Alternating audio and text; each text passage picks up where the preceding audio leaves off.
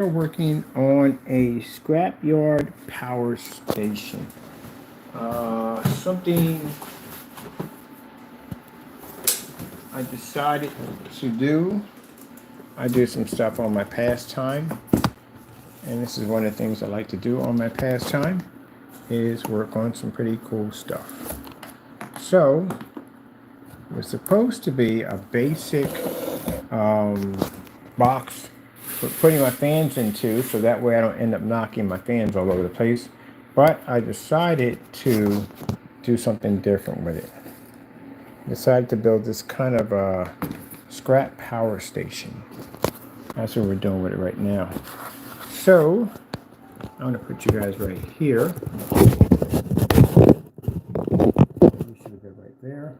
And we're going to start building on this thing again. So we got the corner areas. I do want to do something with the side. I like the side right here, but I do need to be a little bit more scrappy. More scrappy. You got these regular panels on this side. I need to be a little bit more scrappy. So let me see what I want to put there.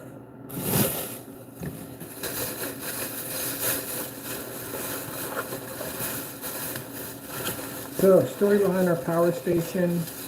Basically, there's this beautiful futuristic city that's absolutely gorgeous, and they've just been using this old power station right here to run the city, but they tell everybody they have this new city, that their new power station, but technically they don't. And all the outdated robots come out here to basically power the station.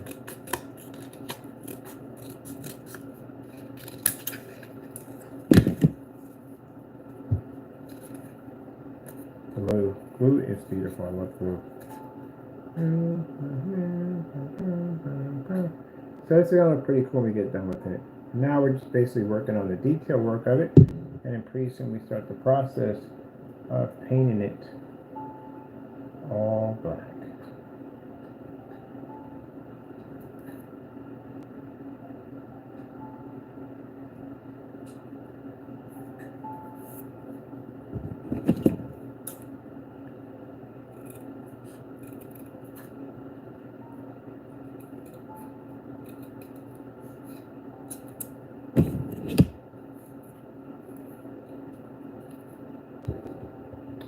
This out of here. Get this out of here. That can go. That can go. That can go. That can go. That can go. That can go. That can go. That can go. That can go. Oh, I'm looking at that real quick. Where's my music at? Copyright free music. There we go. Copyright free music. What is playing music in the background?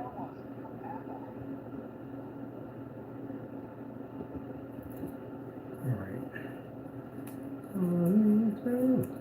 Go, Johnny, go, go. Johnny, go. Gotta get that white hot chocolate. That's what you gotta get. That freaking white hot chocolate. That's what you need to get. That white hot chocolate. Not gonna have it yet. Dunkin' Donuts has the white hot chocolate. That's what they have. The white hot chocolate. It's weird. Because you think hot chocolate has to be chocolate. But it's not chocolate. It's white chocolate. And they do make it white hot cocoa. Hello, Mr. Man. How you doing today? So what are you doing? I don't know. What are you doing? What are you doing? What are you doing? So you do make a white hot chocolate. But the Dunkin' Donuts version is much better. But it's kind of crazy because you think at the end of the day that, you know, you think hot chocolate has to be chocolate for it to taste like it's chocolate. But it's just crazy. It throws your mind through a loop because it's vanilla, which is kind of strange.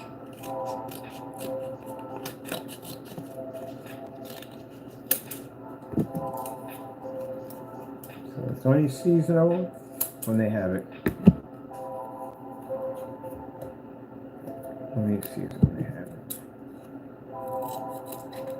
You have to wait to get it.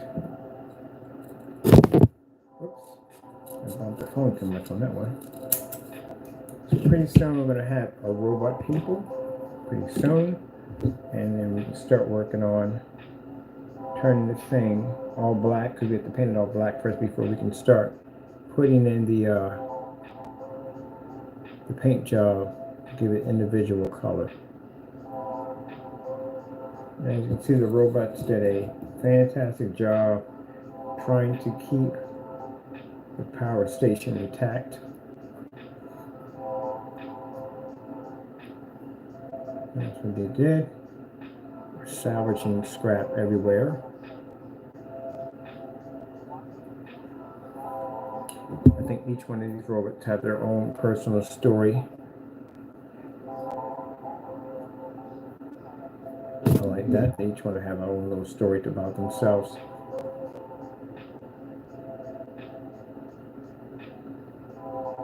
I want this to bend out. That's what I like right there. When that dried, it gave a kind of bent look to it. I like that. Because it's not all scrap, it's going to be perfect. Now the scrap pieces are going to be individually coated silver and black. I'm going to darken it up a little bit to give it a little bit aged look to it. And we're also going to put some screws in there to give it a more realistic look to it. That's what we're going to do. We need to stand out a little bit. That's why we're setting it up this way. I'm going to put a dab of this right here. There we go. So I'm just putting in all the different interesting details so it stands out a little bit. Go. Hold up.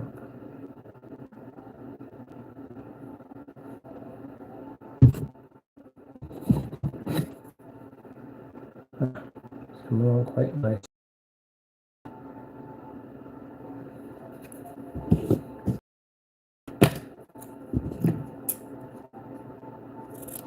And the wire system we have to put in, that's going to have to be individual braided in, so it gives it a better look to it. And then we have to relayer, and then basically tear it up. You can see the power station pushing through.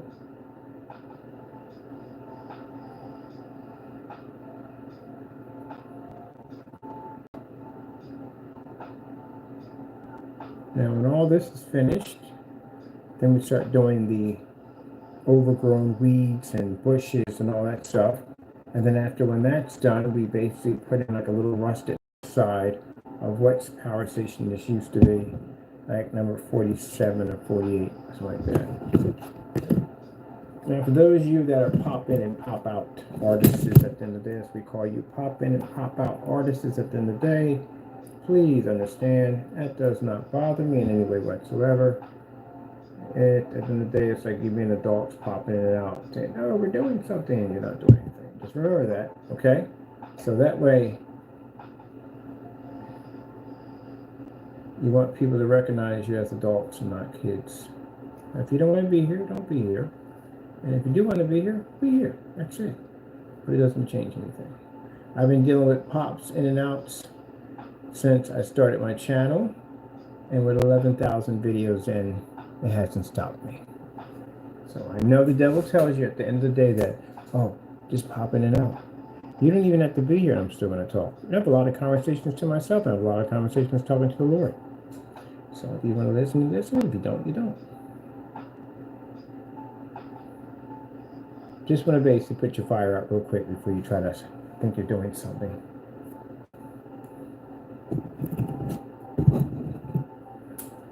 I like this. I want to put something here on the top, go over this.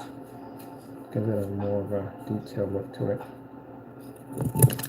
There we go. Put it right over here. I think I'm going to do it on this side right here. I did a pretty good job fixing this up. Now I have to get myself some numbers for what power station this is. It clouded up, so it's so dusty. I gotta wipe it away. It's an old power station. Actually, it was nuclear at one point, but the reactor shut down, and now it's running strictly off of kind of a solar system, because the nuclear doesn't work anymore. But it leaks. It does leak a lot. But since they're machines at the end of the day and they can't really get any radiation poison, they don't have to worry about that. That's not a problem. Is that right, Taco? Yep.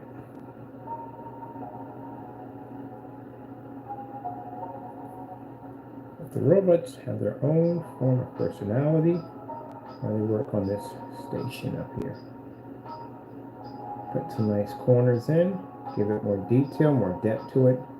Looks like a fork over there, doesn't it? But this is coming out. It's going to make sure this is band up nicely right there because that's going to fall over. We want it to look like it's falling over, so it gives it kind of a rough look to it. One thing I like about this kind of work at the end of the day, when people do artwork, they want it to be neat. Sometimes the best artwork is sloppy, out of control, reckless, madness. It's all beautiful. All of it's beautiful. You ever went to the art museum and just look at art and just stare at it and just figure out how it makes you feel? People say, well, how do I process this? How does it make you feel?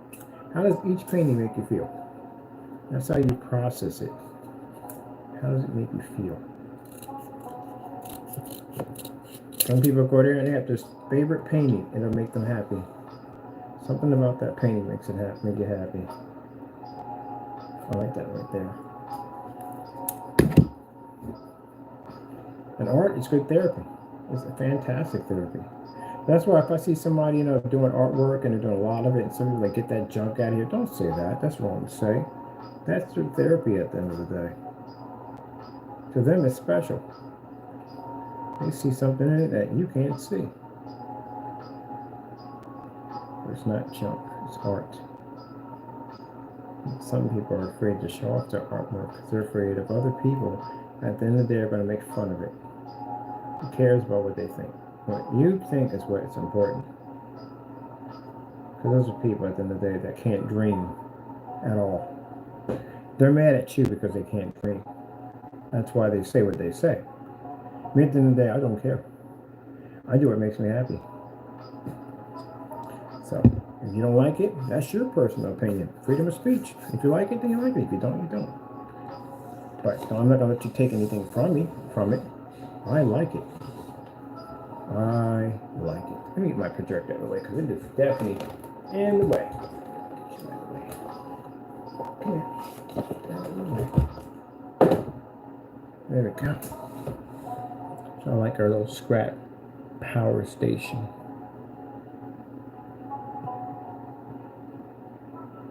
There's a nice little quirky look to it. It's even leaning a little bit. Did you recognize it? It's perfect. It's leaning a little bit. That's gorgeous. I love that. It's like got a kind of a bit of a tilt to it. I like that. I don't want it too straight. And it looks like it's kind of sinking over in here. Look, it's kind of sinking down. It's got a little tilt to it. I like that. Put a little nice area there. We're going to put a couple of strips here and there. Now each one of these, right here and here, are going to be painted like a slab of steel, and there's going to be real screws put in there.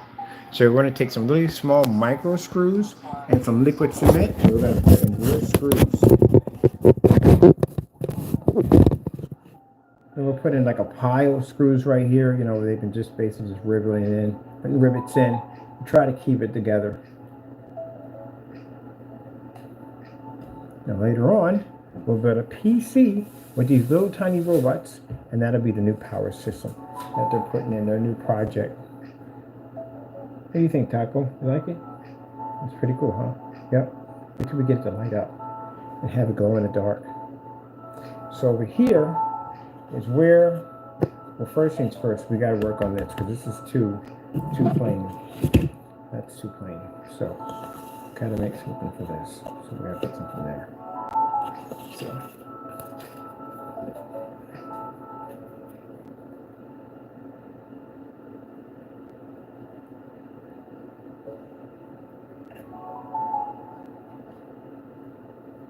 I like that popsicle stick house. I want to try to make one of those. The guy built a really cool popsicle stick house. Definitely want to design one of those. Look at you, Mr. Taco. Are you going to help me with the project? Come here.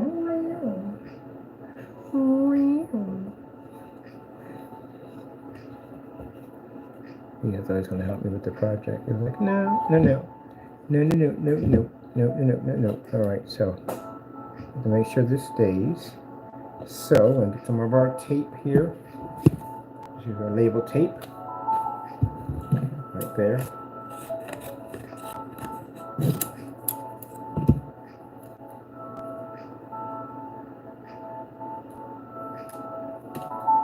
There we go. Take our label tape, make sure it stays with the glue. There we go, so that stays there.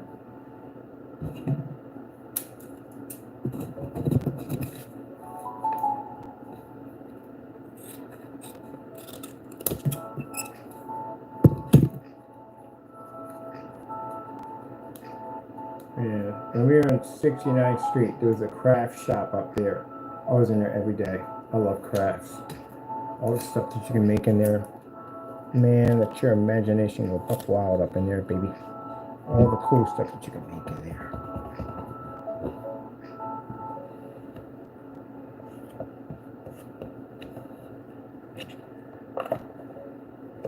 So now we got a nice little detail to that.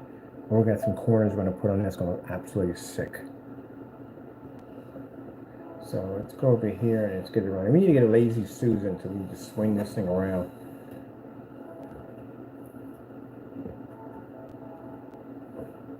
Put another one over here. Yep, when I was a kid, cardboard boxes and Elmer's glue, better than Legos. Of course, I had Legos too. And Tinker Toys. I had Tinker Toys when I was a kid.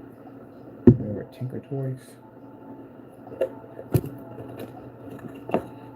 Still never figured out how to put that Ferris wheel together. I swear. They had a Ferris wheel kit that came with the motor to make it turn around. Never could figure out how to put that thing together. I think I'm still going to take that challenge on. Because I'm never going to figure out how to build one of those things. I remember the commercial for Tinker Toys. It was like you could go on and keep building and building and building. And it would show this kid going into a room. And he would come out and he'd be an old man. And would be all this stuff behind him that he built. Like a whole entire circus was in there. Ferris wheels and everything. Roller coasters. Everything was in there that he built for the Tinker Toys. And that was the difference between stuff back then. They taught kids how to use their imagination. That was the difference. They allow kids to be able to use their imagination.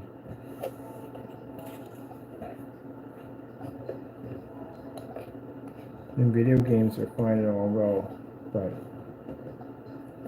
I don't know, you can't use your imagination too much in gaming. Well, let's if you're playing some of those kind of Final Fantasy games.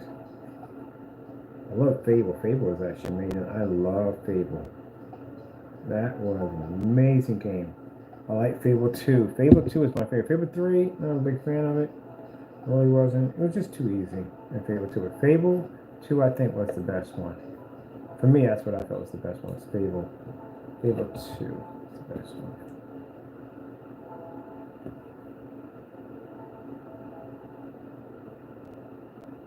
I think everybody has a video game that's left an impression on them.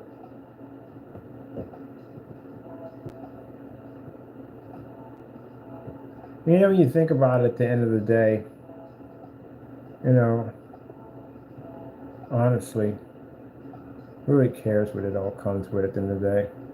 As long as you got a really good game that you can sit down and play and immerse yourself into it, that's what it really comes down to, really truthfully. Who cares about PC and console and all that stuff? It's about a really good game at the end of the day.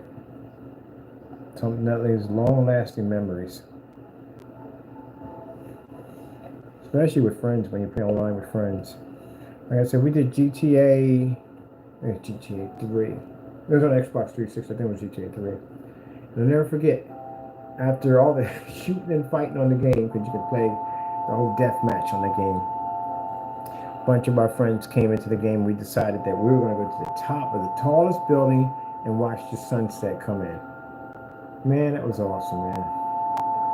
That's what a lot of people do in gaming. When they get done doing all the fun and trash talking and having fun, You just sit back here and just talk. You know, everybody just sits around and talks about their life and things that they do and stuff like that. People get to know each other as friends. Yeah. So that's what we did. Me and my buddies went over, got a helicopter, and died a couple of times. Yeah, because can't exactly land on the Empire State Building. It's kind of hard to do it. So we got up there and we jumped, and you had to make sure you had plenty of health and body armor. So when we land, we wouldn't take too much damage. And we just, somebody missed the whole building, had to respawn. It was hilarious to watch someone miss an entire building and go crashing down. And then once the helicopter got too close and it clipped, and that ended up crashing and blowing up. But after a couple of attempts, we finally got it down packed how to do it. So, yeah, we all sat up there and watched the sun come down. That's the beautiful thing about the games where they allow for you to be able to experience, you know, day and night, stuff like that.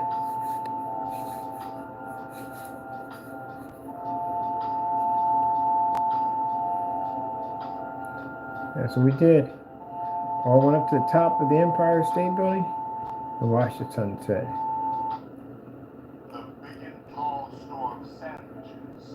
We're all in the chat room, we're party room in there. And people coming around like, where you guys at? Like, we're at the top of the Empire State Building watching the sunset come in. Like, I want to get up there too. And we had a ball. And that's the same thing about like, the same thing like Burnout Paradise. Like I remember when they were building the city on the other side. It was supposed to be the new glamorous part of the game. And I remember being in there. I skipped work for this game. I remember being up all night long gaming. Because then you look up and the sun's up and like, oh shoot. Well, might as well just play on through. And some people had to go to work. They were going to come back in and start playing. And some people decided to call in sick. I called in sick. And we sat there and waited because the bridge was supposed to open up. It was supposed to be the bridge to open up to allow you to the other side. And they allow you to see the map being built. So as you're racing around, you can literally see the map being slowly built on the other side of the river. And we all waited and waited and waited and waited and waited. And then you had other people that were already over there, but they're from another country, you know what I mean? Different time zones. I'm like, wait a minute. How the freak did they got it and we don't have it? That don't make any sense. And the guy was like, oh, I figured it out. You have to log out and log back in and it resets. And that's what we had to do. Everybody came back in the room and the bridge was open. So we all decided to line up and race across the bridge. Man, it was crazy, man. Got over there, it was a whole different map. There were massive jumps. All different. Dude, some guy was going through and he was looking at, after everybody got done racing all over the whole area because the maps are amazing, we decided to basically try to figure out how to get some of these cars. You know, so we did some challenges together, helped each other out, got a few cool cars in our garages and stuff like that. So yeah, it was fun. And that was console. That was console. So yeah, I had a lot of great time on console. I did. I just don't like how the industry is doing games now. I just don't like it how they're doing it. I really feel that the PlayStation 5, the one they're bringing out now, should have been the main system. I really believe that. Because people bought that system thinking they had the next gen, and you really didn't have the next gen, and I don't think that's fair. I mean, I can go out and I can buy $700 and buy it. Or for somebody who actually already purchased it already, thinking they had the next best system, and they don't have it. Now they have a standard. Even when you get the games, you're constantly reminded that you don't have the upgrade version of it because there's an area that says you can upgrade this particular part of the game if you have this particular game. I think that sucks altogether. I mean, if you're going to bring it out, at least bring it out reasonable. You know what I mean? So at least you're the person that wants to upgrade, you don't just spend $700 to get it. You know what I mean? But that's $700, and then can keep in mind once tax gets in there, you know what that's going to do. So I don't think that was fair at all.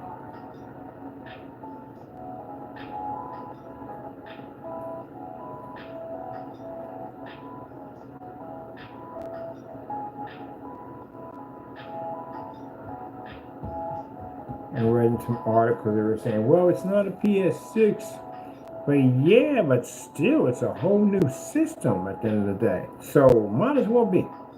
Honestly, to tell you the truth, it might as well be. But they're talking about when they get ready to bring out the PS6, then you're thinking at the end of the day, like, well, gee whiz, I just spent the money for this. Kind of skeptical now about whether or not you want to really buy the system, because they could bring out the PS6 and then bring out another system better than the PS6 right in the middle. No, you know what I mean? That's what I'm talking about.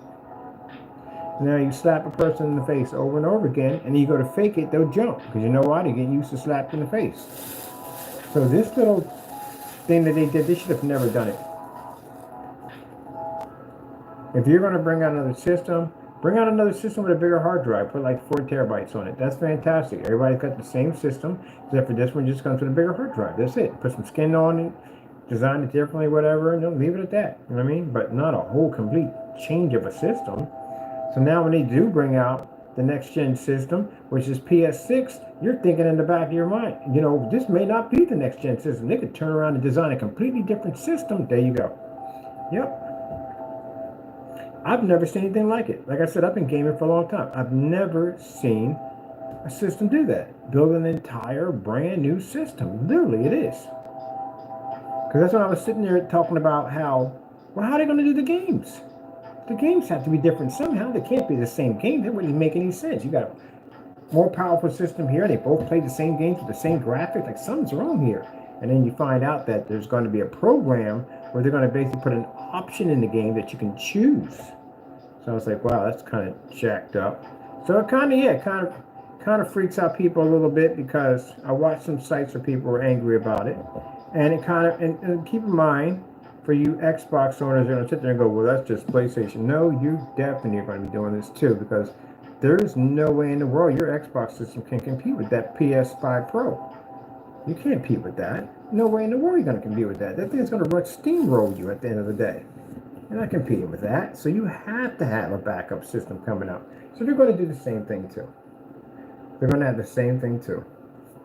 So that being said, it's going to happen. But it's just jacked up because, as I said before, that should have been your next gen system. So, because it's going to make people a little nervous, because, again, they bring out the PS6. You're like, I got the next gen, but how do you know you have the next gen? How do you know they're not building something better than that? And then later on, come like, man, this is $900. That sucks all the way around. It just does. I think they really forgot what gaming was all about. They have forgot what gaming was all about. Well, you know, gaming used to have real gamers. You know, real gamers back in the day. Now it's just more of the CEOs and stuff like that. Pretty much. No real gamers at the end of the day. They don't understand. They don't get it.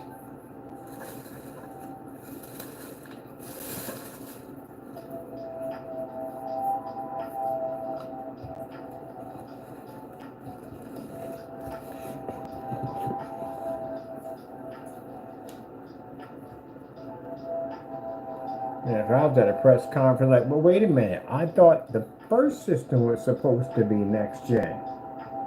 No, but this is next gen. So what makes the first next? If this is next gen, what is the next? What is the old system? What is that considered to be? That's standard, which is messed up. So no, I'm not laughing at you PS2 or your console gamers. At the end of the day, I'm not. I just think it's messed up. I play console myself, and I think it's messed up. I'd be highly ticked off if I sat there and spent the money for the PS5. You're going to tell me you brought out a whole brand new system. I'd be triggered like I don't know what. Like, what the frick are you talking about? What are you talking about? That doesn't... What? Really? Well, how much of a difference is it? You're literally going to hear that. I lie you not. Watch. You're literally going to hear that GameStop or any place. How much of a difference is it than the one that I have? Oh, it's completely different. But I thought this was supposed to be next gen. Well, technically it is, but it's really not, because the new one is considered standard. And this is the part that sucks the most, because that system is going to make the other one sell for a lot cheaper, which is good, but it's going to make it trading a lot cheaper too. Ripple effect of the game platforms. Yep. How about we do it this way? How about next time we make a system that's supposed to be the system and keep that to be the system, make a slim version of what they usually do, and then leave it at that. And then that way, you have paid for your investment. I paid for your investment twice. So, no, there you go. That's what made me walk off on the 360s. I kept buying these things over and over again. Buy one, get on burnout, buy one, burnout, buy another one, burnout. Get this one, burnout, get the freaking CD fans, wait it, mod them out, cool them down, burnout, burnout, burnout, burnout. And I just got to the point I was like, I'm done. I can't do this anymore. I'm just spending too much money on these systems at the end of the day. I'm gonna go to PC for a while. I was at PC for a couple of years, and then I saw the PS4 on sale for like, they wanted like $200 for it, brand new. GameStop was having this sale, and I was like, oh shoot, I'm gonna buy that. So I bought the, because I already had the Xbox system already, and since I went to the Red Ring fiasco, I wasn't going past another Xbox again. So I bought the PS4 system, and I purchased the VR glasses with it. But I figured, why not? You got the VR glasses with the thing too. So I bought the VR glasses, I bought the wand, all that stuff, everything with it. I bought the whole package, everything. Couple games, everything. And I never really started playing any games on my PS system. I was only playing all VR only, because that's really what I bought it for, because the VR system was hooked up to it. I really didn't play any games on it. It's not all VR games, and I freaking love the VR system with it. They did a really good job with it. The Halo system was extremely comfortable. Like, you didn't even know that thing was on. It was very comfortable. Unlike the Oculus, the first one, gee whiz, I hated those things, man. Because all the weight was in the front, and it would put constant pressure on the bridge of your nose, and I hated it.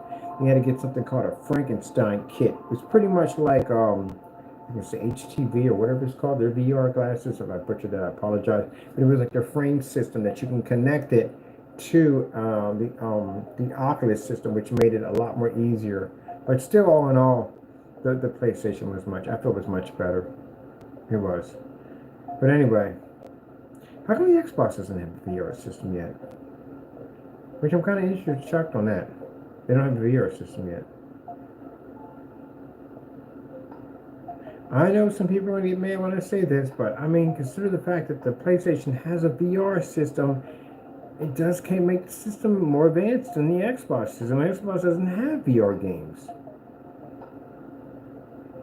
And they have one. I'll tell you something, I was quite impressed with it too. It was very good. Really, really, really good. The wand system was good. The calibration, everything was good on it. It was nice.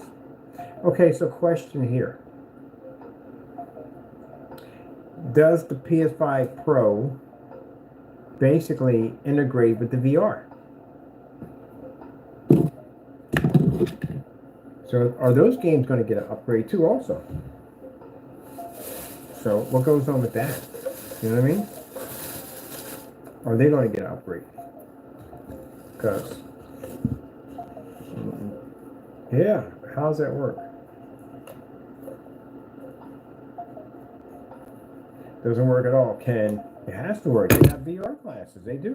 Sony has VR classes. So how would that work with the PS5? I have to look that up. And the controllers are slightly different. So does this mean they're going to have their own driving controllers and their own flight stick controllers and all that stuff? Whoa! All right, that's it. Come here. Come here. Come here. You're doing too much. You're doing too much. Literally almost dragged my monitor right on the floor. That's it. Go, get in there. Get in there. Get in there. Get in there. Get in there. You're doing way too much. Way too much. I thought I swear my monitor was going to drag off and hit the floor. Hold on for a minute. He's got to go into his den. No. You're going to your den. You're doing too much. What in the world did you just hit?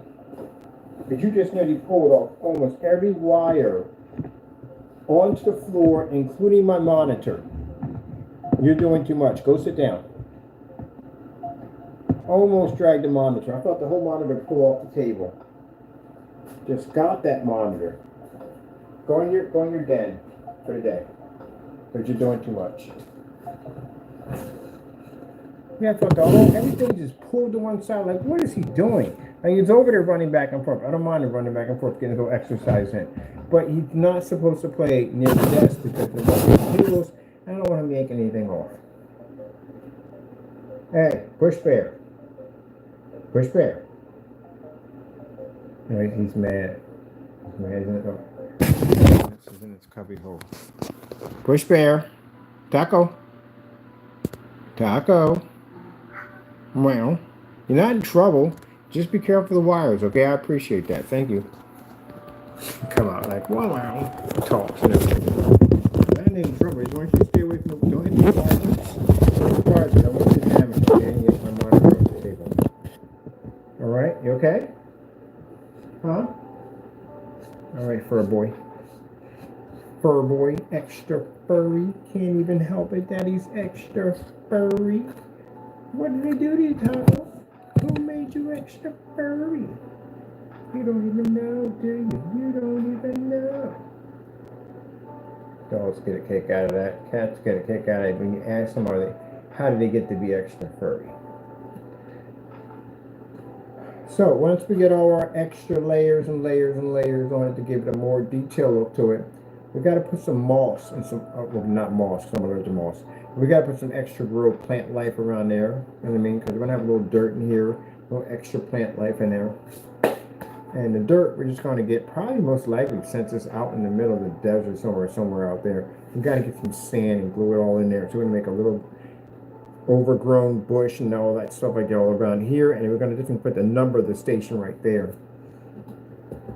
Because who has time to cut grass? Honestly. Especially when you're out here.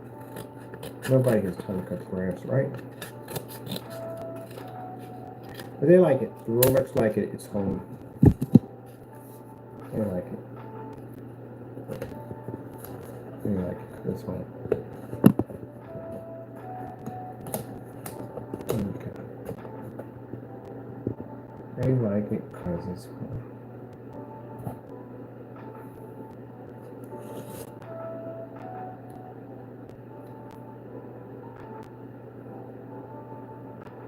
Meanwhile, the people in the glamorous city, they forget about the robots. They do.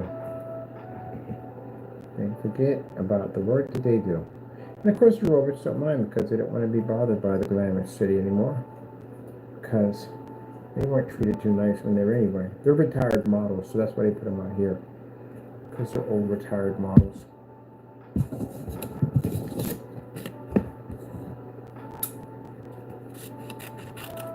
But every once in a while, they remind the humans at the end of the day who's boss by shutting off the power. Because the only way they need to learn, shut the power off. Boom! Right? Shut the power off. That's what we gotta do sometimes. Get them to understand that we control the city. And the city has a hidden secret too, because the city makes everybody believe they have a glamorous, beautiful city, but technically they have an old power supply system right in the city. But they got it all dressed up like this really futurist power supply system that they're using, but just an old rickety power supply system, but it works. It works at the end of the day. It may have been old, been there for some time, but it still works. Let me get my other straps in there.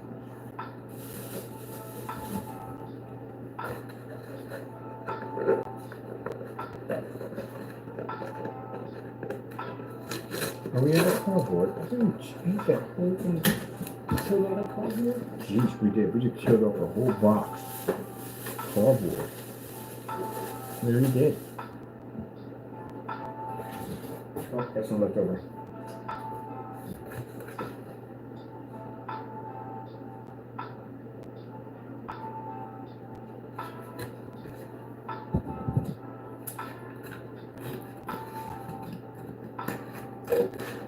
Now we do new power supply built. Like I said, we're just going to get a basic dowel, and we're going to make it look like they're reconstructing a new power supply system. We put scaffold systems everywhere. Let me see.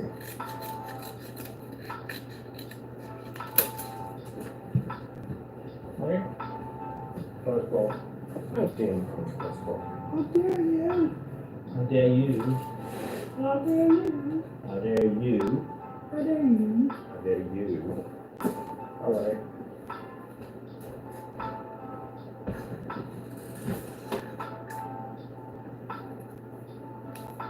How did you get to this point? We don't know. We just got to this point.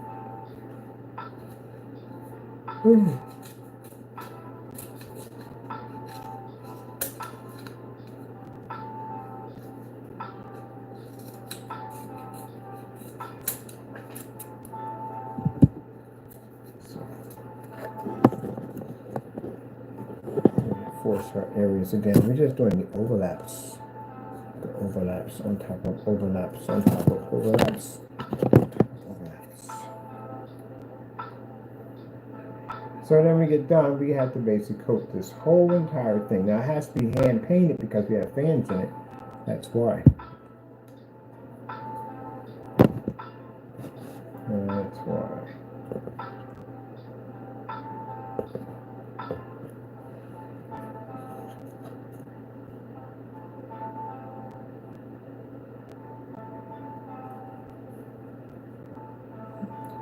She wants to pull apart and put the tip over here. Don't pull away from there.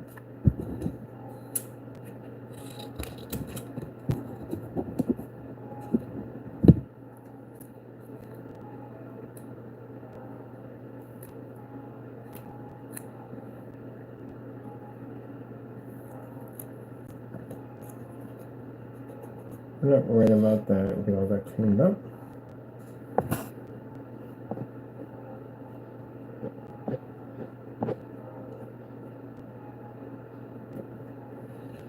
Nice little overlap right over in there.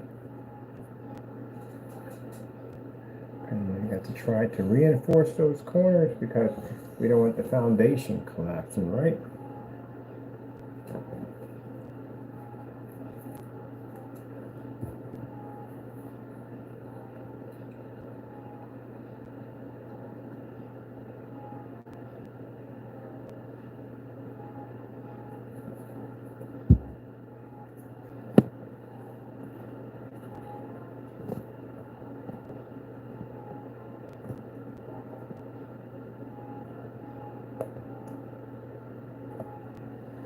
Should pull up a little bit.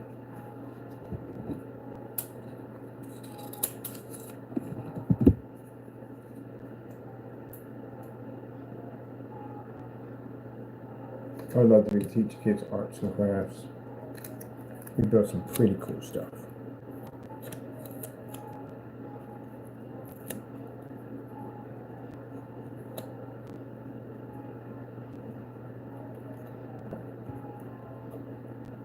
There we go. One thing I like about this kind of artwork we're doing is that there's no way to make any mistakes at all. No way to mess it up.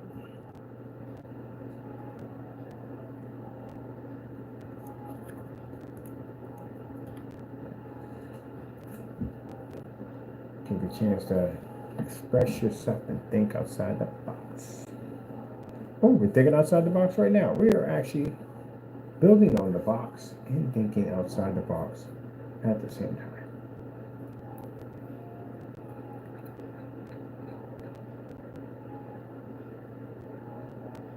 So the fan system is going to be a nice turbine system we're going to design because we're going to be building, not the fan, this fan system is already installed in, but we're going to do something where we're going to, a little bit more, should have bent this here, there, so this comes here, and this hits here. We need to have a kind of rippy look to it.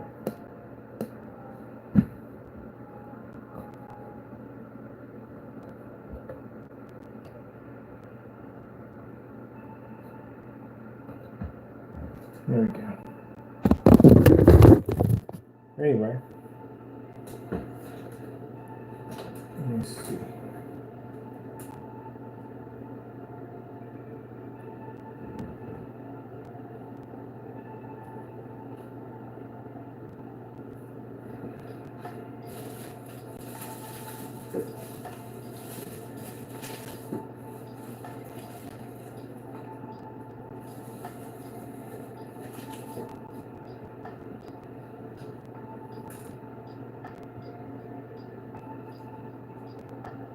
Oh, the mighty headbutts. The mighty headbutts.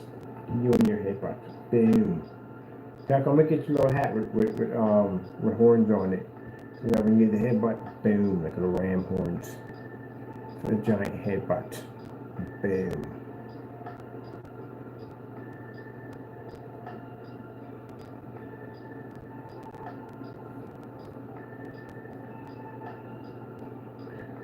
Definitely gonna put a little vine system in there. Probably most likely I'll do a little vine system up here. Because you know, if it's gonna have some kind of growth here and down here, a little the grass around here, we're gonna have to put a vine system in there somewhere.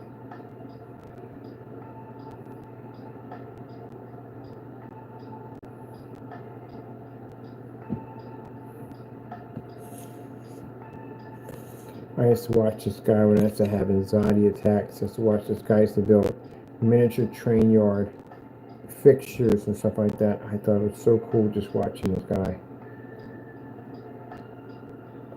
So it's one of the most coolest things. I swear I love it.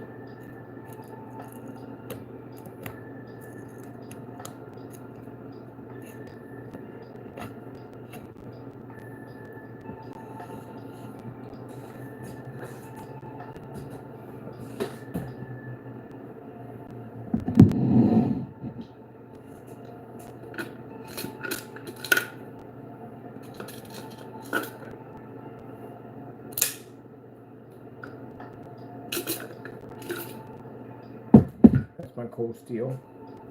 Very nice. Nice. Little tip on it right there. You know, these are useful, right? Right. Everything on here is usable. But I've had this for quite some time. This is my baby right here. I use it for arts and crafts and building stuff at the end of the day. Actually, I built part of the screen with this too, the big one outside. This thing comes in nice and handy, so it's a fantastic, I say utility knife, that's what I use it for. Yep. But this part right here is a very interesting piece right there, if you know how to use it.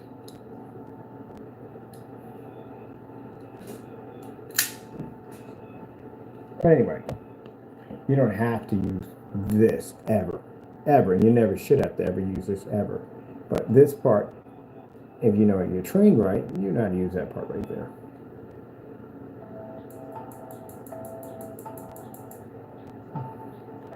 Anyway, we need this to cut this right here because you know the power system is having some problems and it's for some reason just pushed right through the system. We don't know why, it just did, you know? Well, I'm cutting fingers off.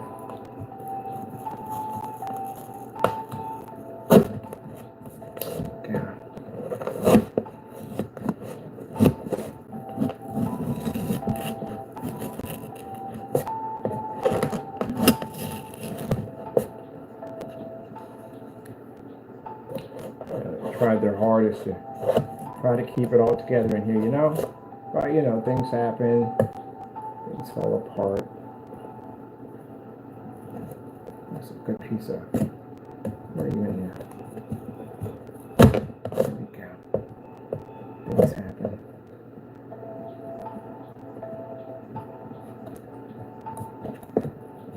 So put a piece in, don't we? Sheesh. Oh, that's double layered, that's why, because then we didn't drop any more layers on that.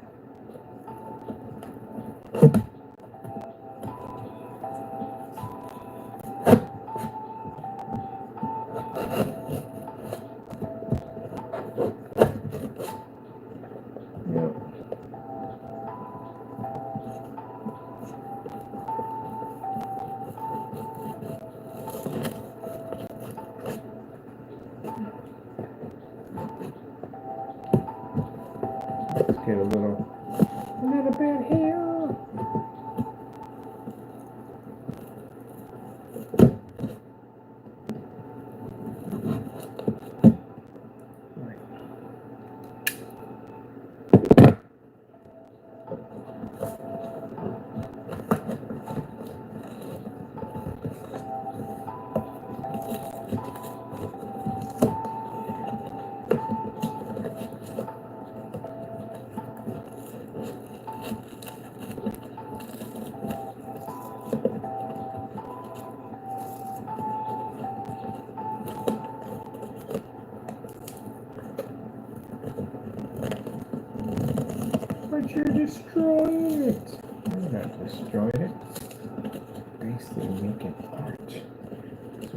everything. We have to become one with the art, man. We got to become one with the art.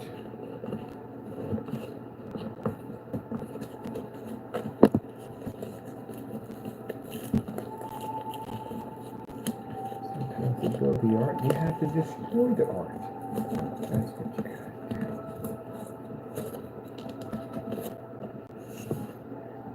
Here we go. So power rupture. That's what we had here.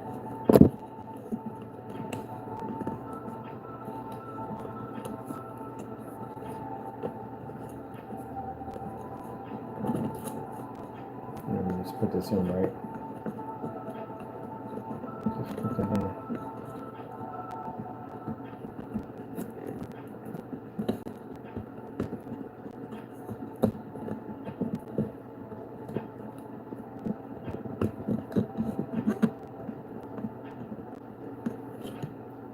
Just put all that in there. Like, what are you doing? You're wrecking it. No, we're not wrecking it. We're bringing it to life. We're bringing it to life, man. We're bringing it to life.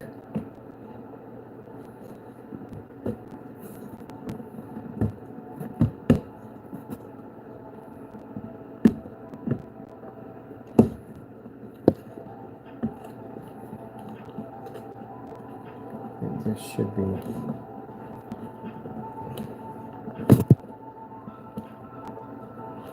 There we go.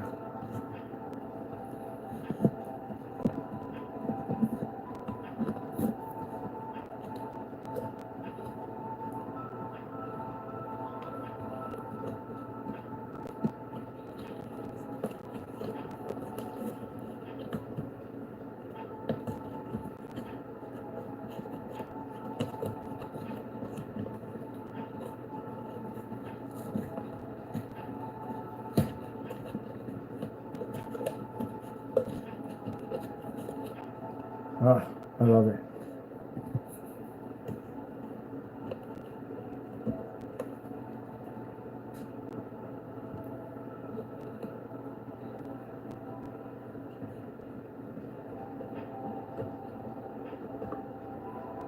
On top of like, that's insane, man. That's insane. That's insane. It's insane, man. It's insane.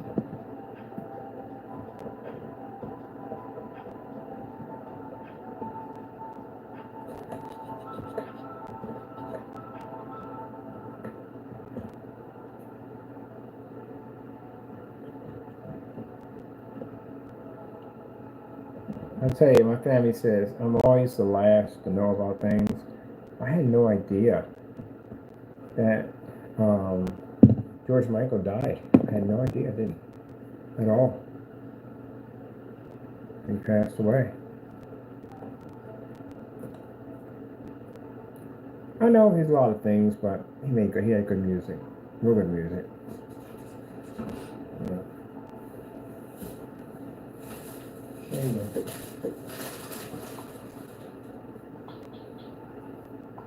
And a guy from Good Times, he passed away. Father died.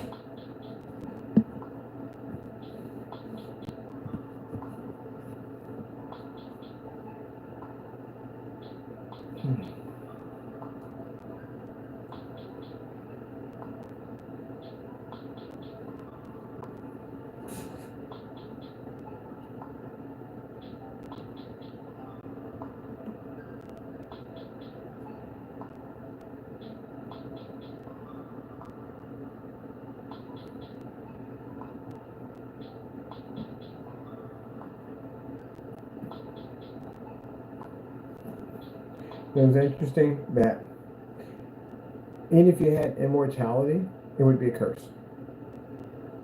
It would be a curse in the end. Because everybody lived and had immortality, then it wouldn't be a curse. But you ever watch the movie for the Highlander? I think the TV series actually gives you more insight on what they were going through. But just some of them are just waiting to die because they're tired. The immortality is not even considered to be a blessing. It's a curse because you get the chance to watch everybody die around you and you're still there. You have to repeat the same pain over and over again. Like when his wife sat there and said, I don't understand how you're still young, and she's old. So you have to go through that over and over again and again and again and again. I couldn't do it.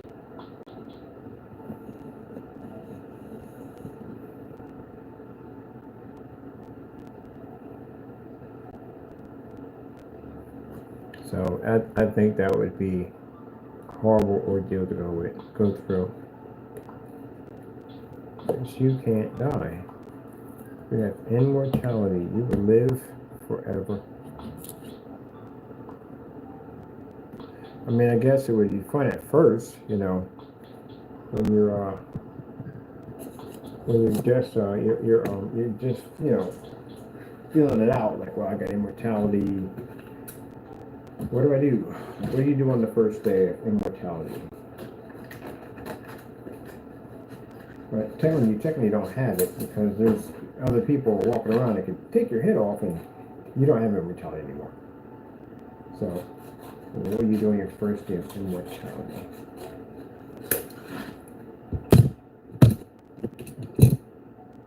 Some of the Highlanders chose to be evil and some chose to be good.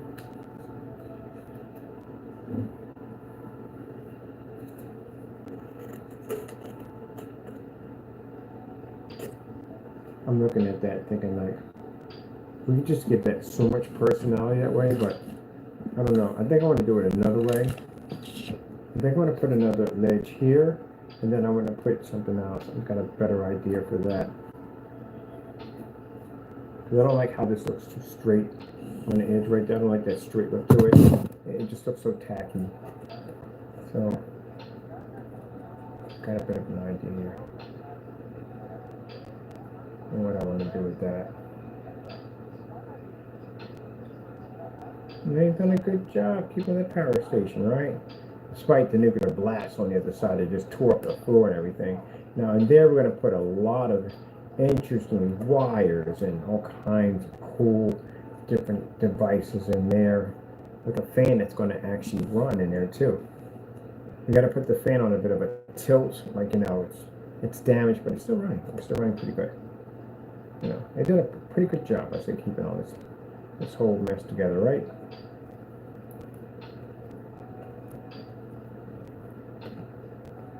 I'm going to put this here, but I want this to be bent up a little bit more here.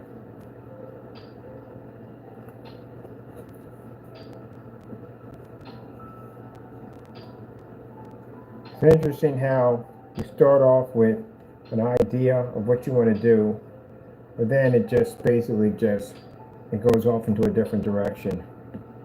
So now you just put it all together just by feel.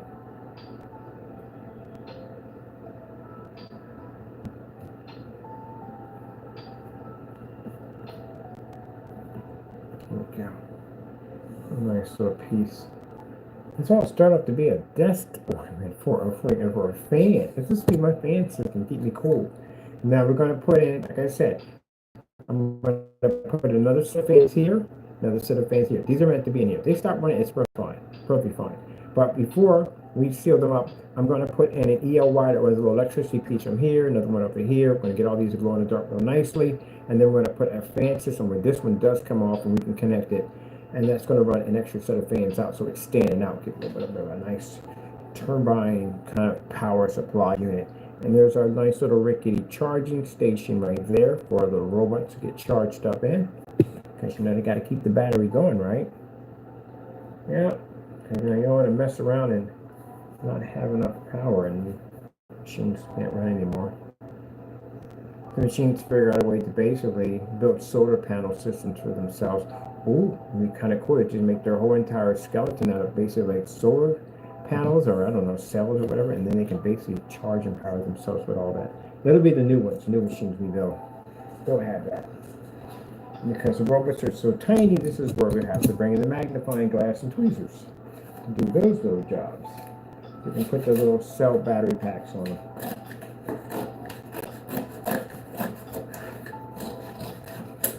And that's what we're doing there. Now I want you to understand that when I'm actually having this little story time, It's not just for people that are in the room.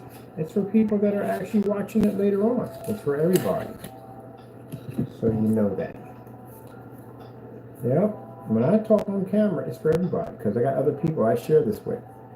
I'm in an art community for art classes that I'm in, and it's got some things on Facebook. I watch other artists work on stuff, and I share some of my work.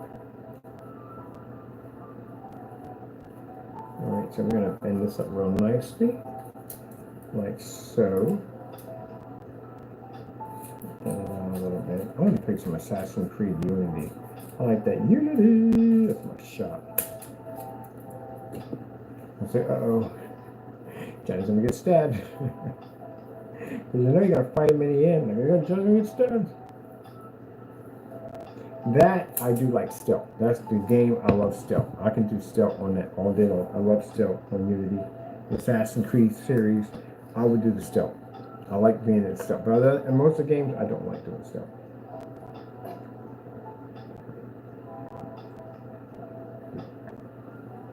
Except for, I think it's Assassin's Creed Odyssey. You play as a Roman soldier. That one I just played. I just came out and killed people on that one because again, I had a battle axe in my hand. I can't stealth with that thing at the end of the day.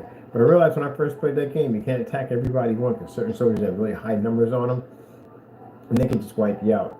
There was this guy like real out in the far distance. He was all black. He had all black armor on, everything. Oh my goodness, man! He would kill me every time I go out there. He would kill me every single time. And I figured I could take him down. I figured I can use the arrows, use the explosive arrows, or poison arrows, or arrows of flame, and try to like kill him on the way coming in, like toward me as a distance, and he just basically reflected everything. His armor was through the roof, but eventually I got him. I definitely got him. Came back a lot stronger, a lot more powerful, and took him out. And his armor really wasn't all that great. Now, if I had killed him when my armor was low, I would have easily been able to, his armor would have been pretty fantastic. But since my armor was far more powerful than his, it was like, that was nothing. At least got the victory, taking him down. And all he did was just run back and forth on this horse. And I saw him out there. I said, oh, shoot. I saw his numbers pop up. And I was like, man, he's got some real good armor on him. If I take him down, I got the good armor. This is where you come back from doing all the side missions, because the side missions make you stronger. And you do the famous side missions. And the plague hits. It's crazy. I like that. I like Assassin's Creed Odyssey. I liked it. Some people didn't like it. I don't know if the one they called the one out in the desert and the one in the Egyptian, I think it was. I hated that one so much. I couldn't stand it.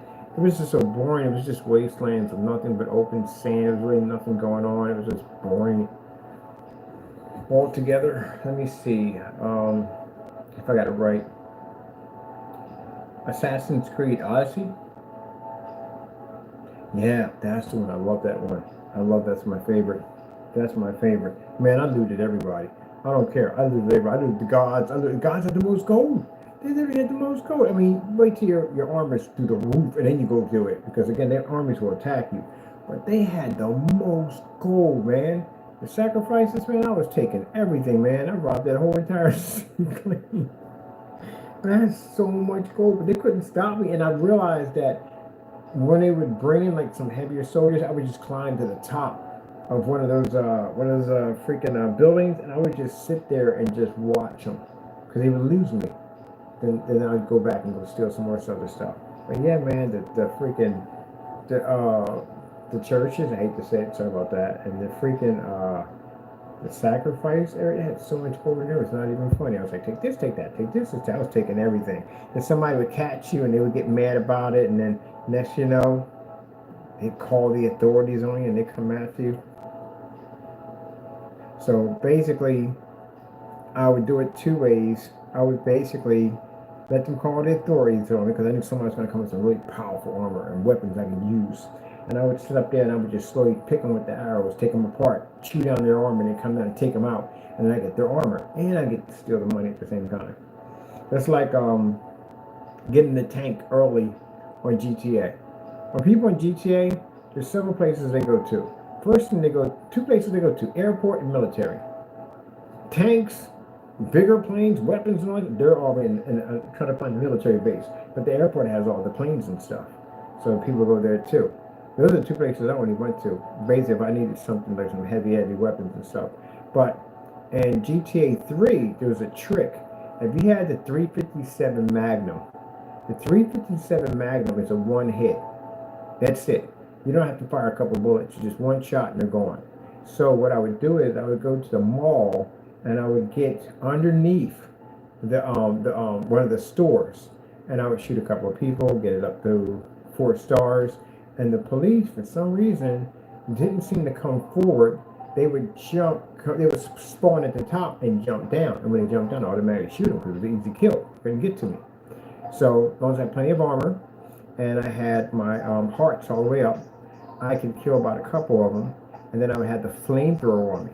Because tank would come up, because the minute you get 5 stars, they call the army. So I would run outside, because all I do is fire one shot, pretty much with a 357, and I would take a flamethrower to the tank, and that's it. It wouldn't blow it up. It was just enough to kill whatever was inside, and get inside and take it. And then I would take it on the opposite side of the map, and that's where they had the bigger garages at, where you can actually park a tank in it. So now you got a tank sitting in your garage. So when a mission came up, or I had to do something involving me getting shot up, I just took a tank with me and took everything out. Yep. Easy way to steal a tank. Easy way. Without even basically putting in the code or cheat codes, because I had the game when it first came out. And I figured out, get the 357 Magnum, go all the way up to the mall, and sit. Because if you're out in the open, they would shoot you out. They would kill you automatically. Helicopters. Mind you, block you from helicopters. Helicopters can't get you when you're in the mall. So that eliminates any cop cars. Eliminates the SWAT team chasing you down and shooting you. Eliminates spike strips. It eliminates helicopters. So you go in the mall and you put your back against the wall and you make sure an area where they have to spawn over top. And they would spawn over top and they would drop down. As they drop down, I would shoot them to get my star rating to go all the way up. Kill a couple of cops, my rating goes to 5 stars. And next thing you know, here's the tank outside waiting for me. Run outside, hit the tank with the flamethrower, just enough not to blow it up. Kill the guy inside, jump inside, and you can't stop me once I'm inside the tank. There's nothing you got. You can put out spike strips, nothing will stop me. So once I get over to the garage, which is on the opposite side, over crossing the bridge, it was much bigger to put whatever you want into it. I would park the tank in there, come out, let them murder me, and then the game would start. Now the tank's sitting there waiting for me. But make sure you save it before you walk out of the garage, because they're going to kill you. And once they kill me, I go and I got the tank waiting for me. Yep, that's how I was doing. I was stealing tanks. So if I had a mission coming up and I basically knew there was going to be a whole lot of gunfire and what was going to be going on, I'd take the tank. I could drive as slow as I want, especially when you had to do an escort and the mafia was coming at you to kill you because of the escort, because the person was going to basically testify or something. Yeah, I'd take the tank with me. They could run into me all day long and blow up, put up spike strips, run over top of that too. Boom, boom, boom. And once you save it in your garage, it's always in your garage. So the tank was always in there. So that's what I liked about that part right there. How to steal a tank. Then after that, they give you the cheat code and put the tank in, and you just put in a bunch of buttons, up, down, down, over, up, down, down, press a button, boom, tank drops out of the sky out of nowhere. Put that tank cheat code in. Tanks a lot. I think it was tanks a lot. But I always liked in GTA, I've always liked their story mode. Their story mode is like no other. Best story mode of any game I've ever played. I did like Saint Rose. Saint Rose was good when it got the 1 and 2, but after the third one, they just kind of went bonkers with it. It became too unrealistic. I didn't like it after that. But the thing when I first got GTA, I got the game brand new. I bought it brand new, and I didn't like it. Because all I did was just drive around the city and just shoot people and blow things up. You know, I didn't do any story modes, nothing at all. And I thought the game was just boring. Boring as I don't know what. So I gave it to a friend of mine on the street. He had a brand new pair of Andy Clippers. And I was like, okay, want to do a trade? I'll give you the game. Because he couldn't get the game because he was underage. So I did the trade for him, and he gave me the Clippers. And then later on, when I came to see him, he was playing the game. I was like, what the heck is all this? He said, yeah, you didn't doing the missions? I said, no, I just drove around and shot stuff. He said, yeah, you got to do the missions. And I'm watching him um, do this mission where the guy is at a restaurant eating, and he has to take his car and put a bomb in it and bring it back and park the car exactly where it's supposed to be at so the car blows up. I was like, oh shoot, the missions are like this. And yeah, the missions are amazing. So I went and bought the game again.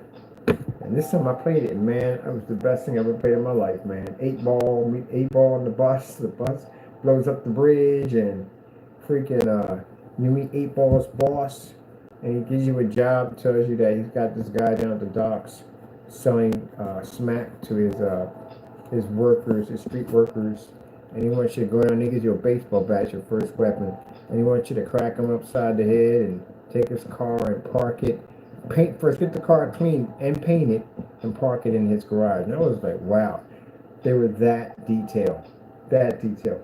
One of the things that blew me away on that game was you can make decisions that can just kill you just like that. You mess up. And this guy, something had happened, but this guy had this car, this fancy, beautiful car. It's a Ferrari, parked in the back. And I went back there to get it. I went to start up, my car exploded and killed me. I was like, oh, they do stuff like this in this game. So, yeah, you can end up taking somebody's car, and it could be a bomb, and it could take you up. So maybe someone's trying to kill him, but I took the shot instead. Man, it was really good. That was a really, really good game. Got into that, fell in love with that, and then Vice City came out. And man, that was it. That was it. Vice City kind of reminded me of Scarface in the end. It did. Had the pastel suits and everything. It was more glamorous, more neon, much more beautiful, man. Missions were pretty interesting. They were really, really interesting. And then when you got to, I did all the side missions. But the side missions, the games that came out, the DLCs that came out with it, I did all of those, man. I fell in love with it. The ones with the motorcycle gang, and the one with the brother who came out of the military who got into all this trouble and stuff. Yeah, it was crazy. Well, no, he wasn't in trouble. The other guy was in trouble. Man, that was really good, man. The only one I haven't played at St. Rose, I haven't played San Andreas. I never played it. I just couldn't get into it. I just couldn't get into it. It wasn't my thing. I couldn't get into it. But yeah, I like the whole setup, man. The music and everything on part three, Vice City was beautiful. The music was amazing, man. It was amazing. And then you get the guy on the telephone. You got to reach your telephone. The guy would give you missions. And there's a guy on the boat. You need him taken out. You can snipe him, right? Take him out on the boat. Stuff like that, man. They had really good missions, man. So we got it. Oh, you can see it right there. A little scaffold system right there we're putting in right now. But yeah, I thought that was pretty cool. Now, what they did for 5 was amazing. And the reason why I like 5, 4 was good. And 4 was good with Nico. I think it was Nico, right? GTA 4. Make sure I get this right. GTA 4. Yep. I like, because it had 3 alternate endings. I beat all 3 alternate endings with it. Little Jacob, oh my goodness. We needed subtitles for that guy. When he started talking, I was like, I'm not going to understand anything he's saying.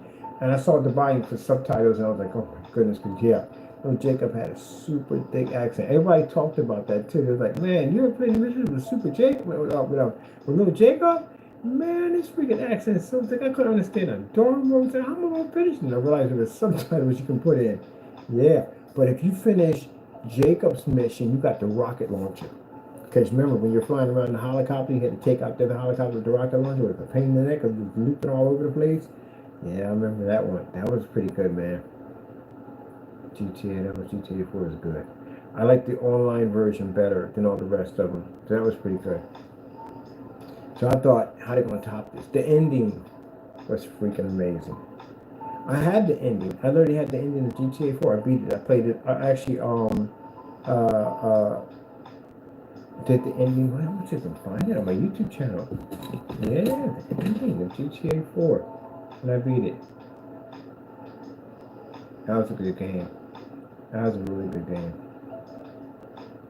You had to get on that bike, and you had to basically jump from dock to dock to dock, try to catch that helicopter.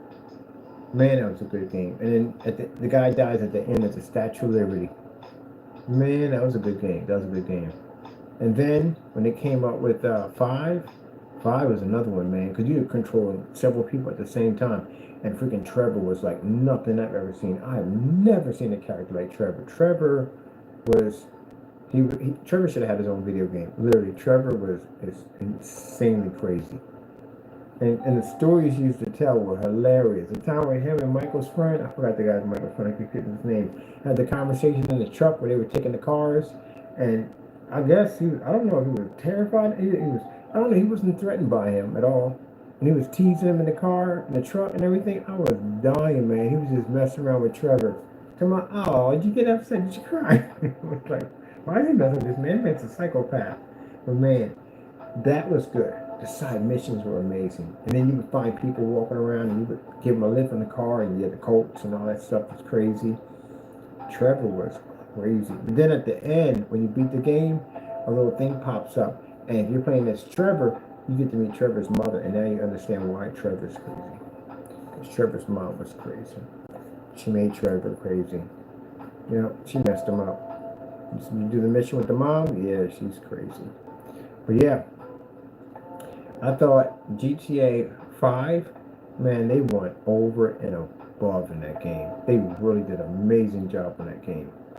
There's just so much you could do. So much you could do in that game. It was unbelievable. And the missions were freaking insane. I remember driving around and I seen this female yell out to me. And I got out of the car. It wasn't even a mission. She just yelled out to me. And she said she lost something or her car wouldn't start or something. And I followed her and I got stuck up. They robbed me. I was like, oh my goodness, we doing this? We doing it? And then after she robbed me, man, my attitude completely changed. Anybody says something to me, they're getting it. Oh man. And you couldn't wear the same, in GTA 4, you couldn't wear the same clothes twice. Because you go on a date, the AI would tell you. Like, why are you wearing the same clothes twice? You gotta get yourself shaved and they would tell you to get yourself cleaned up and shaved and stuff. That was crazy, man. Yeah, I like that. They did a good job. The game did a good job. The ending was amazing. Because if you chose they had 3 endings. If you chose the one with the skull, that was the best ending. Because that's where you put the other guy that you kill him. They go and they pick him up, they throw him in the trunk, and you can drive, and he'd be in the back of the car trying to work out some kind of deal with you. So basically, you could take the money, I can make you rich, and blah, blah, blah, blah, blah. Like, no, we're good. And then end up basically putting this guy in the trunk and kicking him over the side, and he goes off and crashes into the ocean and drowns. Oh, man. And the sunset comes out. Everybody goes their separate way. That's the end of it. But I like the fact how you're when you first starts off on how you're basically jacking cars and you end up breaking into Michael's house to get one of the cars and working with him. This song's a nut job. This song's definitely a nut job. Oh man, I tell you.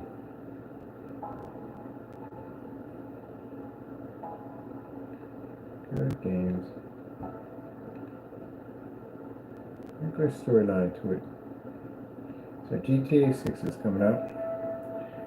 I'm hoping that I'm pretty sure they're gonna do a good job with the storyline. They always do. They never leave you down. They always do a fantastic job. And you know what everybody does when they first get the game? They just drive around, because that's what I did.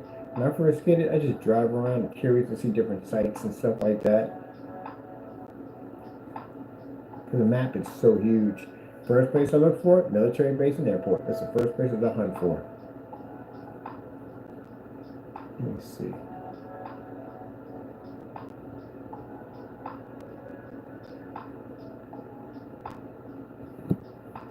Military base and airport.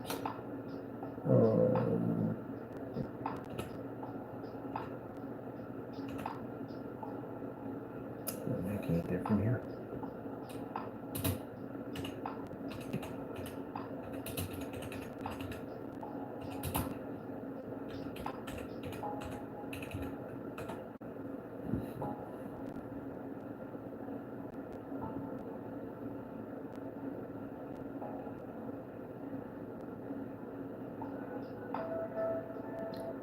Let's see.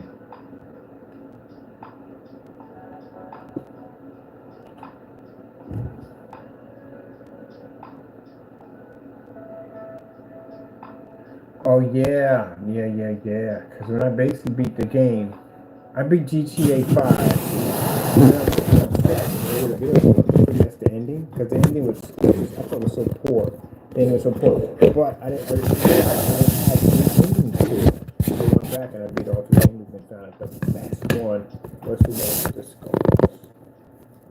Right in the roller coaster. Let me see GTA 5 on a 110-inch screen. This is digital and crystal screen paint.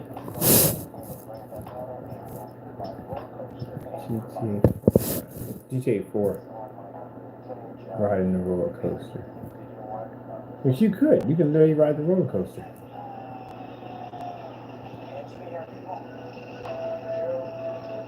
This is on my digital one. Crystal screen paint.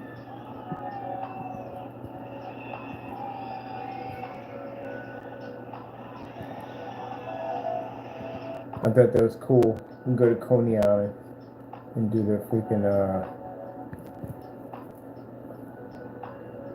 oh, the glitch. This was the glitch.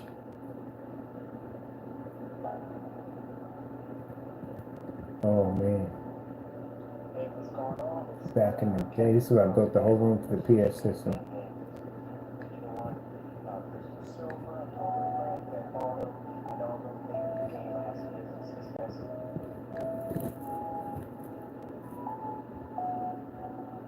That's the glitch.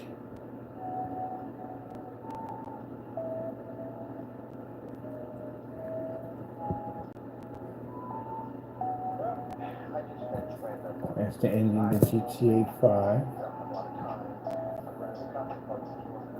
Yeah, because I beat the one. Actually, I think he kills Michael or something. And I was like, that's it?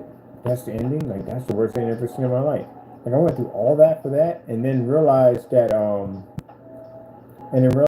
there was two more that I didn't do. So I finished the other one, and then the best one was the one with the skull. So what's this do? In the middle, the one with the skull. I chose that one. That was the best ending ever. Oh, this is way back. This is the glitches.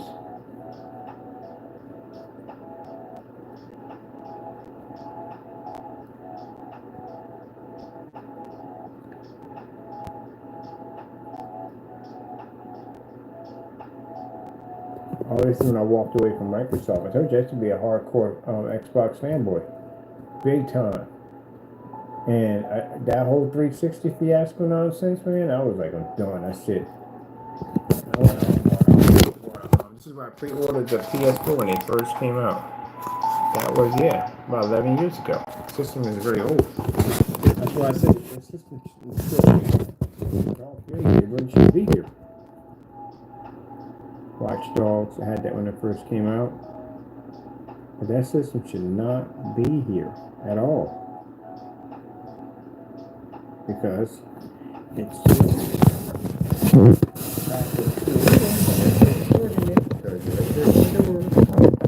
it messed up on the launch. That's what happened. It messed up on the launch.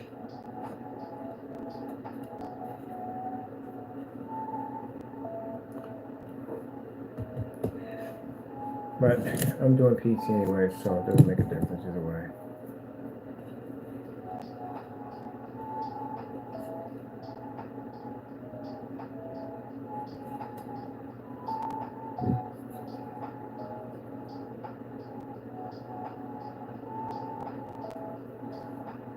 Now, if you're dealing with some PC gamers, don't do console at all. They don't play it.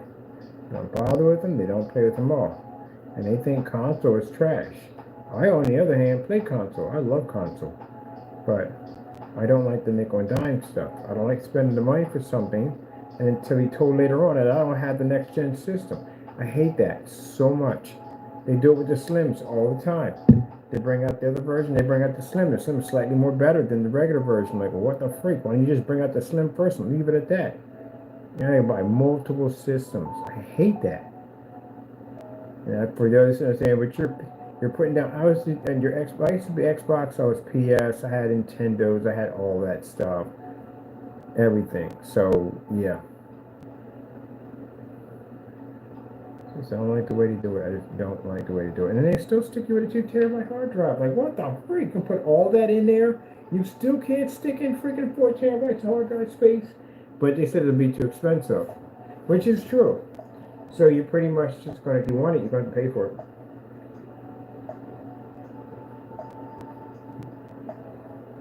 That's why they gave you the ability to upgrade. If you want it, you got to pay for it out of your pocket. Do you have any idea that an 8 terabyte stick of M2 is more expensive than the PS5 Pro? It costs more. I think. Let me see. Make sure right on this. M2 solid state drive, 8 terabytes. Let me see. That's 4 terabytes.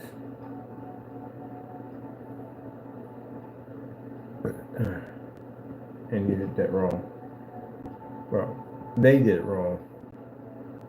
So 4 terabytes is $289. I'm trying to find we get to the 8 terabytes. Yeah.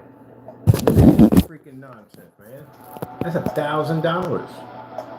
That's $1,000 right there. And that's the one they approved for it officially licensed storage unit for the PlayStation. Officially licensed. So they're saying that, look, party in there, right? Say it overheats, fries something on your board. The first thing they're going to say out of their mouth is, well, what kind of card did you put in? What kind of memory stick did you put in there? Well, I put this one in there. Well, I'm sorry. We don't technically support that one, even though they do. It would have been more sufficient if you would have put in one that we officially is licensed by us, that has our symbol sitting on the side of it. That's what they're going to say. Because technically you put in a third party. That's what you did. Even though it works, put in a third party. They said the same thing about the ports. If your ports actually burn out because you have a third-party controller in there, they'll blame you for that because they say, look, well, it's not licensed by us. We don't support it. So guess what? You're on your own because you voided your warranty. So before you start sticking cards in there into your M2s into your system, remember, if it's not has a little symbol, it's not licensed by them, they may basically void the warranty. So remember looking on that.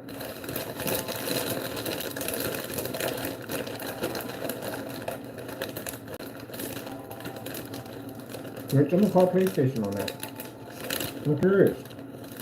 So they have one here that literally has PlayStation symbol on it.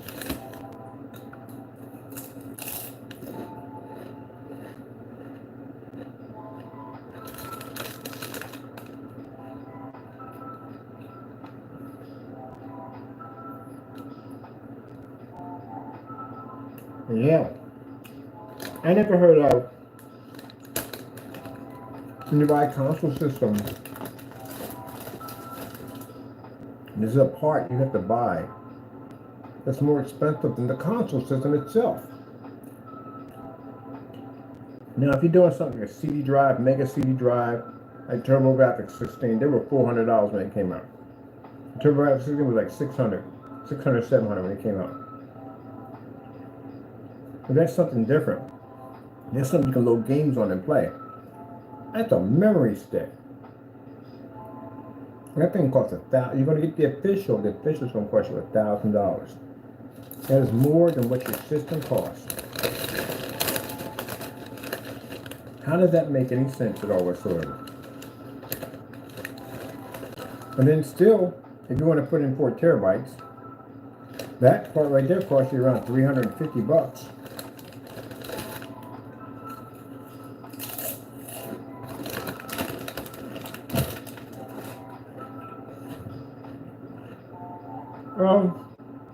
It could be worse.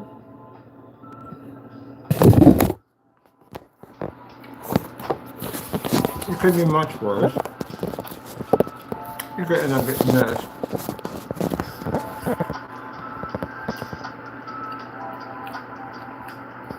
No, that's 2 terabytes. So roughly, you're talking about this guy right here at $992. It's at $1,164. This one had a cool $1,000. Isn't that messed up?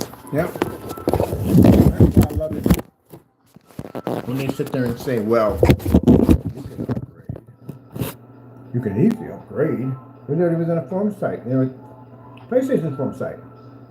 Talking about the Pro and all that, people were talking about it, and the guy was like, well, what about freaking hard drive space?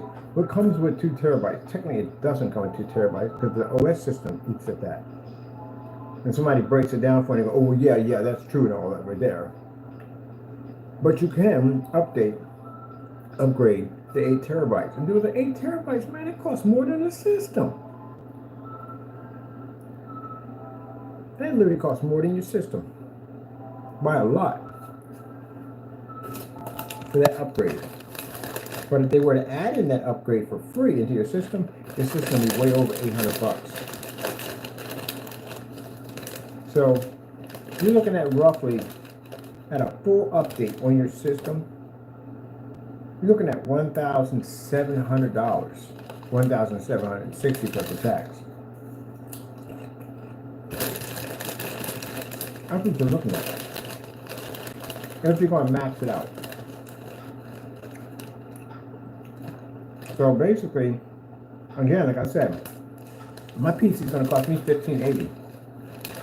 And that's with an i9 processor, 64 gigs of RAM, 4060 or 4070 graphic unit, 20 terabytes of hard drive space, and 4 terabytes on a solid state stick. Them 2 sticks. And as for my liquid cooling system, I can afford to get 2 420s. The big boy cooling system's on there. Power supply, it's about $130. That's about 1,200 watts of power. But yeah, you can build a PC that's way beyond your system at the end of the day for a lot less. You literally built a PC. You literally have built a PC for that kind of money.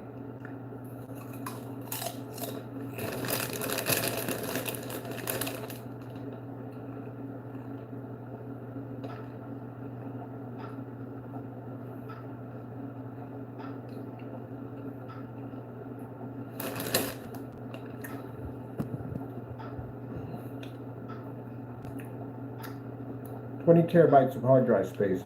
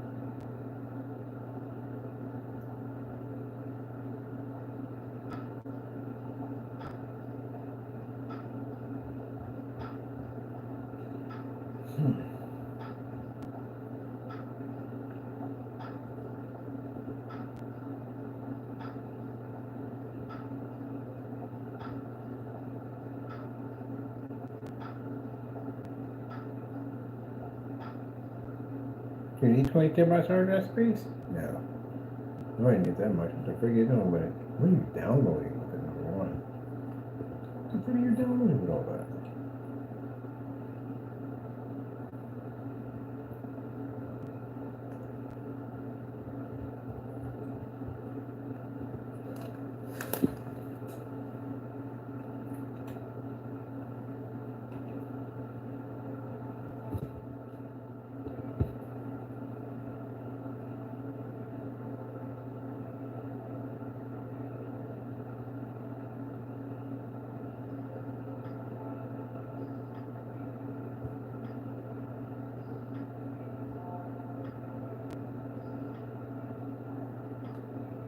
Now you did, oh shoot, if you did 20 terabytes of basic hard drive, no solid state, that's $404. They couldn't even put that on your system because that would cost too much money. That's $404. That's still too much. 3.5, let's see, 20 terabytes. This one right here is around 350. 350. And that's a lot. You need 20 terabytes? No. What the heck do we need all that for? But anyway, by the time you buy the new system and you buy the upgrade for the new the memory stick at 8 terabytes, you bought a PC.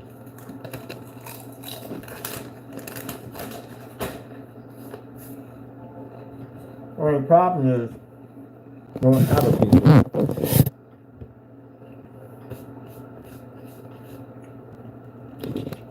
That's the problem.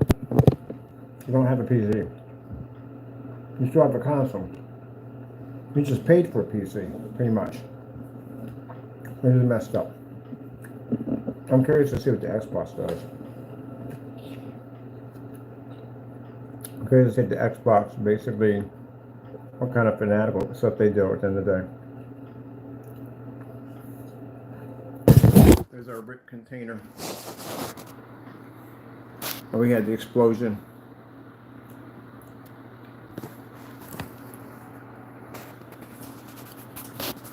A power station. So we're going to be running cables in here and here. When the cables is going to come around, it's going to circuit back and forth around here, and it's going to plug right into this section. That's a power station for the robots. Make it look kind of wrecked and destroyed in there. The wires all over the place. But it works. At the end of the day, everything runs. Everything works. Alright? Yes. Yes, it does. How is the power station? It's up 50%. It's getting there. It's loading at 50%.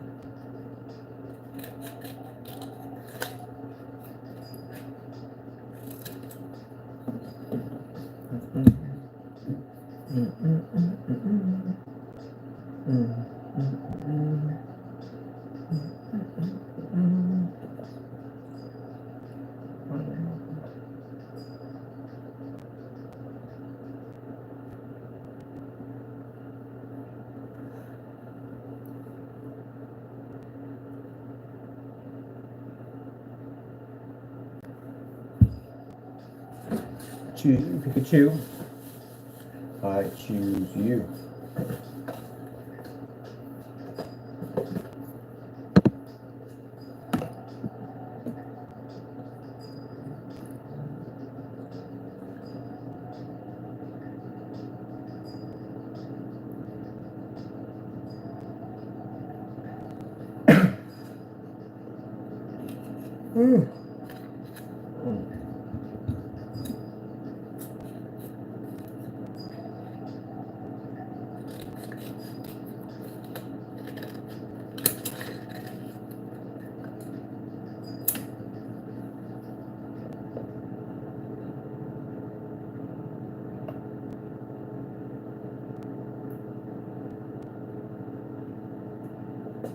Choose you, Pikachu. I choose. Man, if you got Pikachu as your freaking Pokemon, you should never have to charge your phone ever. Like, literally. Here's another thing about pure conducting electricity. Never ever have to basically plug anything into anything.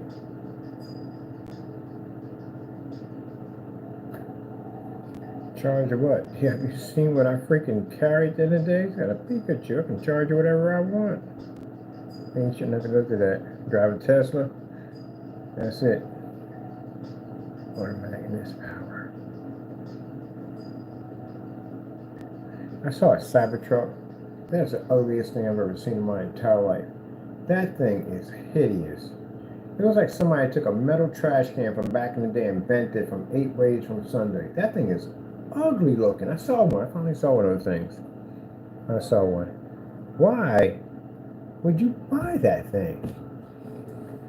It's like one of them old-fashioned metal trash cans when you step on the lid pops. So it was just like one of them. Like one of them stainless steel refrigerators when they first came out. That thing is ugly. Now we forgot about the whole battery situation in the cold. Oh, wintertime's coming up. Plenty of people get a chance to get reminded on that one, how that one works. On how your car doesn't work in the cold. I have no. This was hilarious, and I got a friend of mine who, his wife drives a Hellcat, and he has a BMW electric car. He don't have it no more. He got rid of it. He got a Ford F-50 now. We got when he had that really bad winter snap, and he's always talking about, well, good for the environment, environment this, environment that, da da da da da da da. That cold weather kicked in, his car turned into a brick. And that's what you had it inside the house. I did have it inside the house. I had it in the garage. And when you took it out, it was so cold. By the time it came out, the battery drained. It was dead. It was sitting in the driveway dead. He had to drive me his wife's Hellcat.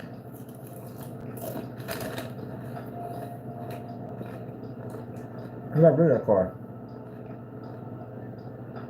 Mind you, the whole system runs off electricity. I mean, your heat runs off electricity.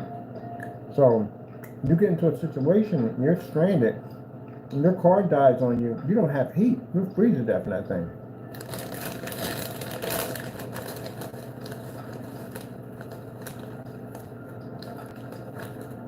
So good luck with all that.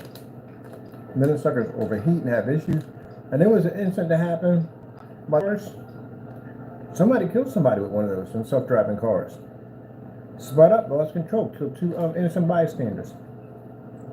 Those cars have problems. There's no way in the world I would drive a car that drives itself.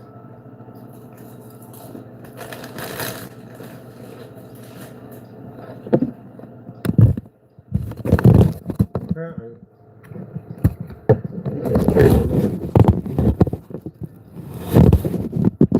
let's just say the car malfunctions and it decides to stand in the back of a semi-truck. And judging how low you are, you're getting decapitated. You're not coming back from that one. That's what happened. Literally, black woman. She was drunk anyway. She was drunk in the car. Mind you, number one. But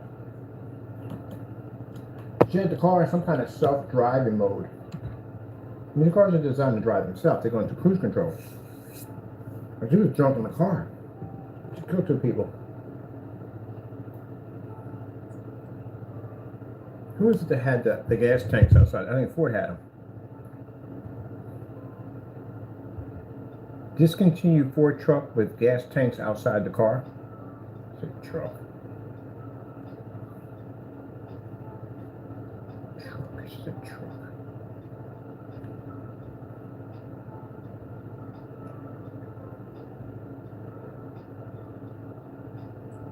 Let's see.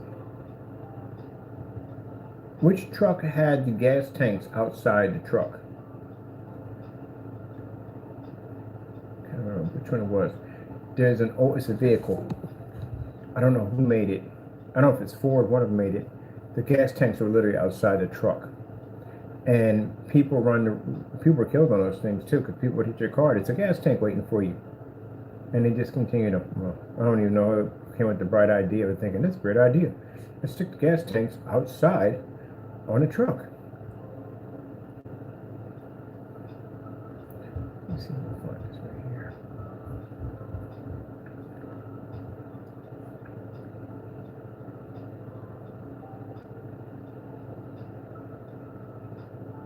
General Motors had it. Here's the pickup trucks manufactured between 1973 and 19. Were designed, often referred as side saddlebags. Yes, that was it right there. Yeah. Definitely a death sentence waiting to happen. Definitely. They're called side saddlebags. Oh my goodness, yeah. Collision, risk of collision, and rupture in the tank. Yeah, people got killed on each other. Like, loud enough. I don't know why and who thought that was a genius idea. To basically, it was General Motors, and they had a pickup truck that manufactured between 1973 and 1987. This design was referred to as, sorry about that, side saddlebag fuel tanks. Were considered a major safety defect due to high risk of fuel tank rupture inside impact collision. Like, no duh. Like, seriously. Who came up with that idea? Oh, we're going to put the tanks outside. So that way, if someone hits it, kaboom. I don't know who in the world got that idea. Who even thought that was a good idea?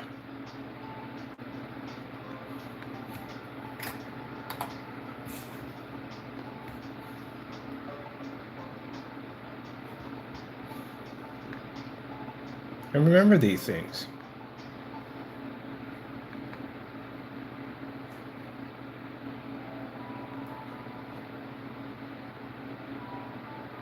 This was people when they do cars, they do some of the dumbest stuff. The Gremlins, the car was literally had the perfect name for it. Those cars broke down all the freaking time.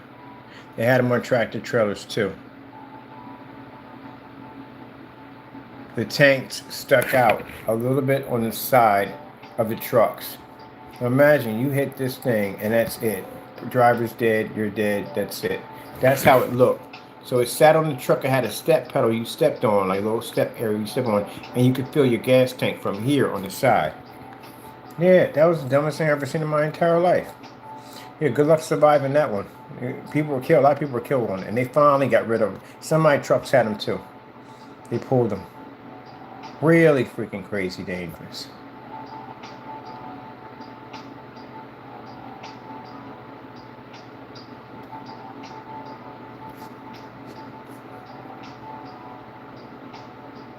And I remember somebody, older man, because I was younger, he had one. The side tanks on the side of the truck. Like, why would you even do that? That's the dumbest thing ever. And yep.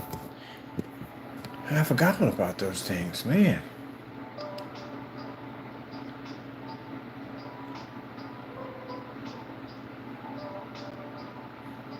Get one of them things, you will not be coming back no more. No, sir.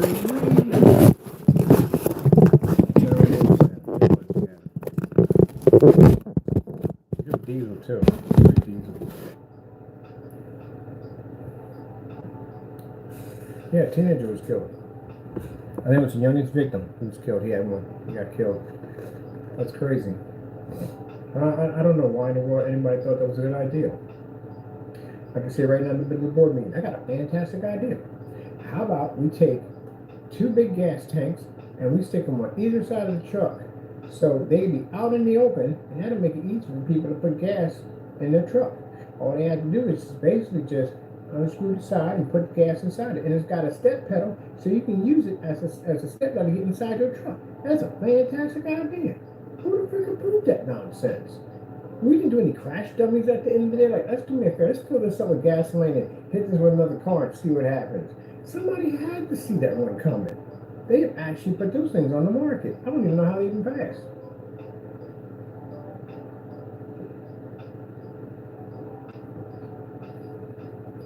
You ever look up jacked up stuff that literally was on the market that could have killed you? Easy.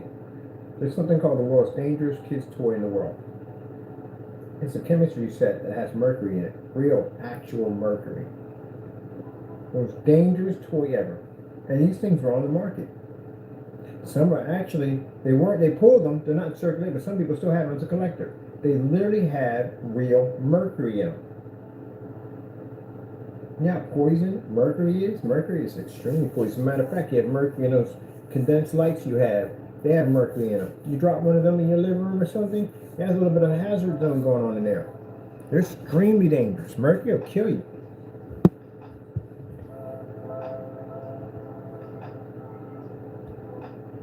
How many people can be killed by a teaspoon of mercury?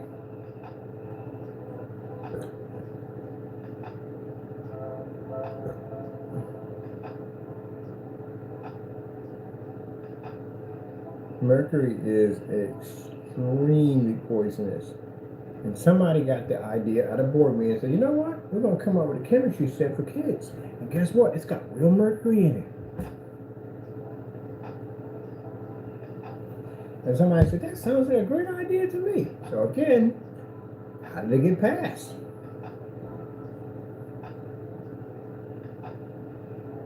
I snuck up toys that were banned. You know, another toy was banned? Lawn darts. Well, that's a fantastic idea right there. We'll take this big old dart with a huge 3-inch freaking piece of steel sticking out of it, and we'll have people throw them up in the air and have them land on its target. They're going to come down projectiles at 100 miles an hour because they got all this weight connecting in the front, and they got a sharp piece of steel on the other end waiting to impale you. And a lot of people got killed by them. A lot. People would get drunk and literally play lawn darts and got killed by these things. Would come down and just right into your head, your back, shoulder, neck, whatever. Yeah. But who thought that was a great idea? You gotta look up some of this stuff. It's not hilarious, but it's just shocking on how some of this stuff got out. Now they gotta get out, and how it was allowed to get out and be sold in the market. Lawn darts. You ever look at the history of lawn darts? How many people died from those things? It's messed up. And most of them were kids. That's what made it even worse. So why, as an adult, would you put your kids in the backyard and say, here, Johnny, take this giant dart with a heavy piece of metal sticking out of it, and with a ton of weight, I want you to toss this up in the air. Stupid parents, I swear. Lawn darts. Now the new lawn darts they make today are different. They got this big old freaking plunger on the other end of the weight. It comes down, this rubber, it can't hurt you at all. But the original ones, oh yeah. They got them on eBay. They came out in 1969 when they came out. Those suckers will mess you up. Look at the game door. Look at the ones they have right here. They got the kids on the lawn going, yay! Throwing up these giant darts. And now these are the new ones now. The new ones now are rubber. You can't get hurt with them. They got the ones that go in the dark that light up. That's the one with the original ones? Yeah, that's what the original ones look like. Yeah, a lot of people got killed on those things.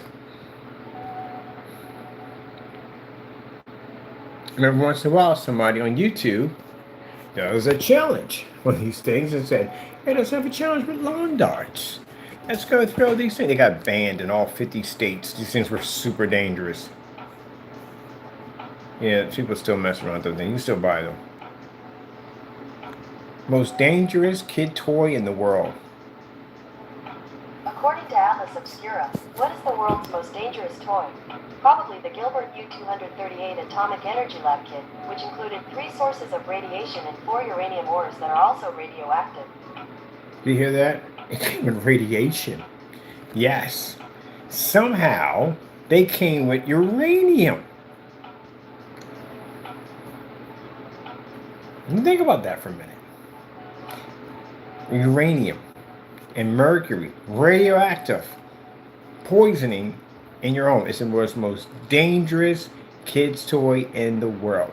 Do they still exist? Yeah, there are a few people still have them. You can't have this part right here because the government's going to come in and seize that from the door. You can't have that at all, period.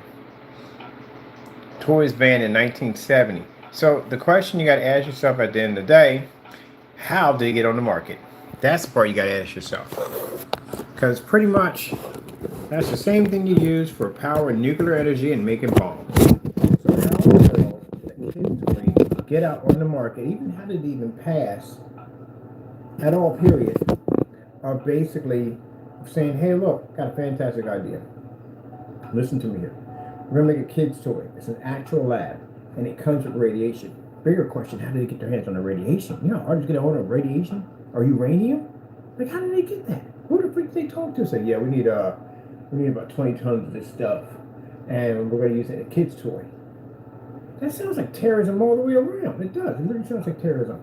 But it got out, and people had them. People bought them. They were in stores. Yep.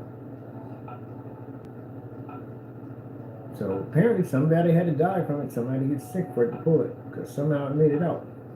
That is crazy. What's next? So Johnny's first handgun. Oh, we got a fully automatic machine gun.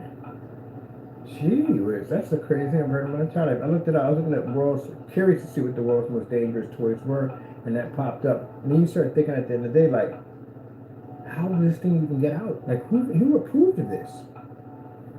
So you can tell people in that particular area were naive as I don't know what. I wonder what the toys they had at the end of the day. Learn to breathe fire? That's another one. Cheap comes with gasoline. Unbelievable. Yep.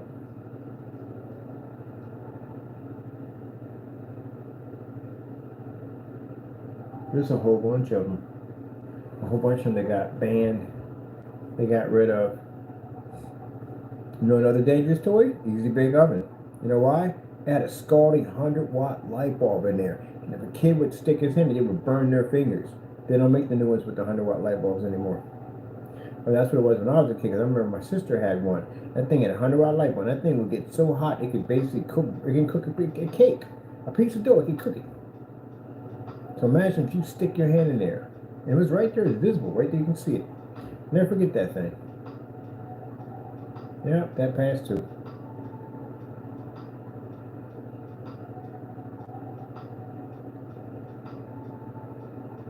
They had this one toy that basically, I think it was from Barbie. And it had it where she could push around and her skates would spark on the end, caused a lot of fires. And we don't test toys anymore, do we? Well, this is way back then. Biggest rumor on the face of the planet, Pop Rocks. Like, seriously, I remember that. I remember everybody talking about the kid from Mikey was killed with some Pop Rocks. He decided to mix Pop Rocks, Pepsi, and his head exploded. Man, that rumor went viral. That's why I say you don't have this technology at the end of the day. Everybody believed anything that came up. So everybody believed that the kid from Mikey was dead. And the rumor was that he ate Pop. I don't know where that even came from. He ate Pop Rocks and his head exploded. And the whole entire industry of Pop Rocks went under. They stopped selling them. People wouldn't buy them because they're afraid if you eat them, your head would blow up. And later on, they sold them now. It doesn't even happen. It's just a myth. But since you didn't have anybody willing to try it because everybody was scared. Now, if we had the same technology we had back then, there'd be some YouTuber on there like, oh man, I'm going to try this, man. I'm going to try Pop Rocks. I'm going to try soda and see what happens. And nothing would have happened. The store would have still been running. But because you didn't have this technology, no one was there to challenge it because everybody was terrified to do it. And I was too myself because I remember when Pop Rocks came out. And I wouldn't even do it myself. Your head was going to blow up. You couldn't have soda with it. You couldn't even eat it. And even though it digested in your system, you still couldn't have soda because you're afraid that your insides are going to blow open. I remember that when that came out. Pop Rocks, the rumor that Mikey from Life died.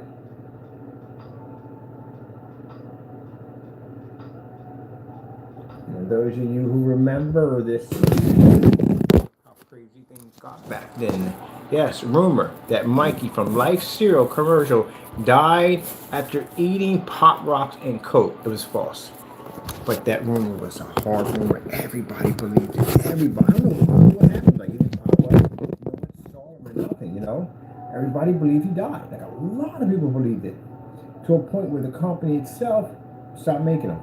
Because nobody would buy them. At all, period. Yep.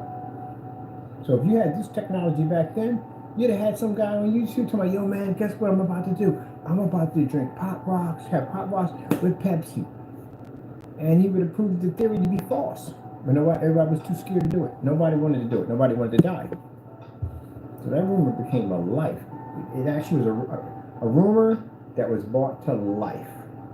I don't know who started it or whatever, but everybody believed it back then. Because when Pop Rocks came out, everybody was putting Pop Rocks in their mouth and making that fuzzy sound, that cracking sound at the end of the day, and having fun with it. And then this rumor popped up out of nowhere, and people just couldn't go near them because they thought your head would explode or your stomach would blow out.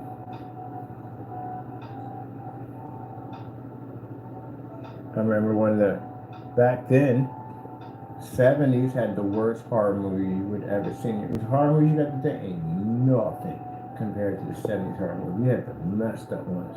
You had the Amityville Horror. You had freaking Rosemary's Baby. You had The Exorcist. Ugh, good gracious, what the freak. You had freaking, there was a bunch of them they had. They were the worst of the worst things. Your Salem's Lot, that was another one, still worse to this day. The 70s had some really jacked up horror movies. You don't sleep for days. And of course you had Halloween and all of them popped up. Halloween came out around that time. Let's see, Halloween with Michael Myers. I was 16 when I went to go see that. No, I wasn't 16. I was younger than that. When did Halloween first come out? Halloween. No. When did Halloween, the movie, first come out? In the United States of America, Halloween was released on October 25th, 1978. 1978. I was born 1962. Gee whiz. I was under 10 years old when I saw that movie.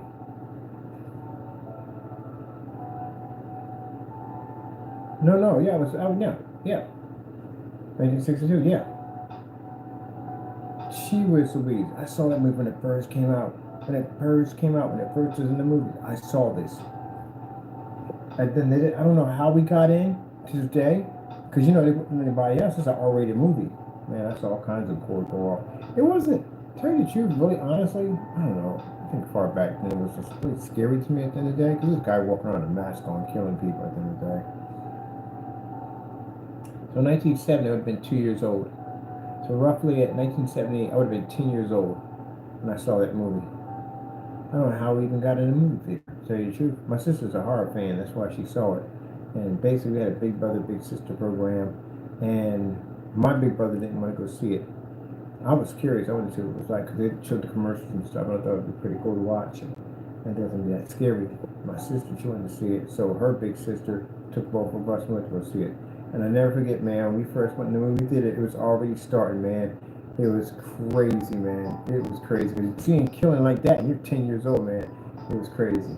But the thing about it was, like I said, I lived in the suburbs of Delaware, so basically we had those streets where you had all those bushes and stuff, and anything could pop out of the corner. Yeah, just like over there. Oh, man, that movie was crazy. I got in the house, when the street lights came on, my mom didn't have to tell me twice. I was already out there, because I knew something was going to try to kill me. But man, that was crazy, man. I was 10 years old.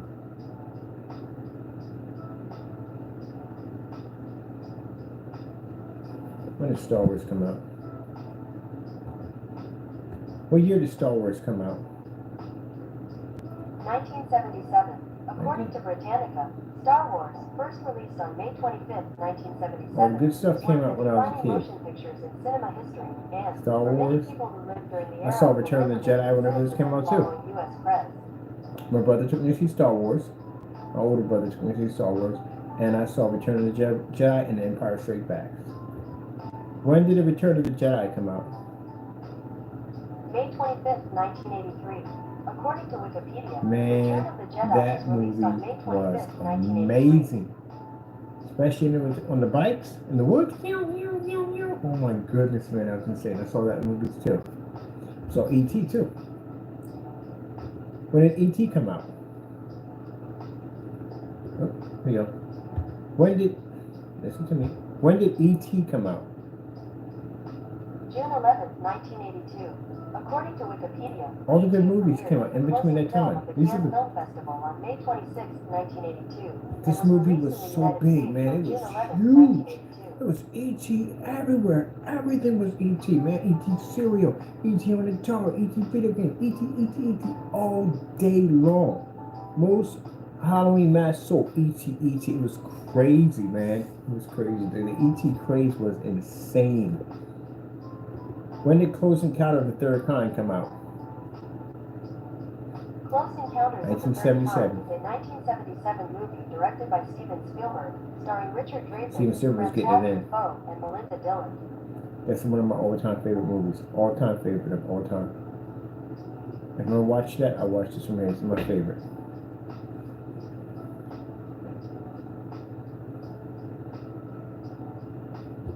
When did The Christmas Story come out?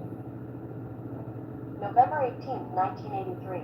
According to Wikipedia, MGM UA Entertainment Company A Christmas Story was released on November 18th, 1983, and received positive reviews from critics.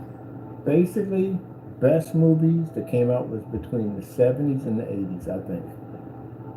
Let's see about National Lampoon Vacation. I need the National Lampoon. National Lampoon, when did it come out? 1970. According to Wikipedia, National Lampoon was an American humor magazine that ran from 1970 to 1998.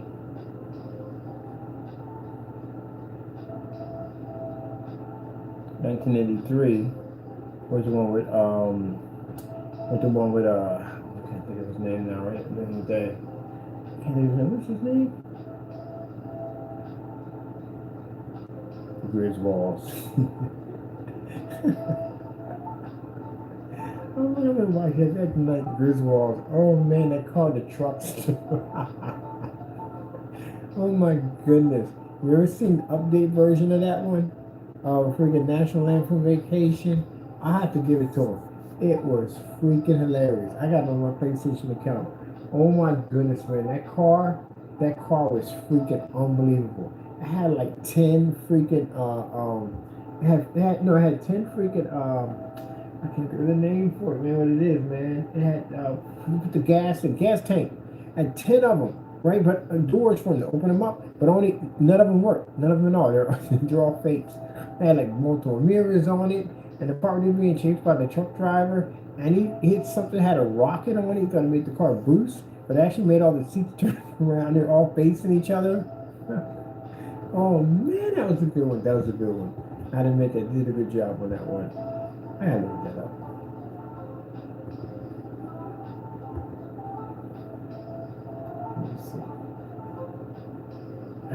Let me see. National Lampoon Vacation car scene. Come on, man. It's a car scene. Car scene. Cut me off. Car scene. Which one we get?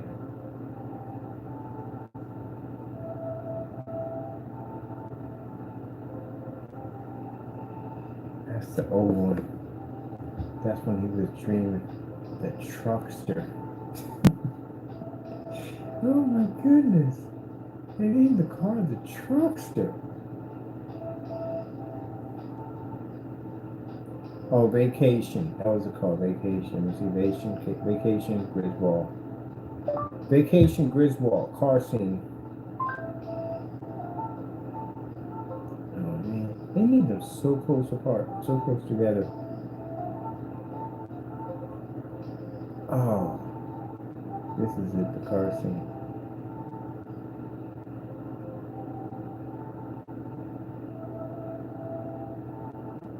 Oh man, but it doesn't show the part. When they turn around, the seats turn around, they're facing each other while they was driving.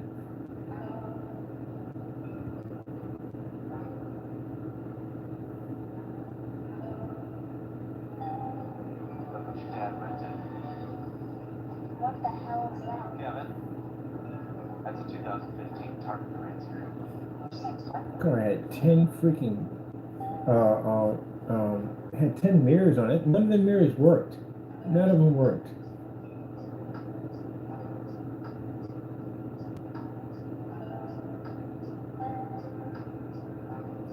Oh, I gotta find that one. The seats turned around. That would have me crying. The truckster. Someone actually has this car called the Trucks. They got one built. Called the Trucks. A few people got them built.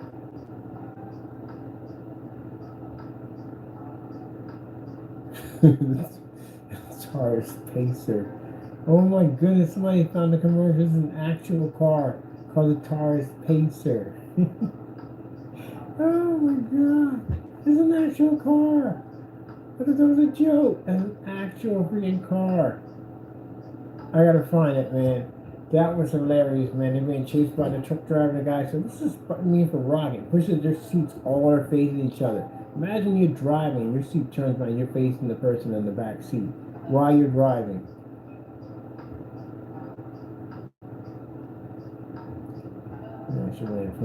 Oh, he tried so badly just to have a freaking family vacation, man. But man, everything went wrong.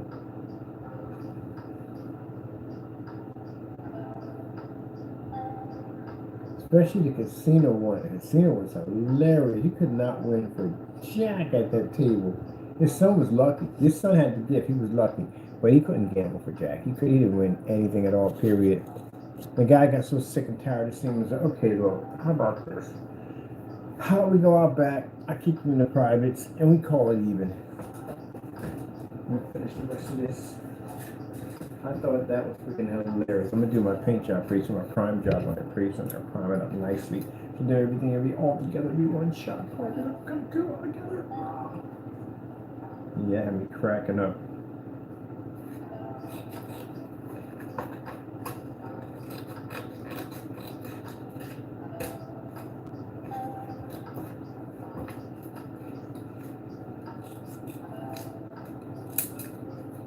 I think in December I'm showing off AdTech. I got a new upgrade version of AdTech. I want to shut it off. Now definitely that Phoenix technology, we're selling that. We're definitely gonna sell that. Probably in 2025, we got a customized screen going for it. And the screen's glass too on top of that. I'm bringing in a glass maker for that screen. Yep. We're gonna sell it anyway. Not before we sell it, but let's have fun with it first.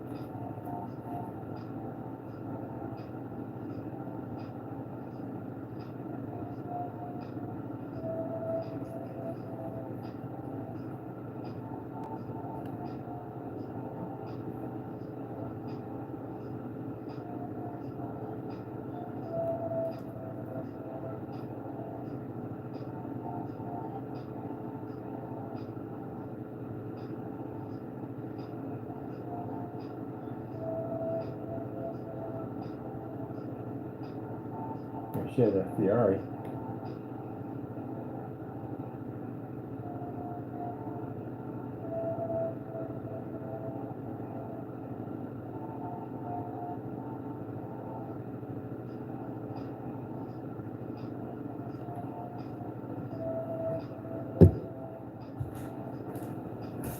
People get those cars, man.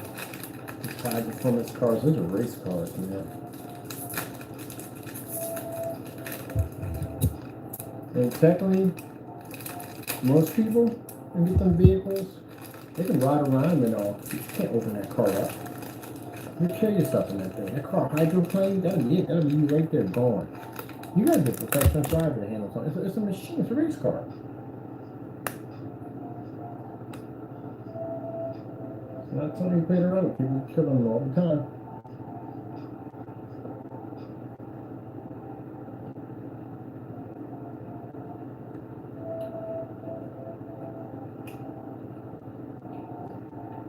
I think before you should get one of them, you should have to go to school. Drive that car.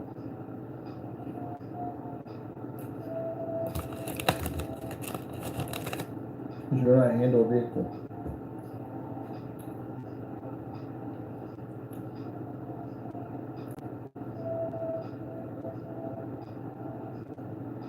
I prefer when I have a vehicle, I prefer stick any day.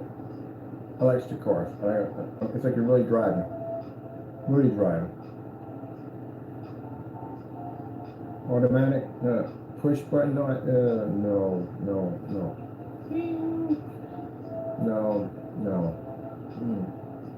I don't like it. I'd rather drive a stick any day.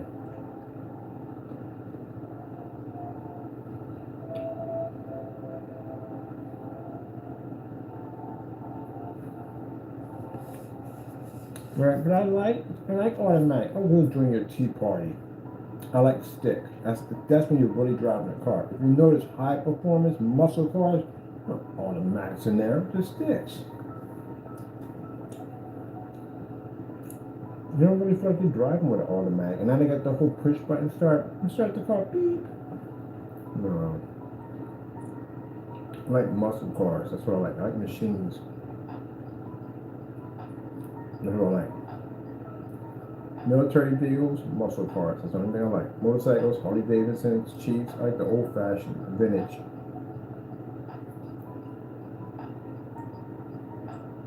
That's what I like. The classics.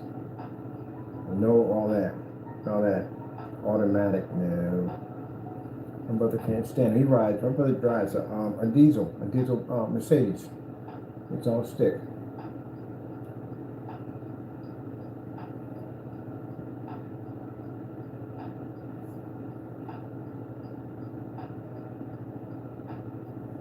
When you teach people how to drive a stick, they don't want to go back to automatic.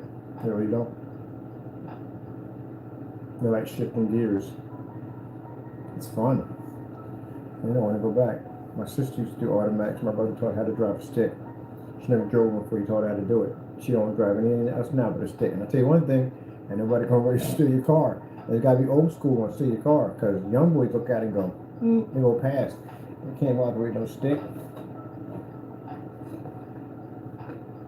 Tractor trailers have a 16, 18 gears.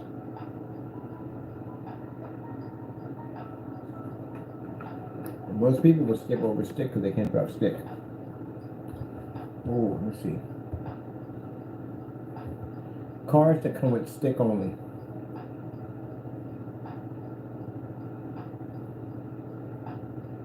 Manual transmission has a stick shift. No. Classic stick shift. You gotta get classic for that.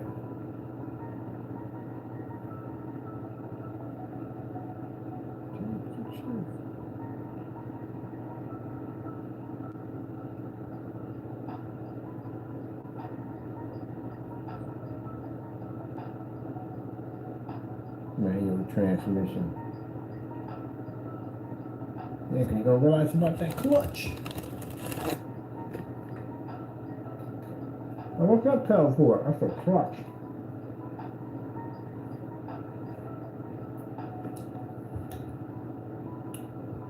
Cars that come with the clutch.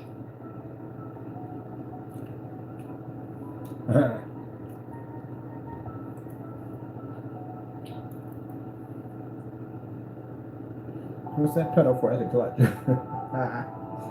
What's that for? That's a clutch. We're gonna use it. We will learn to use it.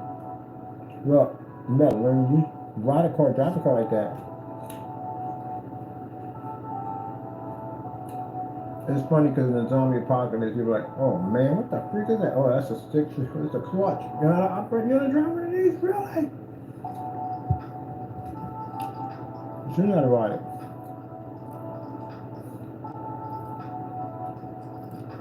You teach yourself how to do it. Don't come too lazy with technology at the end of the day. Learn some of the old school stuff at the end of the day. When you learn a skill, learn how to fish. Fishing's a fantastic skill to learn.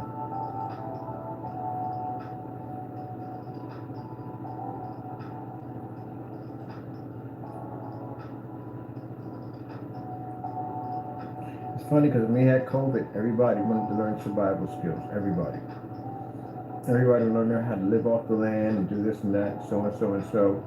And now you really don't hear about it anymore. Everybody went right back to normal. People still pile up on top of each other, right up in your face and everything. On a back, they'll freak up. Like, what the heck? Why are you all up? Oh my God, what is that? Is the post office? Yeah. Dude was right up on my back. I'm like, dude, back up. Back up. I need that right there. Is that a piece of everything you? Nope. I need to add some detail work too, because we got the whole power generator ripped out. But we need to put something here. I need something on this side right here because it's too plain. I need something that rips out. So let me see.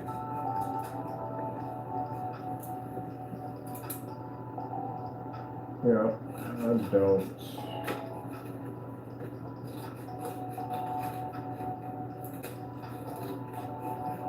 Oh, we've been doing this thing 4 hours at a time, putting this thing together. This thing has been just crazy. It's been crazy, I tell you, absolutely crazy. After people saying, hey, did you get any work? I got plenty of work done. I shot a whole lot of videos today, did some testing today, got that done, got a few orders that popped in on the account. Yeah, I'm good. Had a great day there. I got a chance to work on my little piece of work here. So I'm ahead of schedule, I'm good. I am ahead of schedule.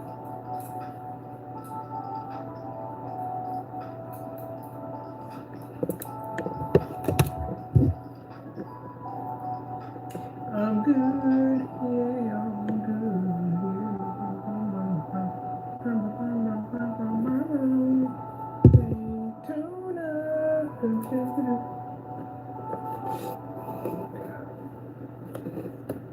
Basically. Should have more spin to this. A little bit outward. They should add more of a spinner effect to it.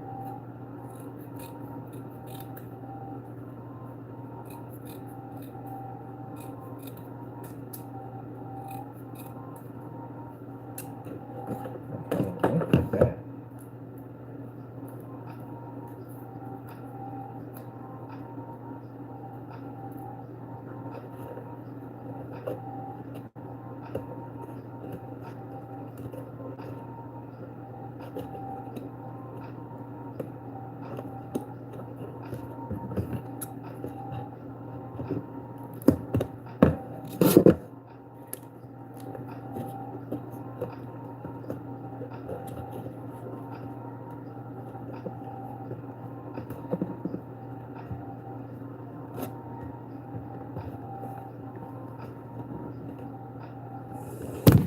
Oops, there we go. Just added some more detail to our damage power system here. Because it wasn't their fault to begin with. It just exploded out of nowhere. But, you know, it happens. Accidents happen all the time. Yep.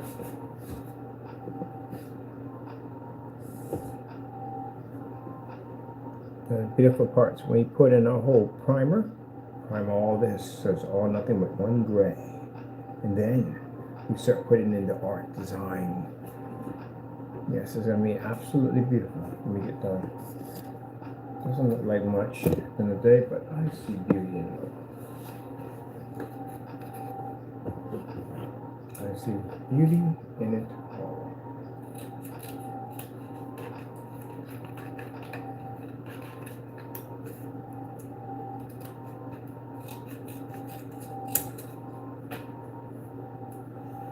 But it just looks like craziness, Mr. Bird. I don't see it. I don't see it.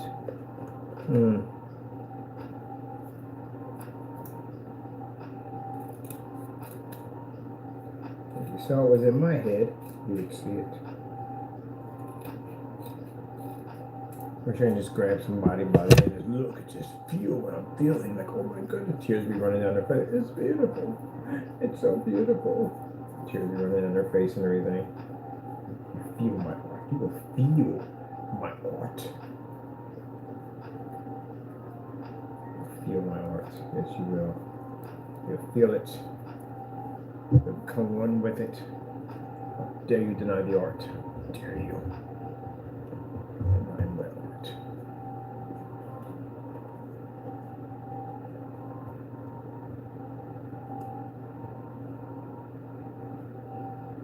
You know how hard these machines work every day to make sure that you have power to run your electronics and gaming systems and all the things you like to run every day. And every day they get up and they just scour the wastelands, finding all kinds of parts, replicating parts, to put together this makeshift pile of scraps so you can have power every day to run. Even the very lights we run in the office are run by this power. Yes, for nothing in return.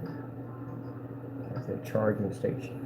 It's kind of interesting. It's kind of like the charging station is a lifeline to the city, but at the end of the day, it's also their lifeline.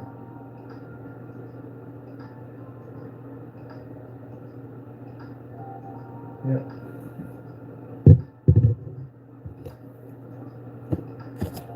You don't understand the art, people. You don't feel the art. Do you not understand the art? Do you not feel it?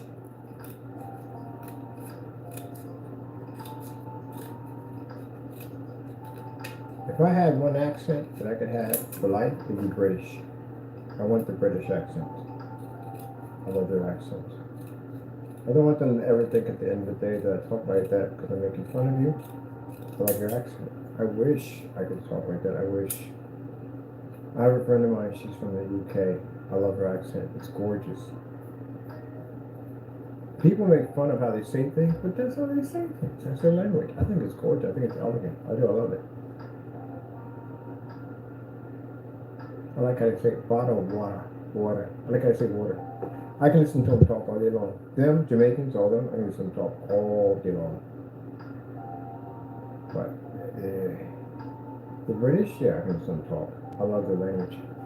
I love, they had like like the old ancient language, but it was really crazy because I was actually looking at like people who speak like really old native tongue and stuff like that, like their really old language.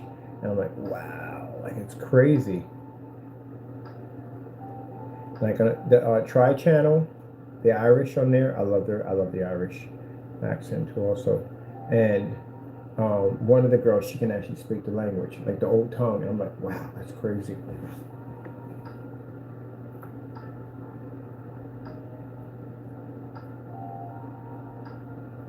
Scotland, beautiful accents. A nice, beautiful accent from Scotland. Oh yeah, we're not gonna forget about Australia.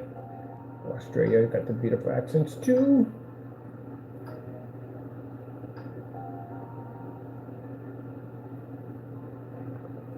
So, beautiful accents. Everybody has beautiful accents. You do. Every time I talk to someone, like, where's your accents from? Beautiful. And it's interesting because they think for some reason, because their English is broken, that they sound bad. No, you don't. You actually is beautiful. Your broken English is gorgeous. You don't understand how gorgeous it is. It's beautiful. But when I talk to people, and they always apologize about their English. Their English is good. I can understand you perfectly fine, but no problem whatsoever. You know, it's because they're used to hearing people be ignorant.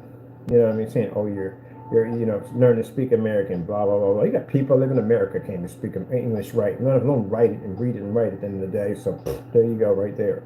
But anyway, you know, your English is they're learning at the end of the day, but still beautiful accent, especially with this broken English. Oh, it's beautiful. Beautiful. I can listen to them talk all day long. Beautiful. And then sometimes they're afraid to speak because they're afraid that people are going to laugh at them. No, speak. Beautiful language. I don't mind. Beautiful. But you know, you got people that are ignorant in the day say, yeah. First things first, you're kind of mixed up for people to say that when they tell people to leave the country or whatever at the end of the day, you know, American, you're not Native American Indian. What the freak are you talking about? I love it when I hear people out there talking about they think that, they said, how they say it, go back to your own country. I'm sorry, were you here when the Indians were here? Oh, you weren't. The Indians were here first, right? So guess what? You are also too not from here either. Because the Indians had this land first. Yes, they did. So I love it when somebody tells somebody to go back to their own country. You weren't here to begin with. Because you basically would have been in England. You know that, right? Did you know that, right? The settlers from England came here because of the whole tea tax and all that stuff and everything. Boston Tea Party, all that crazy stuff, which is also too jacked up at the end of the day because they actually dressed up like Indians to throw tea into the harbor to blame it on the Indians. It's kind of messed up, isn't it? And which I find kind of interesting because, again, all that started because of the tax on tea and the stamp tax and everything else, and they got tired of the corruption of taxes, and they decided to branch off and start their own colony over here in America, which basically was inhabited by Indians.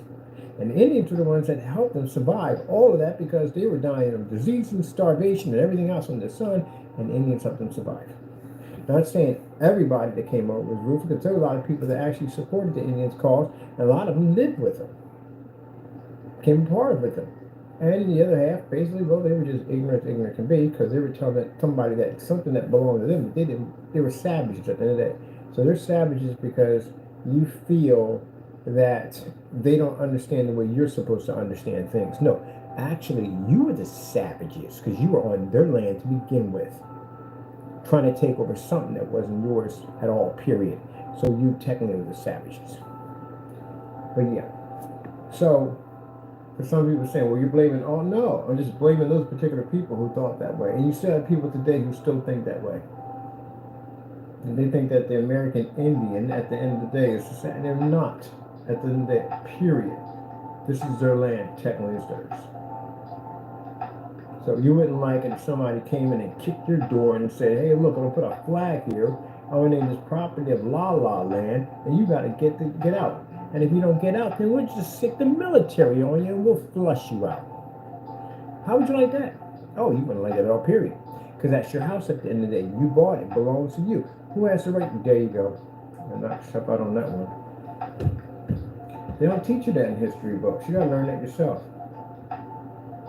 A lot of things about history that's interesting.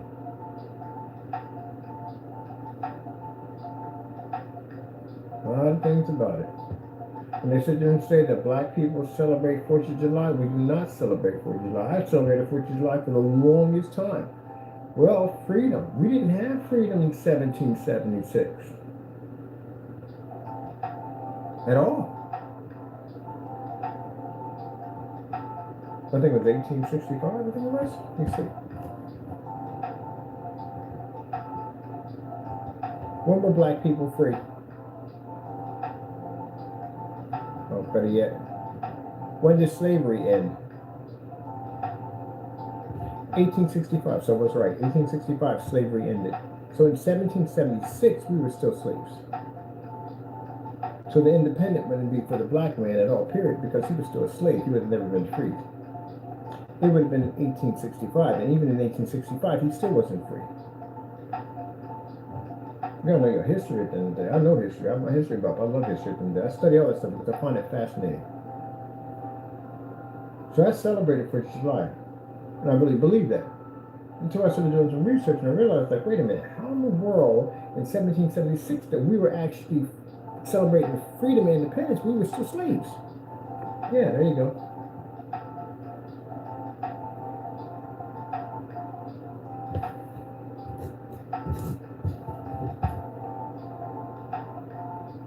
Let me see.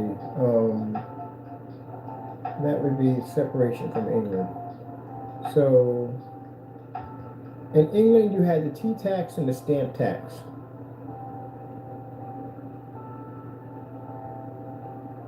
Tea tax, 1776. Yeah, the stamp tax. Did the British have the stamp tax? Yeah, the stamp tax.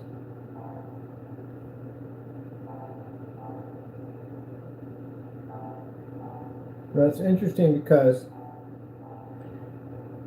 they came here to break off from England to start their whole new colony over here. But the interesting thing about it is we still pay taxes today. So you definitely pay tea tax, and you definitely pay for stamp tax, which is interesting. That's why I found it funny. Hank Hill sat there and said, you want to know what's jacked up? Celebrating the holiday while not paying taxes by paying taxes. Yeah. Because you still pay taxes. So they went through all that just to end up to still pay taxes. But I think it was the control of it, because back then things were just going out of control. They were just taxing just through the roof. There was no regulation in anything whatsoever. Because whatever tax they were going to tax, you're going to get taxed, and the day that's where it was going to be. They did have some change in it all, but still, when you think about it, it's kind of irony. It's kind of funny.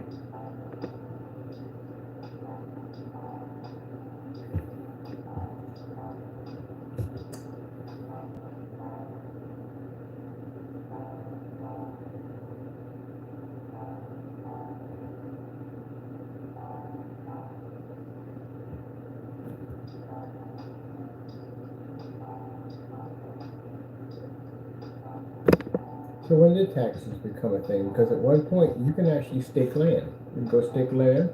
Early settlers can go stake land. It's yours. That'd be your piece of property. Put a cabin out there and put a farm out there, grow some vegetables and stuff, and that would be your land right there. You would stake that claim. It'd be yours. So when did tax come into it? They started taxing land. And then when did that come in? So that changed everything right from there. Because if it wasn't, you would have land, it would be yours, and basically you would be no taxes on it. So when did that come into play?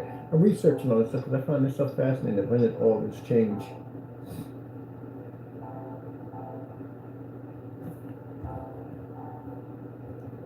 When did taxes first come up in America? According to National Archives, The financial requirements of the Civil War prompted the first American income tax in 1861. At first, Congress placed a flat 3% tax on all incomes over $800. It later modified this principle to include a graduated tax. Oh, that is really super interesting. So 1861 is when Congress placed a flat 3% tax on all income over $800. Boy, you got a time machine, you can change that. And go back and eliminate that nonsense, and boom, no one will pay taxes. But somewhere along the line, it'll pop up either way. But then they go, you don't know what that might alter and change. Mine, you can't go back and you can't touch anything in time. You can't literally cause something bad to pop up. So that may do something good, but could turn up to something even worse. Because paying taxes could end up in something completely different, even far worse than that. Or could be worse than that. Yeah, there could be a couple things that are a lot worse than that. Seriously. So that is really interesting. Huh.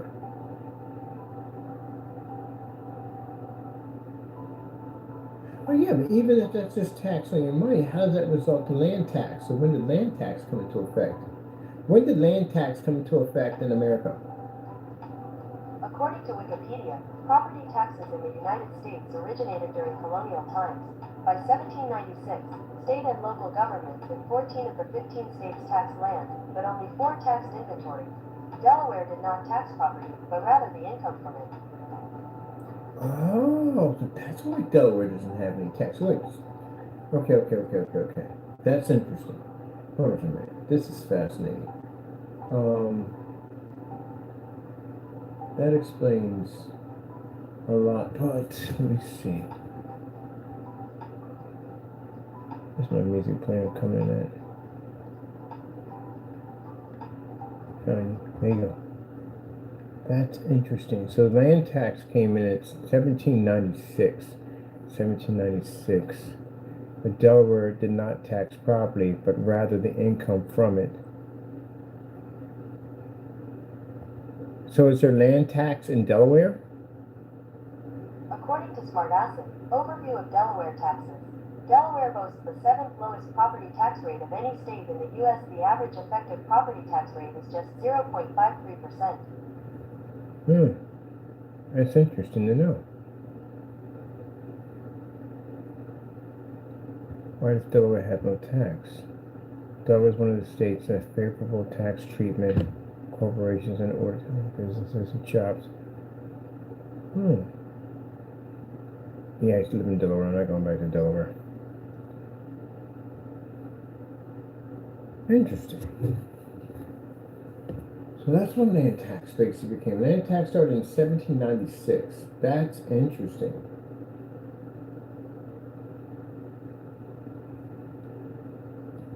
How much was land tax in 1796? Property tax in the 1700 rate. Oh, that's pretty low. Well, it's low now. Consider you have to remember how much money they made back then. Consider, during that time, on how much money you made. If you made the money you made now, and the economy was the way in 1776, we'd all be millionaires, every single one of us. So yeah. Especially in the 1920s. In the 1920s, how much would you pay for a brand new house? According to Quora, if you dreamed of making the white picket fence a reality, a new house would cost approximately $6,296, about $77,339 today. In 1926, the average white male laborer earned 40 cents an hour. Notice how they say white male? Yeah, history is interesting, isn't it? Yep. Average white male. Because there was a difference between a black man's paycheck and a white man's paycheck. That's what I see. Average white man labor. Yep. Because you weren't paid the same. Equal wages. Interesting how history still repeats itself, huh? Not that now it doesn't repeat itself, but interesting how the system, the computer system, can bring that up by saying, average white male.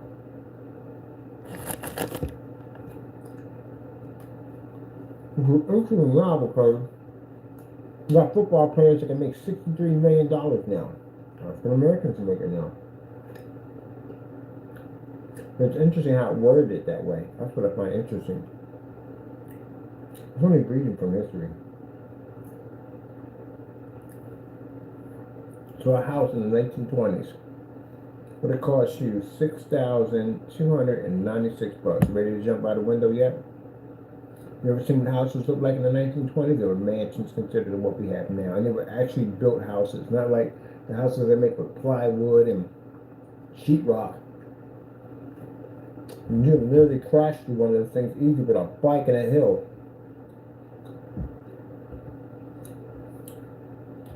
Houses from the 1920s. Oh, man. That just sucks on so many levels. So a house from the 1920s.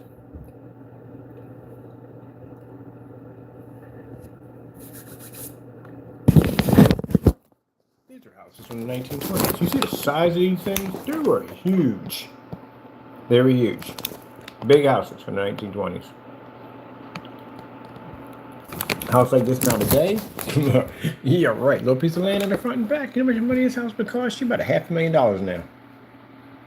$500,000. Look at the size of that house. You know how much money that house would literally cost you on today's market? About $1 million. And that house back then was somewhere between... You've got to be kidding me. See, that's why I said, what the freak went wrong? What happened?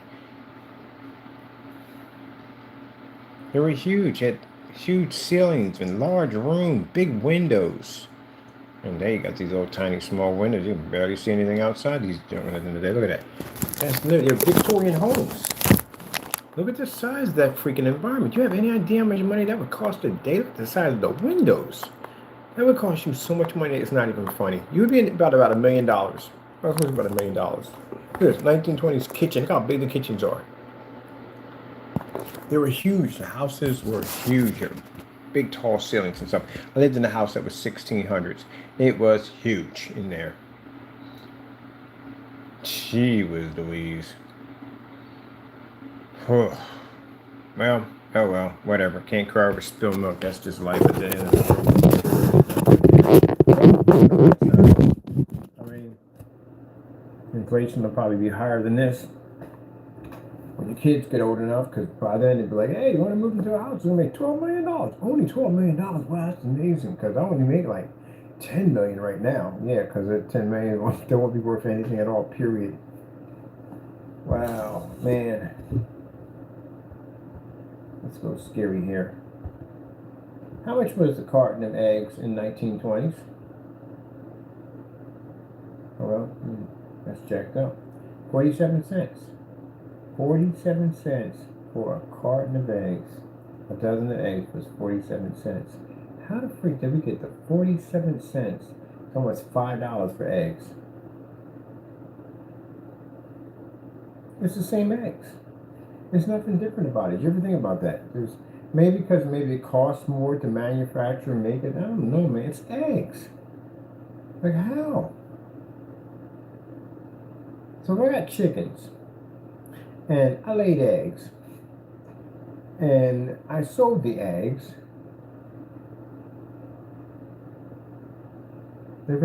think about it, they ran farms in the 1920s at the end of the day.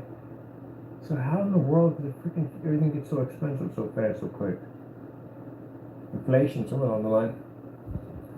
Well, that's the way life is.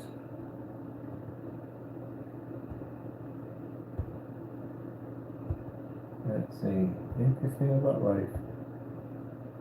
That's funny. Somewhere along the line, someone in the 1930s was complaining about a carton of eggs costing like $1.50. Or probably less than that. Hold on for a minute. Look that up. How much were eggs in the 1930s?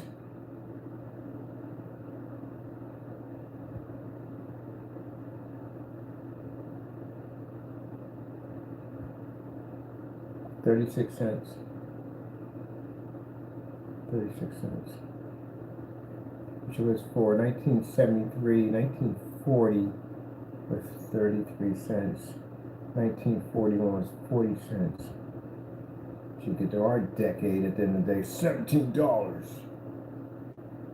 Man, there's a hurt piece. How much was gas in the 1930s? Well, you don't want to see that. This is pretty messed up. So gas in the 1920s was 20 cents per gallon. Oh my goodness. 20 cents per gallon was gas. Unbelievable how cheap that is. 20 cents. You can just burn gas for the sake of burning. Your car running for no reason. Like, you're burning gas at 20 cents a gallon. Like, what do I care at the end of the day? If I can burn it to push your ozone layer, be going there, I'd be burning gas. 20 cents a gallon. So yeah, you can work at Mickey D's, literally. You can work at Mickey D's at minimum wage at $5 an hour, and you would be a rich man back then. Let me see. In the 1930s, how much money did a rich man make? How much money did rich people get paid? So the average income, let me see, average income, that can't be right. 1930s? Nobody knew where to get paid that kind of money. It's gotta be way lower than that. Who was the richest man in the 1930s? Oh yeah, Rockefeller was the richest man. He had $1.4 billion.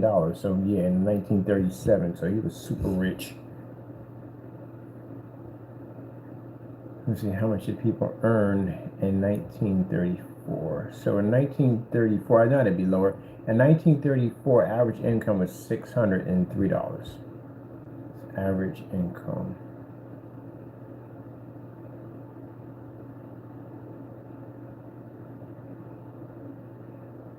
That is crazy. That's interesting. 1937, he had $1.4 billion. And the interesting about that is, he didn't take none of it with him. His family got that money now. He ain't taking any of that with him. That's sitting in the strainer.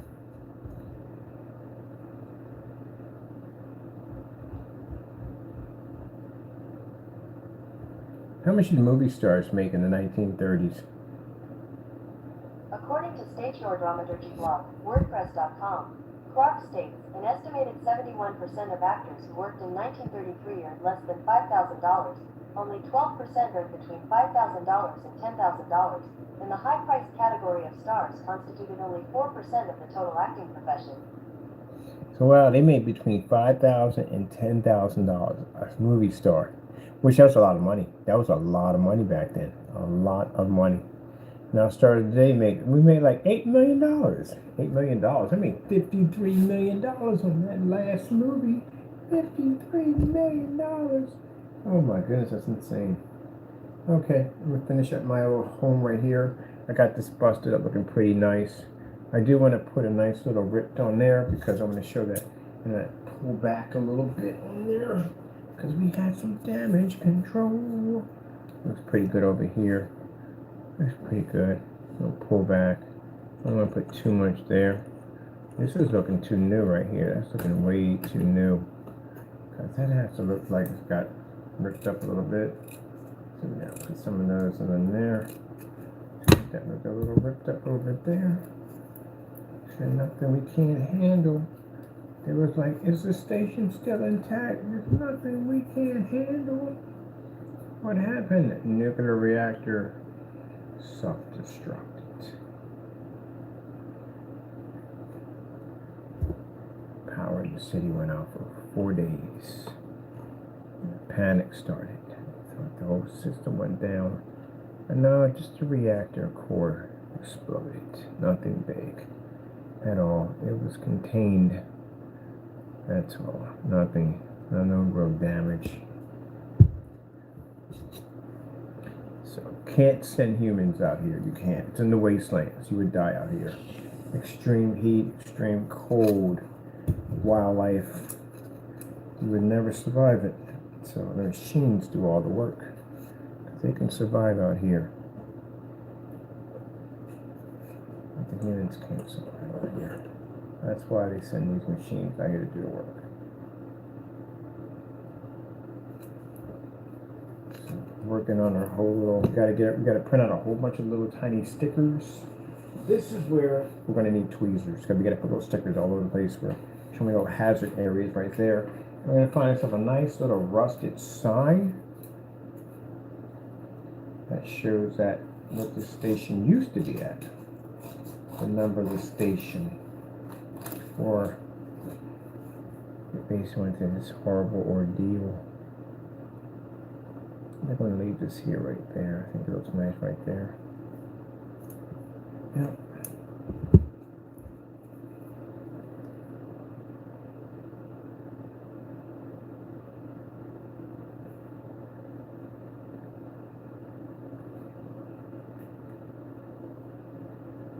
Try to seal this up the best way they can because for some reason robots have a habit of falling in here. Get sucked in there. The machines go through a lot. So out in the wasteland, we go to all different sections to find parts, put this thing together to keep it alive, keep salvaging things to keep it alive. Take a little bit here and there. Quirky little machines. Now we work on our little house over here. I don't like this right here. This is bugging me. This is just too neat right here. It's too neat. It's just too neat. Right there. We need to put a little more destruction in there. It's too neat. It's not. It's not making me happy there. So we have to put a little cloud over there. I like the way it's started. Put a little cloud over there. I love Bob Ross. I miss him so much. Fantastic painter at the end of the day. Told you how the naysayers called me Bob Ross. I like that. Thank you so much. I appreciate that. It's not an insult at the end of the day. That guy's an amazing painter. I wish I could paint like that. Amazing painter. No, I think we need to separate this. We got to keep them separated. There we go. That's better. That's much better. Yeah, I like that. That's much better. That makes me happy. That's making me happy right there. There we go. Put our first one in here.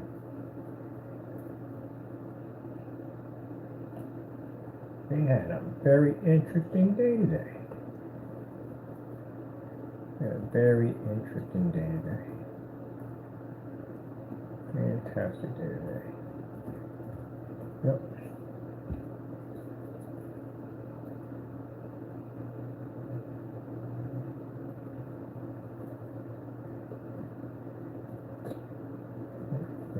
Working a little. I need to lean a little bit more into this. Maybe a little more into this. There we go. Now I gotta put something across here because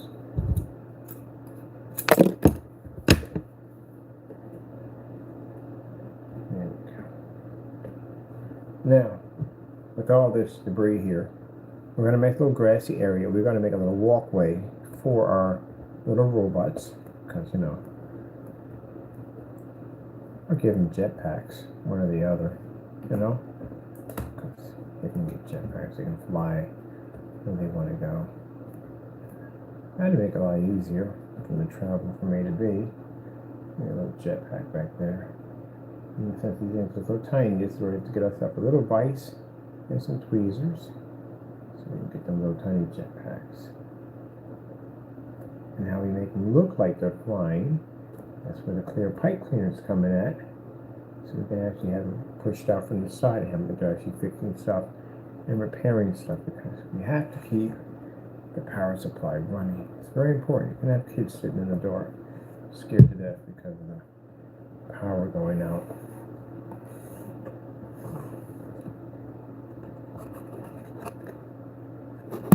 You can make a fantastic story out of this. You can have where a plane crashes and family are lost out in the wilderness, and you meet these robots that run this power station. And the robots basically help the family survive in this harsh environment while they're trying to signal back to that they need help. I think that'd be a great story.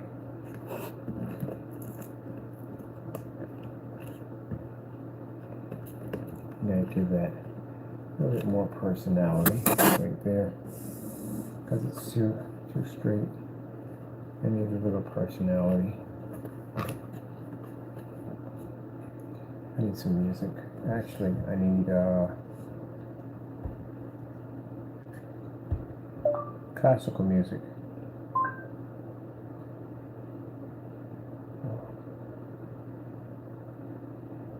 Oh, sorry.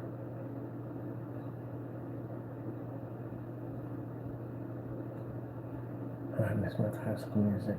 I used to do it all the time. Oh, awesome. Some people don't like classical music. Rose is beautiful.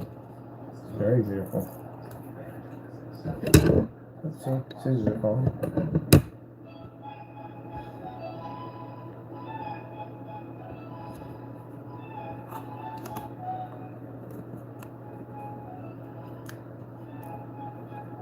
I would have liked to live in that particular era.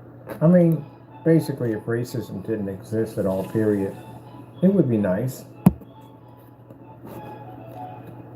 I like the way you talked and all. That'd be wonderful. And the ballroom dancing, everything was so elegant. Of course, you had some really bad stuff going on. Of course, in anywhere in history, you had bad stuff that went on. But I mean, just do some ballroom dancing. They would announce your name. Be awesome.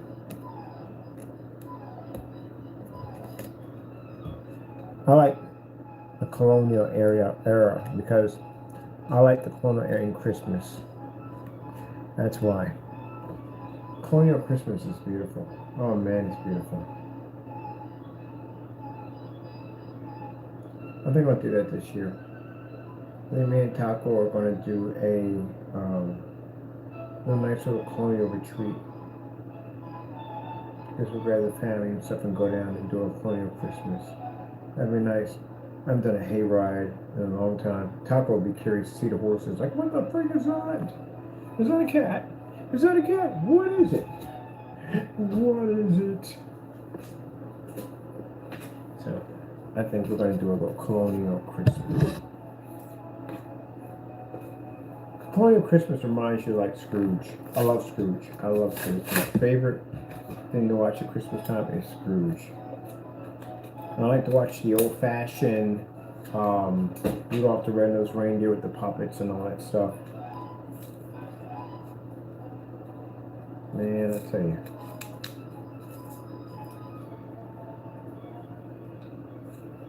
That's what I remember when I came up here. When I came up here in September. I remember Christmas, we had a nice warm snow, and you can literally see the beautiful background of Allentown and the beautiful trees. It was beautiful. Everything was caked in snow. It's beautiful. Everybody was walking about back and forth, and man, it was warm. Me and my sister were walking up and down the street, and went out and got some hot cocoa, and she was showing me everything around in Allentown. I liked it. It was magical. To me, it was magical. Allentown is different in Christmas time. It's gorgeous out here. Especially when you can just look off in the distance and see all those beautiful trees. Yeah, I'm going to do a walk and talk, a daily walk and talk to Allentown at Christmas time. It's beautiful. And as for you haters, at the end of the day, you're more than welcome. As long as you know how to act right at the end of the day and act like you have some common sense.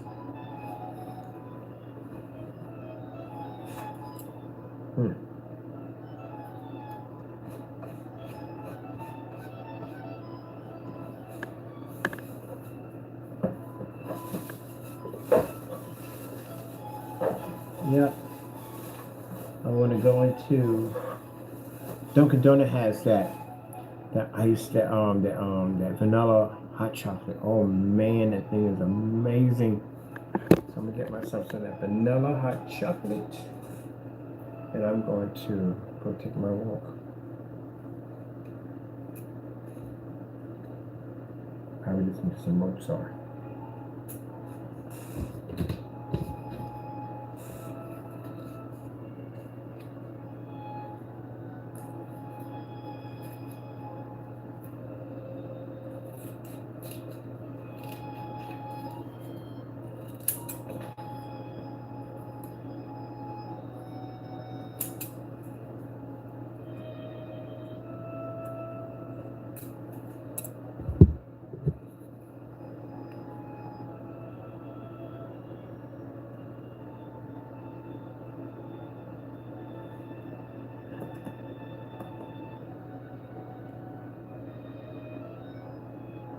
Most of all, when we get to court, I want to know why you attacked me. I want to know why you hate me for no reason at all. Like, what did I do to you at the end of the day to cause you to treat me this way? That's what I want to know.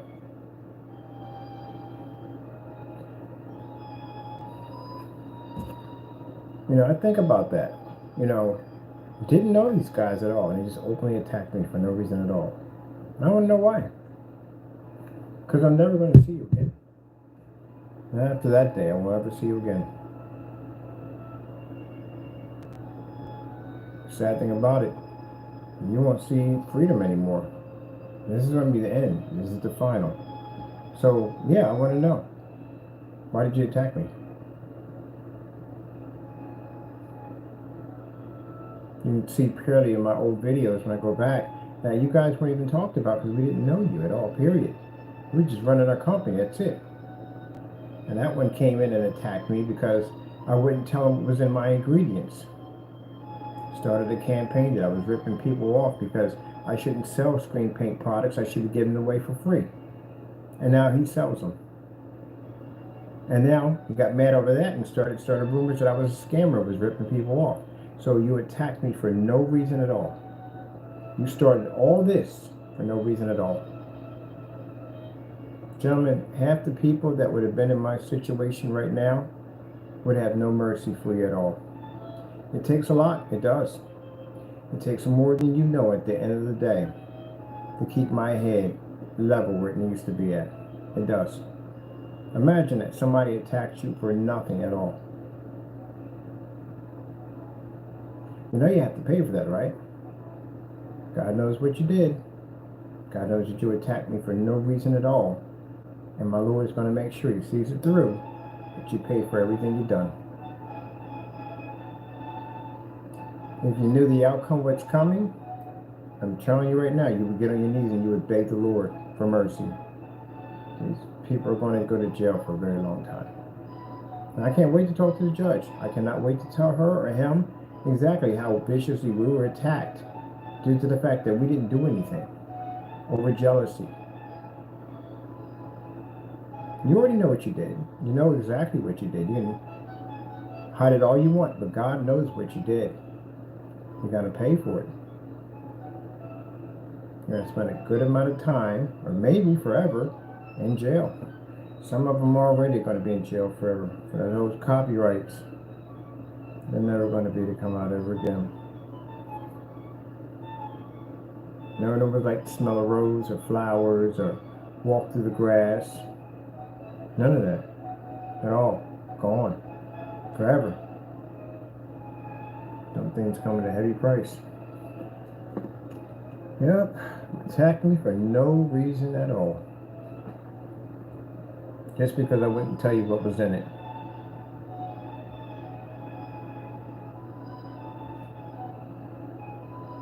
And if you sit there and say that, Mr. Fernando, that I am a liar, and you never gave your products away for free, don't do that, because we have those videos showing you did give your products away for free. Because who in their right mind, basically at the end of the day, sells a product that they show you how to make for free? Why would it be the purpose of making that video? That's like Chip Ahoy showing you how to make Chip Ahoys for free and then sell them to you later on. And you became jealous. He attacked everybody. Now, the only person he attacked me and a couple other people because he was mad at them, because he felt that they wouldn't tell him. Because what Fernando was planning at the end of the day was to steal other people's secrets and then sell the paint. I'll tell you one thing, you picked the wrong person to walk into a room on. You didn't think I was going to be around this long, did you? You thought you would have me pretty much wrapped up and gone, didn't you?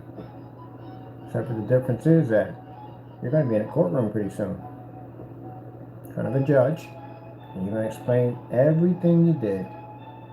And those copyrights, you're going to send you away forever. I'm not worried about the rest of the stuff. We're good on that. Copyrights are going to send you away forever. Yep. He's never going to see his... Well, he can see his family if they still decide to come down and see him. You have any idea what it's like to go to visit somebody in prison? What it's like? It's not fun. You have to be searched. You know that, right? You can't make sure you're not bringing anything in there. People bring all kinds of stuff in there. They have to search you. They might even search that other area too. Because people bring all kinds of stuff in. You'd be surprised. Some people don't want to go through all that. So they'd rather not show up at all, period. And some people just forget you're in there. Yep. Oh well. So I'm back to finish my work here.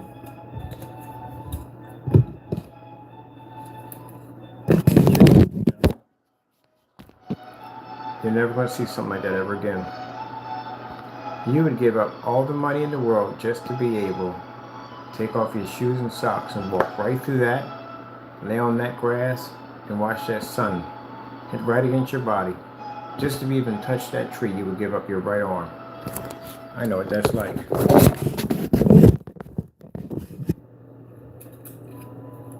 Like I said, I hope it was worth it. I think I'm gonna give myself a nice little ridge area in this house. A little detail for this. Ooh, a snappity snap.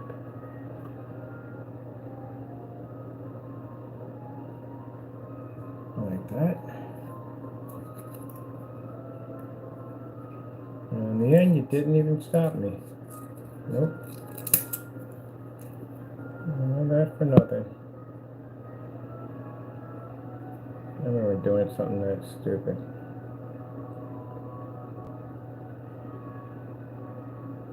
Did all that and nothing.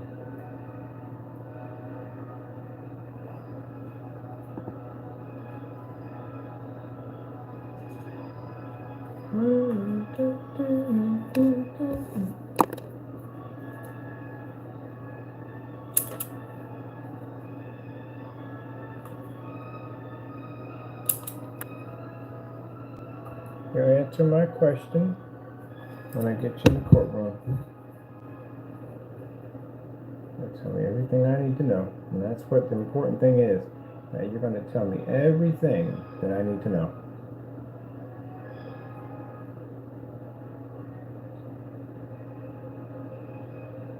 Do I need closure to hear you say it? Nah, I don't. I just want to know why. My closure comes when a judge sentences you to 30 years or 50 years in prison. That's when my closure comes. When I know that you won't be coming out anymore, and you won't be a problem for anybody anymore. That's when my closure comes in. When all that's done, I'm going to go right across the street, get myself something to eat. I'm going to enjoy the park. That's what I'm going to do.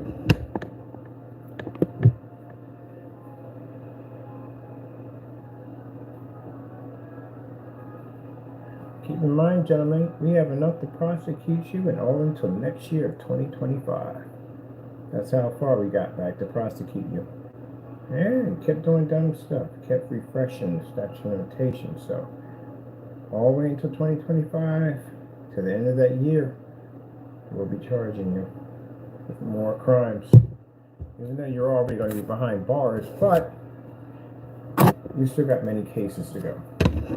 So, still have to go back and forth to the courtroom. And I will see you in the courtroom in an orange jumpsuit or whatever color they have over there. I have no idea. And you will be going back to trial. Nope. Not worth it. You do dumb stuff at the end of the day. It's just not worth it. Life is too short to mess it up. Not worth it.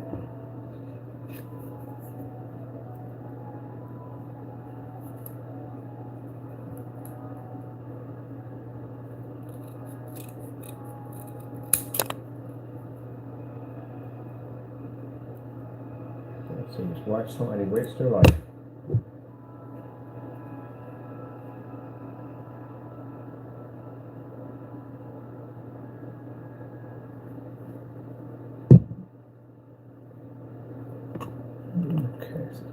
quite nicely. Our nice little charging shack. There we go. Okay. There's charging shack in here.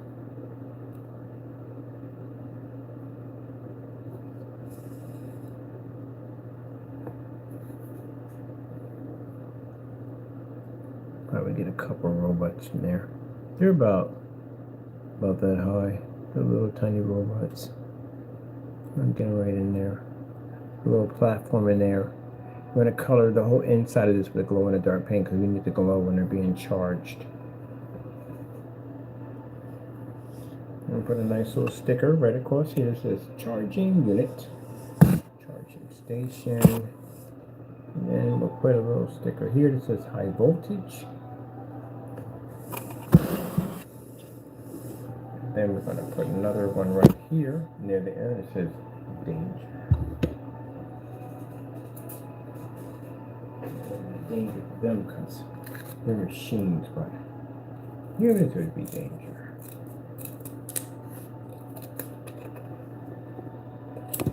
I think I'm going to get a bunch of these robots. I'm going to build different environments for them. I'm going to incorporate them into my PC builds. So right behind me, I'm going to put my little machines and the computer behind me. And they're going to be doing a little maintenance work on things in the background. That's what they're going to do, the maintenance.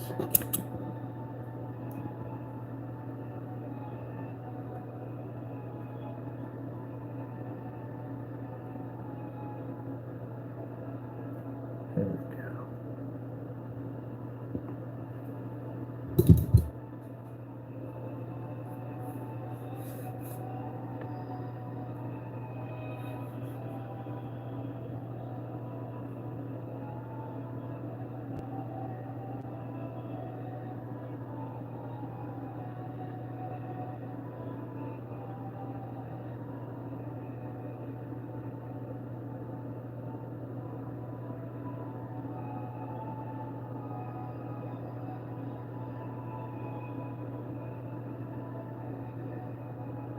Consider the size, how small these robots are. These fans are gigantic.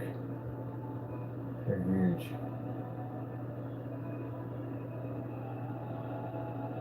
We need something that stands out here.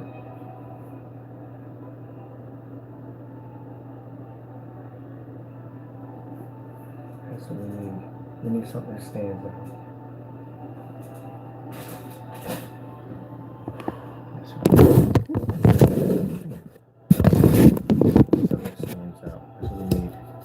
Looking for something that stands out a little more and the box.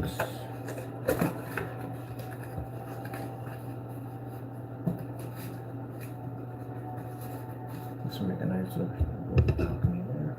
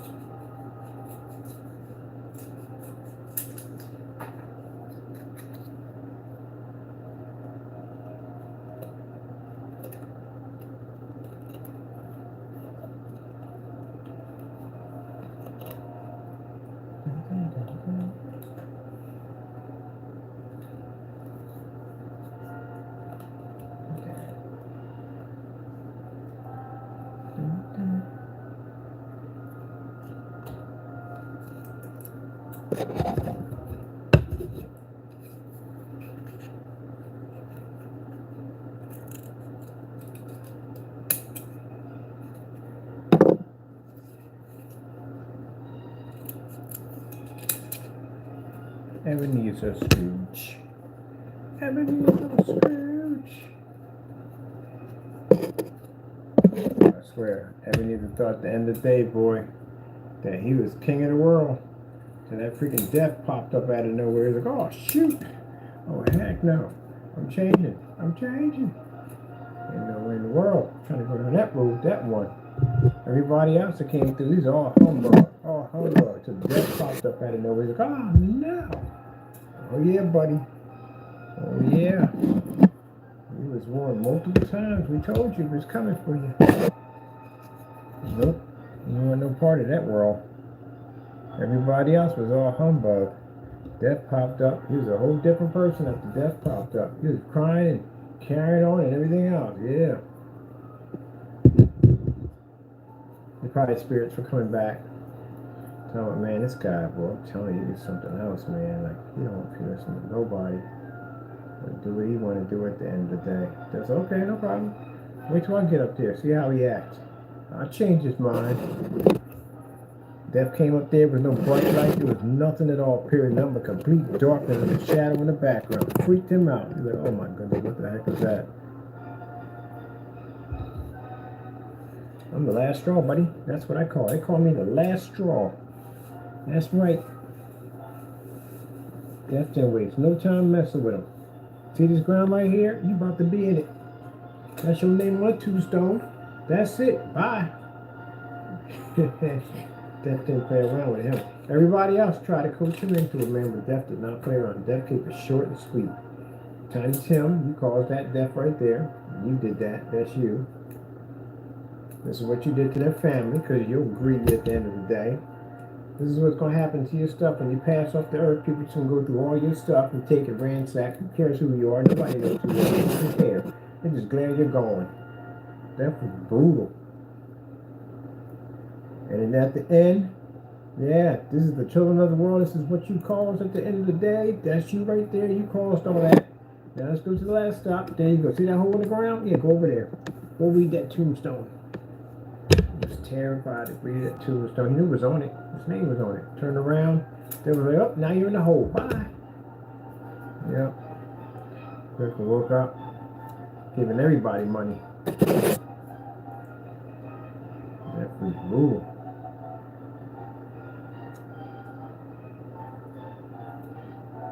But they said he was going to visit by 3. And yeah, he got visited by 3. But I like Scrooge. I like how Scrooge comes up and starts singing and everything. Thank you very much. Let me see. I want the balcony's going to look really nice. The balcony's coming up really, really nice. I think we're going to start working on the prime job. How long have you been working at this thing? Oh, quite some time. You've been right here quite some time. Yes, we have. Alright, people, I know it's been a long day. Y'all, you got things to do. If you got things to do, go do your thing. At the end of the day, it is late. You got things to do, go do your thing. I ain't got no problem with that. Go do your things. You got things to do. These streams are kind of long, you know. You do like 3 hours on these streams. So if you got something to do, go do what you have to do. You know what I mean? I'll see you tomorrow. Not a problem. I'm going to still be here working on this. When I get this done and get it all documented. It's craziest thing I ever built. I'm not crazy. I've built crazier stuff, but still, you know, it's supposed to be simple. It never starts something simple. Nothing is ever simple. Nothing is ever simple. It's never simple. Never. Never simple. At all. Rain falling on your head.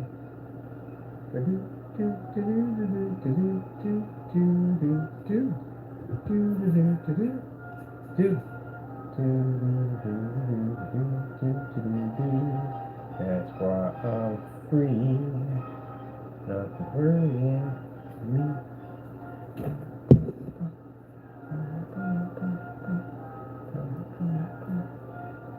Drops are falling on my head.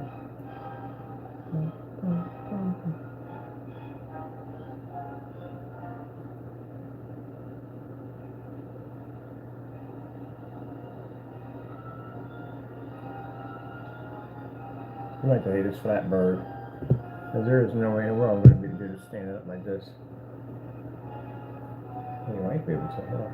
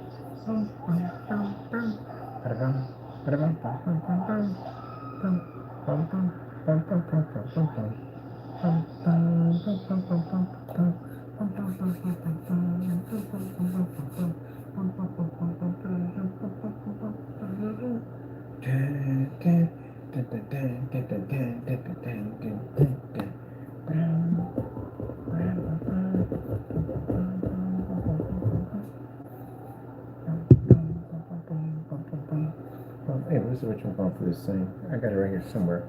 Alright, let's start picking up some of this stuff, man, because we got paper and stuff everywhere, like literally everywhere.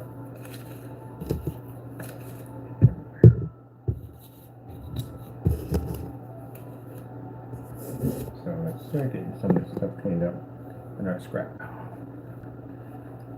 It's working quite nicely. Got a little scaffold stand up there. Nicely.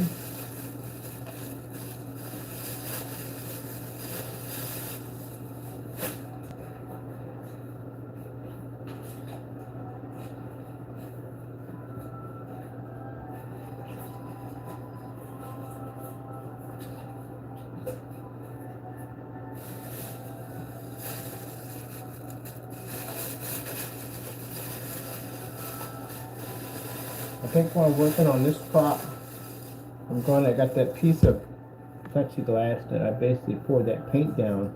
I'm gonna start working on my retro TV and then go pick up my radio so I can get that ready to start getting that painted up while I'm doing this one. And then while I'm doing that, I'm going to be putting in the piping system for the retro box back here and installing the HMI splitter with the retro plies. I'm going to switch back and forth for that. And then we're going to start on the icebox unit over here. We're going to be building pretty soon. And we're doing all that while we're putting PCs together and doing all everything else. Because I want to put my builds on a website. Building me a website.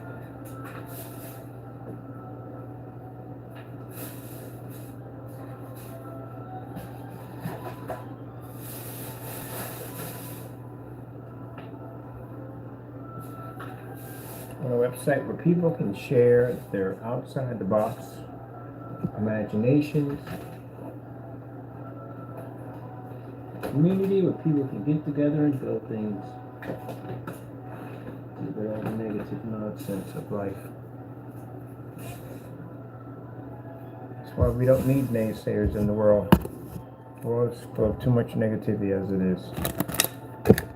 That's why we don't need them.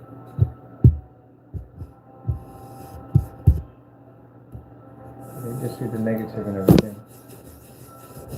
Don't see the positive in everything. Right, Captain?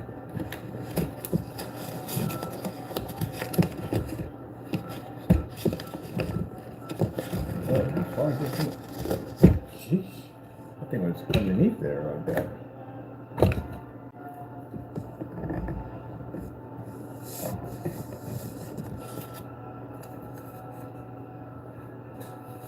Tomorrow I'm going to wipe down my whole desk and my new cleaner, and I'm going to basically vacuum out all my keyboards and all that stuff. Clean. Taco, because it's Friday, dump out his litter box and get ready for his new litter. So he gets a refresh. Make sure he's nice and clean, and we'll pick up for our new whatchamacallits for our for office. I'm gonna get something different for it's sent for the office.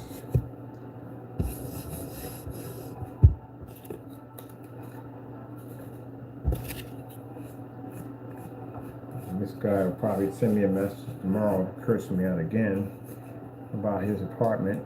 Well, look, I didn't have to make it up. It is what it is. I ain't telling you lies or nothing like that. I said, oh, there is. And it is what it is. Your place is messy. It's a mess. It shouldn't look like that. You had nerve to shoot, delete the other video and then shoot the same video in the same messy environment. Then clean jack up. I'm gonna tell you right now, honestly, you shouldn't be selling anything because I don't want roaches in my box. And I better not find any roaches in my box. If I do find any roaches in my box, I'm gonna reach out. I got people in that neck of the woods too, so I'm gonna reach out to somebody over there who works for license inspection and have them go through your spot. Contact your landlord, let them know we got roaches in our box that came from your unit. So I'm not opening up that box in here or anyplace else. I'm gonna open up that box someplace else. I'm pretty sure we got bugs in there. Because that's a lot of mess. I don't know how in the world somebody, you got to think of the concept of it all. Because he says, oh, no, that's a mess, man. That is a mess. If you're too lazy to pick that up and clean that mess up, I don't even want to know what the rest of that place looks like. So, you know, you get out of your car and you see junk and trash all in someone's car, the first thing that comes to mind is, man, I know that place has got to be a freaking mess. Yeah, who freaking has that kind of clutter and mess right in the front? Usually people have that stuff stacked in a corner somewhere or something back here, you know what I mean? They just got a pile of stuff back there. But that's like right out in the open. That's trash right out in the open. That's like having a pile of trash in the middle of your floor. Like you don't see that at the end of the day, you don't pick that up. You got all them stacked up boxes and all that trash looking like that, and you don't, yeah, I better not get any roaches in my box if you do sell that paint. And if you sit there and say, oh, he's making stuff up. No, how can I even make anything up? You got trash literally right there in the front of your freaking video. So again, yeah, someone's going to insinuate you may have roaches. Because you literally have that. And everything else you could probably have that basically comes with that kind of trash. So that's nothing made up at all, period. You have trash there, guess what? There's probably roaches in your spot. I was in the garage for 6 months. Guess what? My spot's cleaner than yours. So again, that's nasty. And I know this guy. We know him because I've seen him in other videos before. And this is videos before he started talking nonsense to me. We've seen this area. This area is really freaking clutter and junky. I mean, you could be a stone throw away of a hoarder, literally. Why do you sell Amazon boxes stacked on top of each other?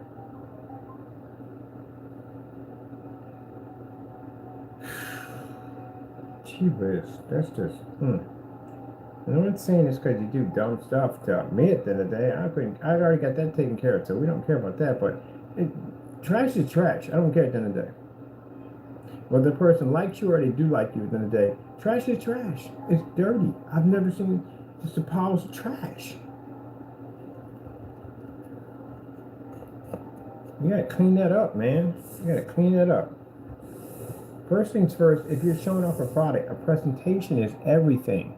So if you're doing a presentation, you want to make sure the environment looks good for the presentation. Hope you're not taking pictures of that. Oh, gee whiz. Don't do that, man. Just don't. Don't do that. It's bad enough right now on the forum site right now. They're going in on him. They put Oscar the Grouch in there. Just all kinds of stuff they're putting in the pictures. It's funny. I saw the giant cockroach from freaking Fallout in the movie, or not the movie, but the TV show. Gee whiz Louise. Somebody want to start a GoFundMe account. They're going to get you a broom and a mop. Oh, man. I ain't put it on blast. I just went to the video and they found it. But she's supposed to clean that up. That's nasty.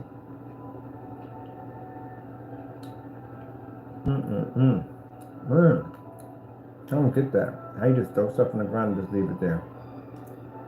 Some people are like that. Come in, throw something on the ground, leave it there. Don't bother them at all, period. It'll bug the daylights out of me.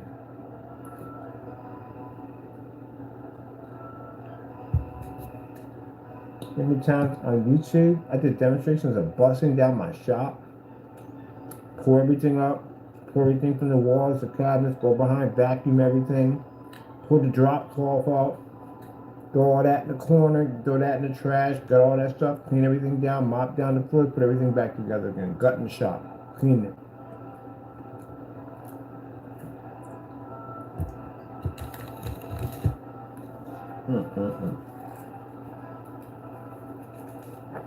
Until you live alone. There's no way in the world a woman in the right mind live in that mess. That's a mess. If you're too lazy to clean that mess up in the front, that place has got to be a hot mess. I bet your neighbors are probably complaining about roaches. And he's probably telling them the roaches coming from them. They're coming from you.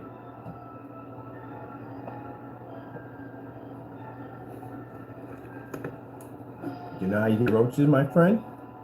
And if you leave food around, roaches pop up. And guess what?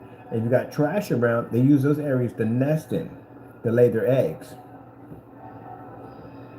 And next you know, when they're done laying their eggs in those boxes, they'll find electronics and they'll lay their eggs in there too because it's warm in there. It's like an incubator for them. And they'll hatch their eggs throughout all your stuff. That's what's going to happen. Once you bring in one infestation, here comes another one. Here comes the mice. And they come in, they bring bacteria, and roaches bring disease and all that stuff with them. And you got flies and maggots and everything else comes up underneath that. But if you keep the area clean and mopped and swept, you don't have to worry about that because they don't like clean places. And the only thing I left in my basement was a few spiders because spiders kill and eat everything. And they do a fantastic job.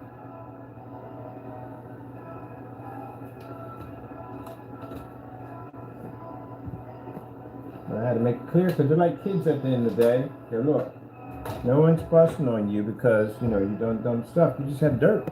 It's there, man. It's just there, it's there. You don't own a bookcase, no cabinets, nothing at all, period.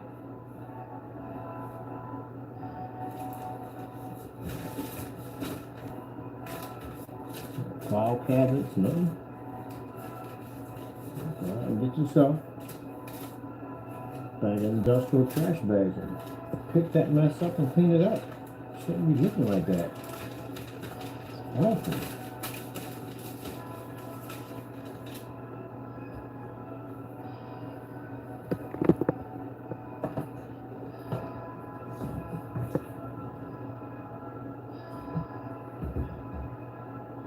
So I bring it up in the video, but man, it irks me. It does. It irks me. It freaking makes my skin itch. It does. Like I said, I left it at that. I didn't call him this and didn't call him that, because none of that's necessary to call somebody names like that. But in the forum site, they're merciless. So, yeah.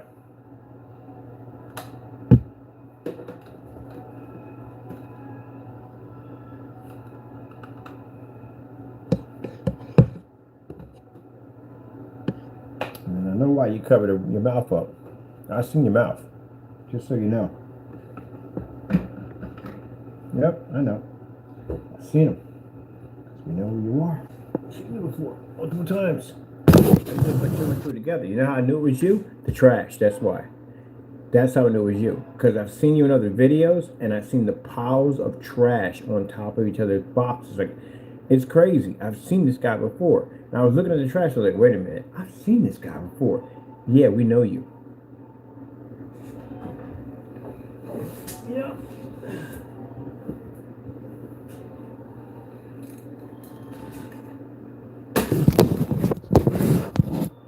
Screen paint he was doing. He had a pull down screen and he had a PlayStation. I had a single light in the ceiling. And I remember the piles and piles of trash and boxes literally on top of each other. I'm like, gee whiz, Louis, it's a fire hazard in there. It was literally a fire hazard. And then I seen the same repeat. And your voice. We know who you are.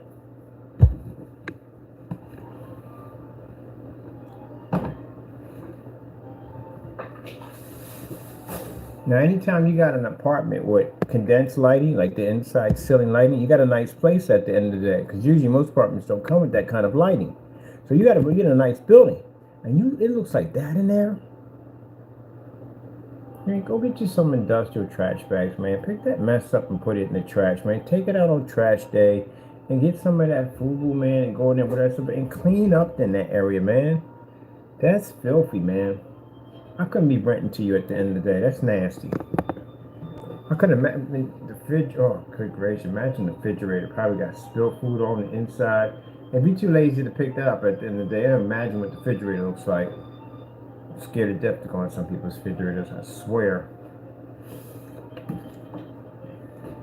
Open up the freezer and it's like a ton of tin foil. I literally was in a refrigerator one time where basically the tin foil was so embedded into the freaking this is an old fridge because new ones don't have the metal racks. And this one had metal racks in it. The metal racks were bent like a U because they were just taking their food and they were just putting it over and over again inside these metal aluminum foil and sticking it in the freezer and sticking it in the freezer. All that stuff was food poisoning. All that stuff was food poisoning. It was a mess. It was a hot mess. Man, oh my goodness. And the roach eggs. There were just so many roach eggs, man. You could take a brush and it was like basically just pushing out freaking black Rice Krispies. There was so many of them because eggs, they'll shed the eggs and leave them there. And they'll shed the eggs and they'll leave them there. And there'd just be piles of them in the corners. And then we found it in the cereal. Roach eggs in the cereal. The sink was nasty. The oven was nasty. Behind the oven was nasty. Everything. This is a friend's house I helped clean out. I swear, I just wanted to go in there and just pull a pin on a grenade and just walk out and go, it would have been better off on fire, literally.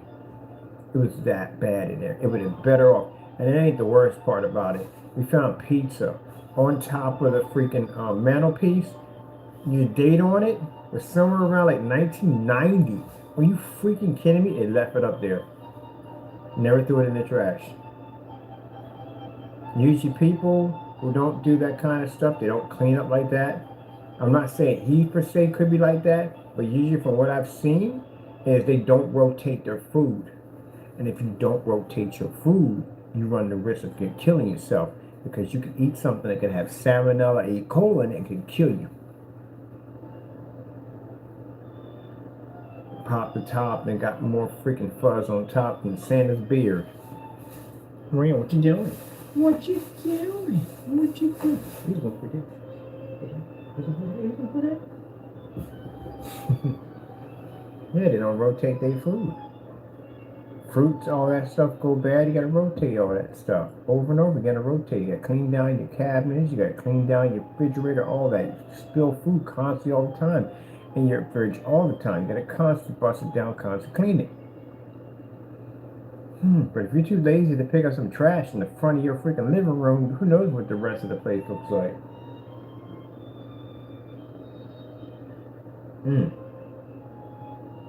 I wouldn't even shake your hand.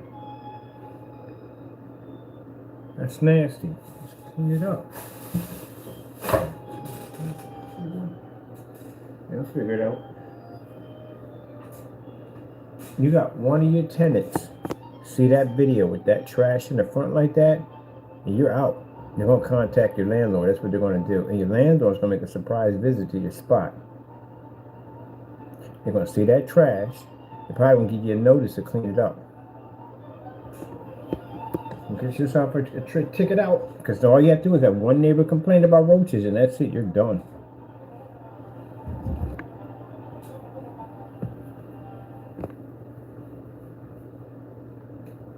Ain't that right? Jeez.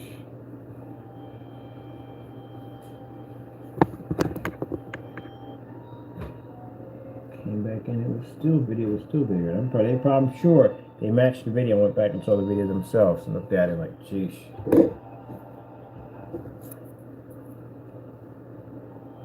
If you're in the room right now listening to me, go get yourself some trash bags, man, and clean the mess up, man. That's nasty.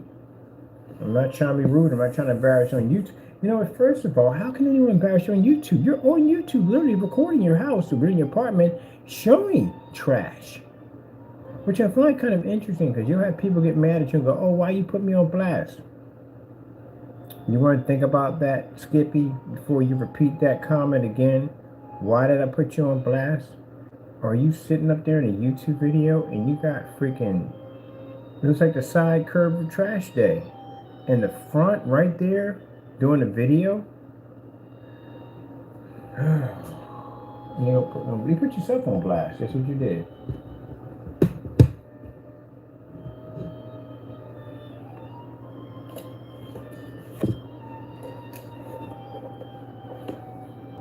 Jeez.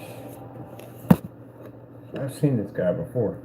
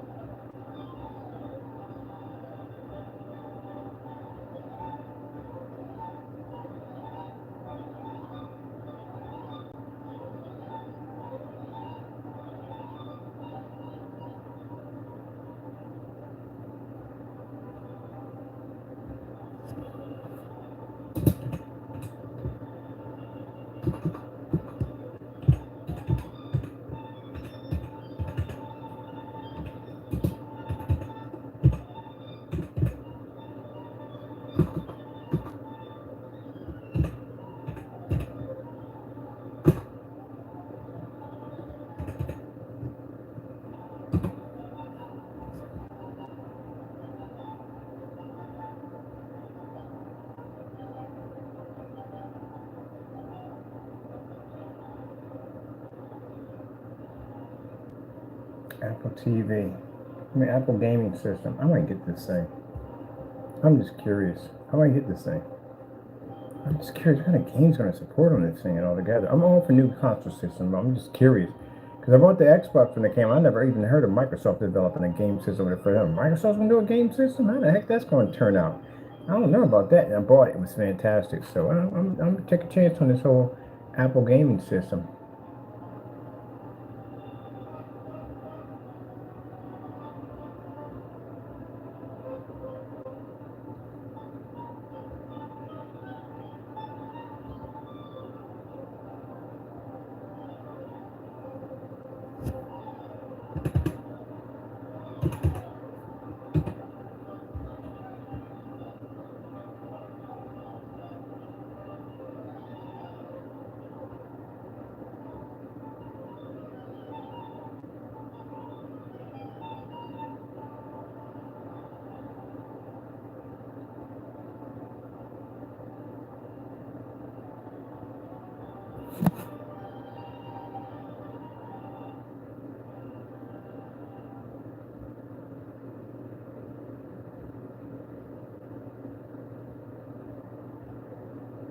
Typed in your name, Jamie. You've been kind of quiet, haven't you? That's not going to save you right now. And you've been really quiet. I'm looking at your channel. You've been quiet. It's not going to save you. You know that, right? In fact, you've been quiet now. I smell blood in the water. I'm going to hit you tomorrow with something else. I got something else I want to charge you with. Because you did some other dumb stuff. We found out about it. So we're going to file another set of charges, and we're going to pick them up, take them down to the courthouse, and get ready for another lawsuit. I told you, man, I'm going to be hitting you for the next couple of years. We got stuff to last forever for you. Not forever, but statute of limitations, because he kept going with it. We can get him all the way up until 2026. So he's going to be in and out of court quite a bit.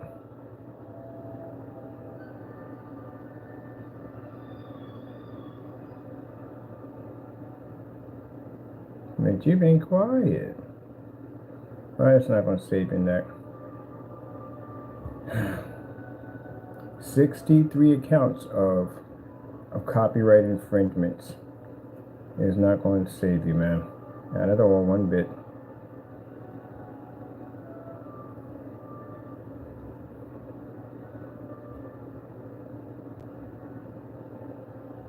You've been pulling videos too, I see. Left and right, you've been yanking videos. Well, unfortunately for you, we have copies of everything, so that's not going to save you either.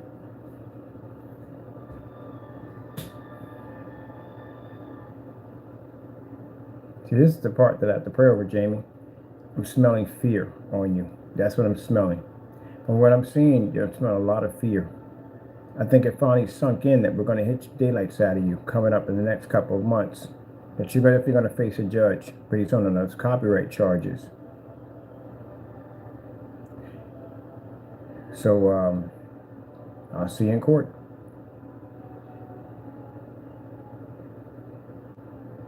Threw your way life away for some stupid, for some dumb paint. At the end of the day, he been cleaning his channel up as much as possible, and it ain't gonna save you.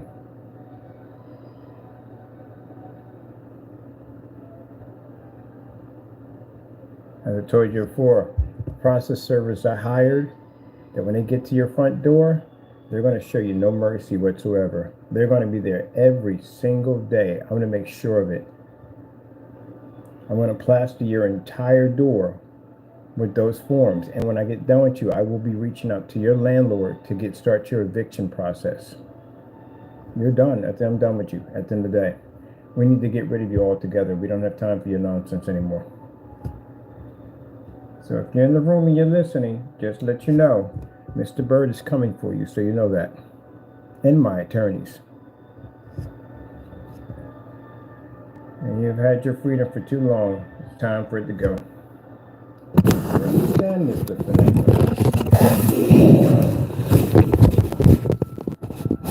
63 counts. Not post office, but copyrights. This quiet channel's quiet. I just came off from the internet. It's quiet. He's been pulling videos left and right. Talked to a lot of people, didn't you? I know you did.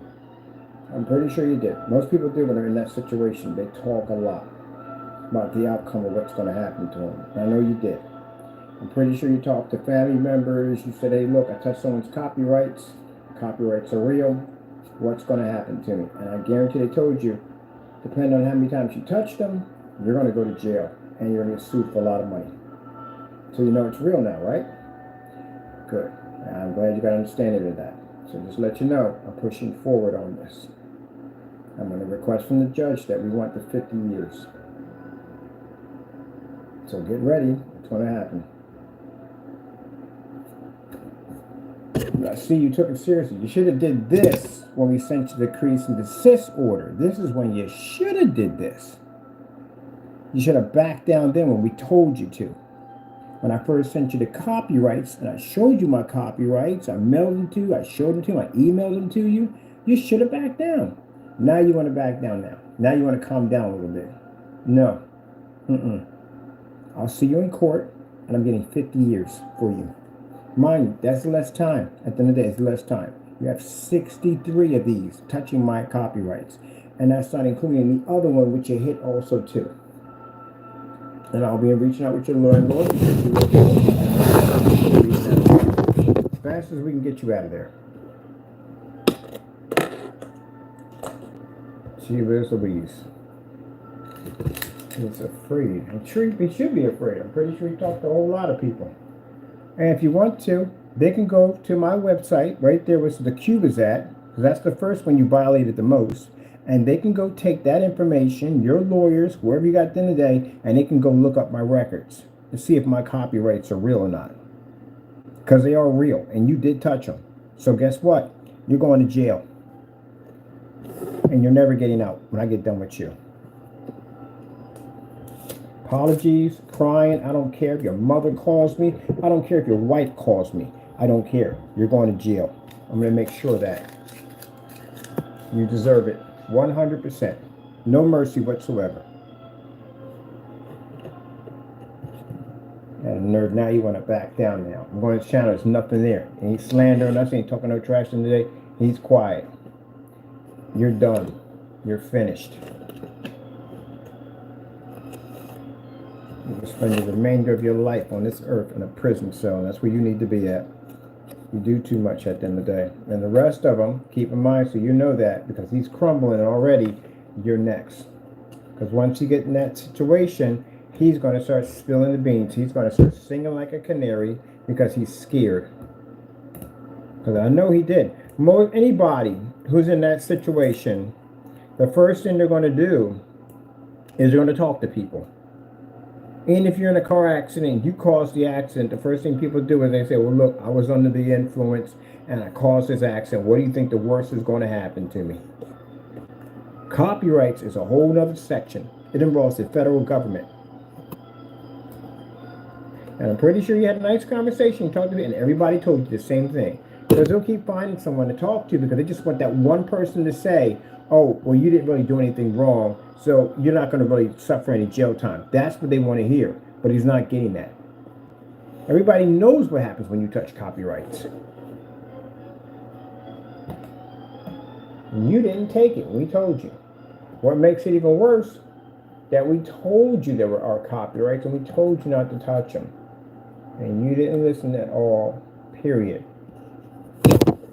That's what's going to give you the charges of willfully, which we need to give you your 50 years in jail. But he's going to get much more than that. We want 50. He's going to get higher than 50.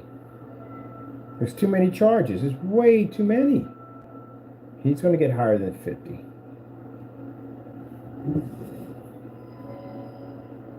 He has no one to blame but himself.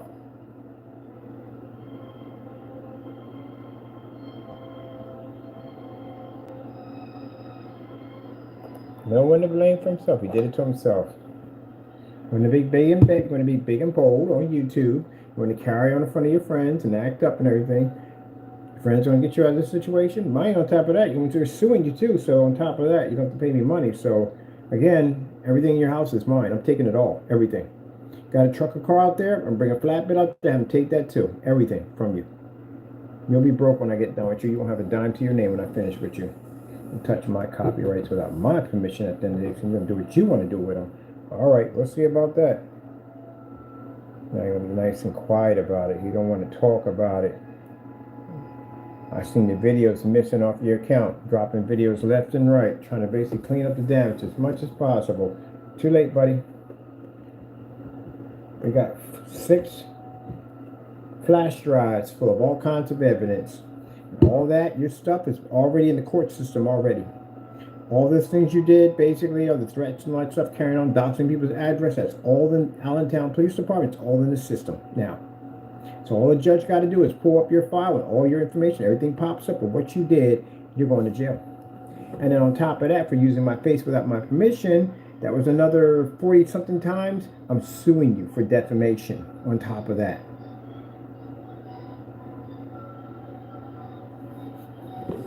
You're going to feel like a mountain just fell right on top of your head when we're done with you at the end of the day. So you can run as fast as you can. We will catch you, you gingerbread man.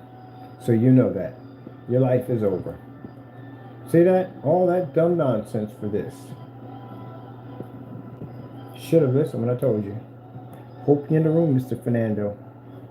Because if you thought the process server that came to your door the first time was a nightmare, wait till you see the ones I hired. They're going to even come to your job. I'm going to make sure they come to your job. I don't care if they post it to the door. I don't care if they wait out there all night. As long as they serve you at the end of the day, I will even pay them extra to get you. I'm going to get you in a courtroom in front of a judge, and you're going to basically pay for everything you have done to me. Everything. And thank you for touching the copyrights, because you are never going home. And you go ahead. Get yourself a lawyer. Have him contact me. Because I haven't heard anything from an attorney yet. Get any attorney. I don't care who you get. Get anybody. Have them contact me, because I want to hear from an attorney's mouth that we don't have a right to sue you for copyright infringements and throw you in jail. Because I bet you any attorney right now that goes looks me up right now is going to realize my copyrights are real 100%. And you violated both of them. So they're going to tell you the same thing I'm telling you. Try to reach out to him. Try to get him to drop the charges. Work out some kind of deal, because you're going to go to jail if you don't. But I got a message for you, Mr. Fernando. We don't want to hear it. I want to see you in jail. Yep. You deserve it, man. You got on camera. You got snug and nasty and smart about it. I want to see you in jail. You deserve it. Touch my copyrights. That's the reason why I paid for those copyrights, to protect my company's name. And it's right there on my website showing the copyrights. That's why we have them there. So people don't do anything stupid and copy it and end up getting caught with a copyright, get super copyrights. That's why we have them there, so people can see it right out in the open. You didn't listen, did you? Nope. Now you're quiet on your channel. I smell fear. So, let me finish what I'm doing here. I'm all done. My people area right there. I got a whole document sitting over there. I was going to wait and let it go. I'm going to go file it tomorrow. I'm going to send lawsuits coming at you, Mr. Fernando. I'm going to sue you for more money. And I'm going to file another additional set of criminal charges against you.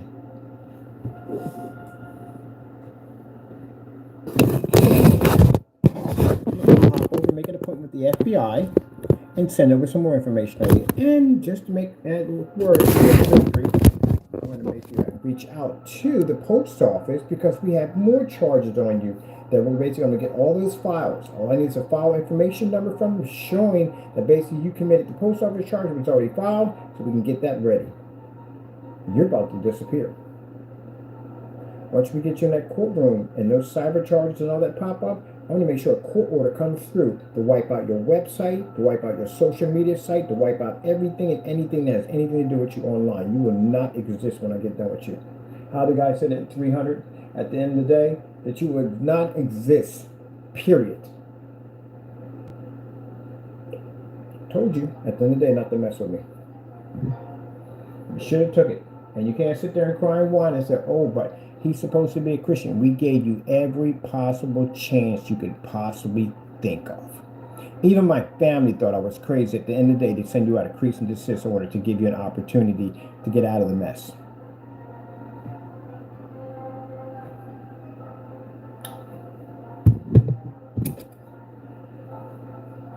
Oh well. La-di-da. Some people squirting like a Jeebus Louise. I've never seen that. As for the rest of you, run. I mean, seriously, you need to run. Because Jamie's going to squeal the daylights out of you. He is. He's going to take you down with him.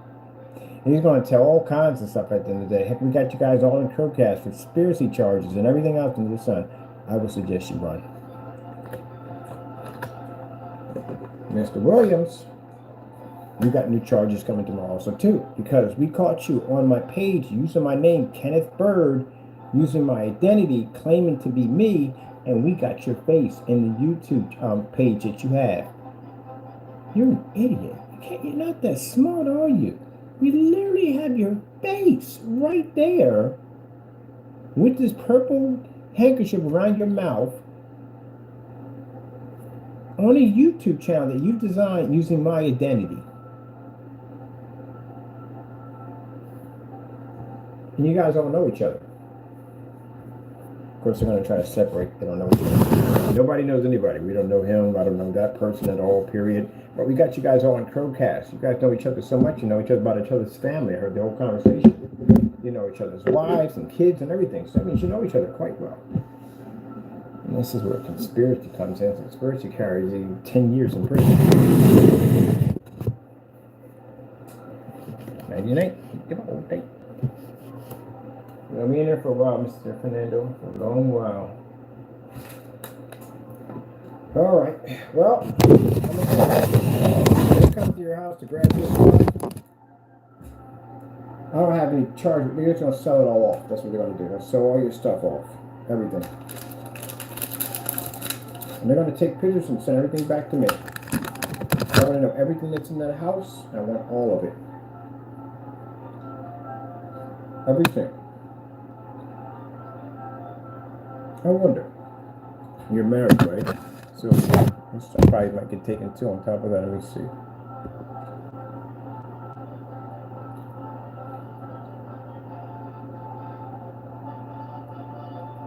I may not. I don't know. That's kind of interesting. I never thought about that. If you're married and you lose your stuff in a lawsuit, does your wife lose her stuff also?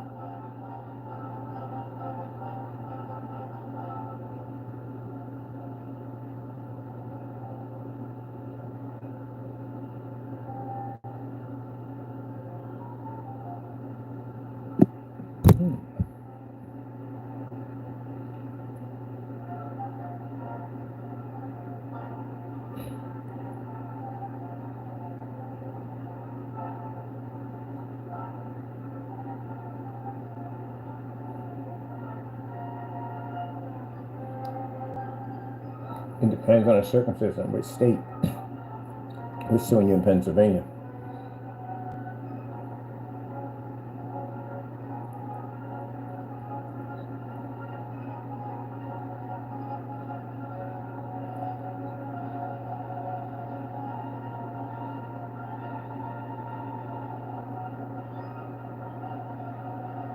So if they find out, she won't lose her stuff.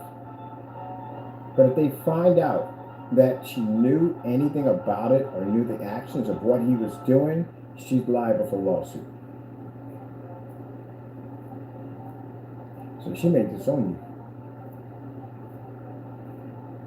you. If she says that she didn't know anything about it and that you acted on your own at the end of the day, and you're liable for all that, yeah. Yes, you, man, at the end of the day. I mean, she's going to sit there and basically say that she didn't even know you were doing that. Technically, you're getting thrown under a bus. And she's not going to go down with you. Nope. You're going to take that hit. Sheesh, that's pretty messed up. And if they're going to take that hit and deny that, then chances are divorce ain't that far around the corner. Especially when she's going to be ticked off when she finds out that you had the opportunity to get out of it. I think that's what's going to tick her off the most. You had an opportunity to get out of it, and you didn't take it. Boy, she is going to snap. Oh, snap. Yep. Don't worry, I've seen it. I've seen it in court. Too many times to count. It's not even funny. She's going to snap. Boy, you're going to be called every name in the book on this one. Let me see some given here. Spouse and that same thing. And subject, however, the damages may cover wages and medical bills. Oh shoot! So yeah, let me see. What is entitled to execution of judgment?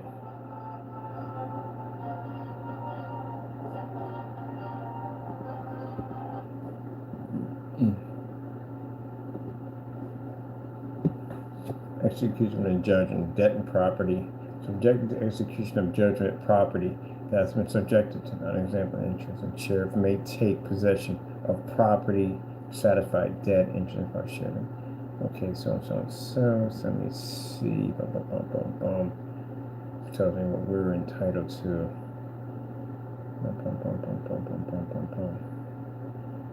I can garnish, I can go to your banking account. So I can garnish your wages. Oh, man, this is going to be really bad for this guy at the end of the day. Because he owes us a ton of money. He doesn't have it. This is going to be pretty bad. His banking accounts are done. Your credit score is going to be ripped up. You're going to tear that up too. That's going to be messed up too in the process. So process and enforce in the court to collect the debt. Or REMI. It's called the execute judgment. As I mentioned, the executing judgment includes wages, garnishing. I can garnish your wages, banking account levies, property loan. I can take all that, man.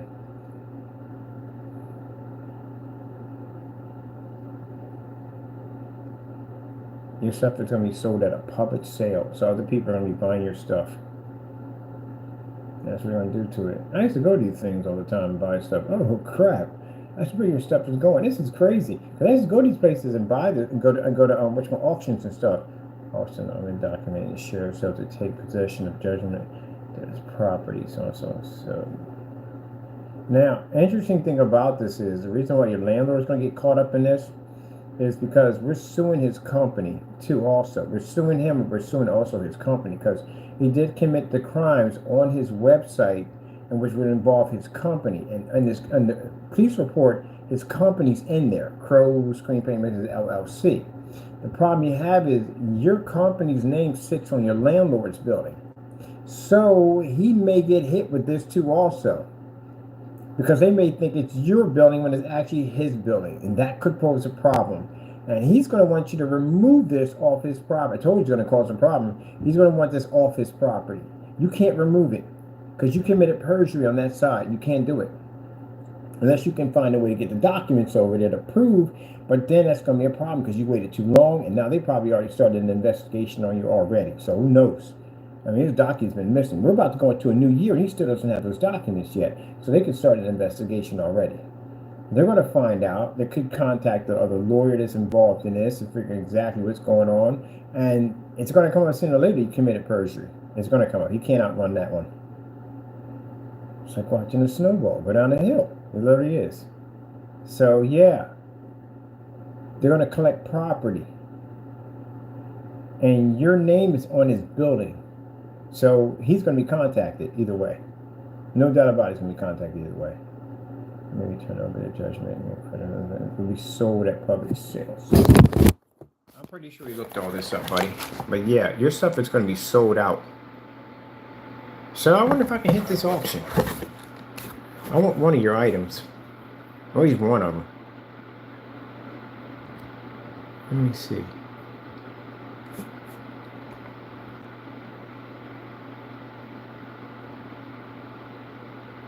Yeah, execution of judgment.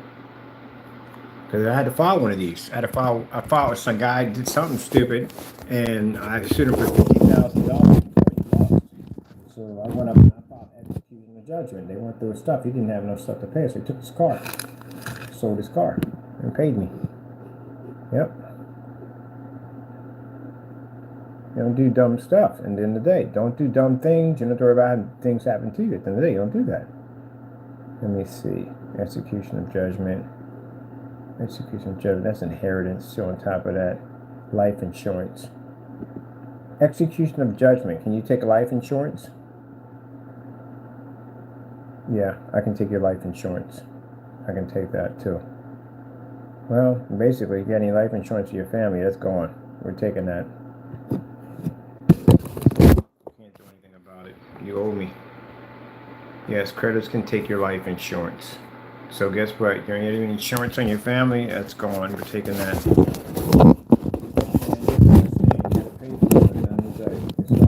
get mad about it. Can't get upset about it.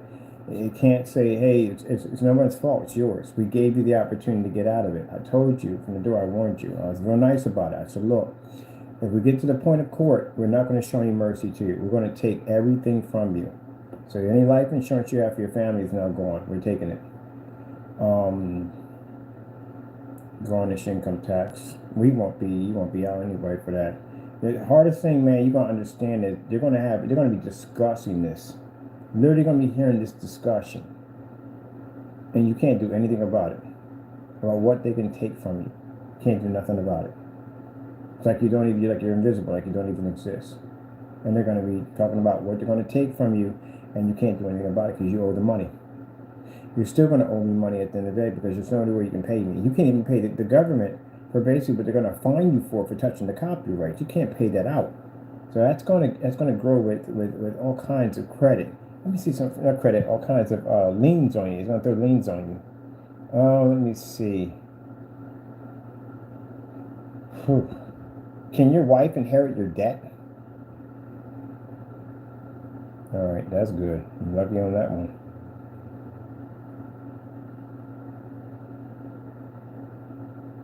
If you die, it goes with you.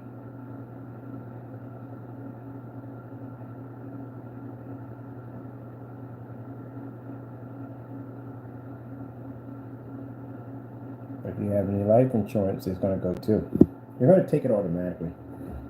And if I sit there and say at the end of the day we don't want to take it, they're going to take it either way. It doesn't make a difference because there's a debt collector.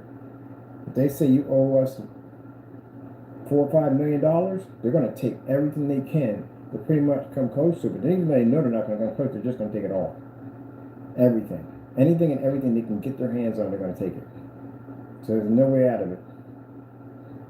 Can't pick and choose nothing at all, period. They're going to take it all. Same thing with the guy selling Wake 5, you're going to take your if the bank owns your house, they're going to take everything in it. And then what's going to happen, take your car, whatever you have after that. Chances are you're definitely going to jail because, again, you got the identity theft and everything else you got along with that. So you're definitely going to go to jail on that. So that's no doubt about it. That's going to happen. But other than that, yeah, you're going to lose everything. If you have any insurance, that's going to go too. You're going to take that too.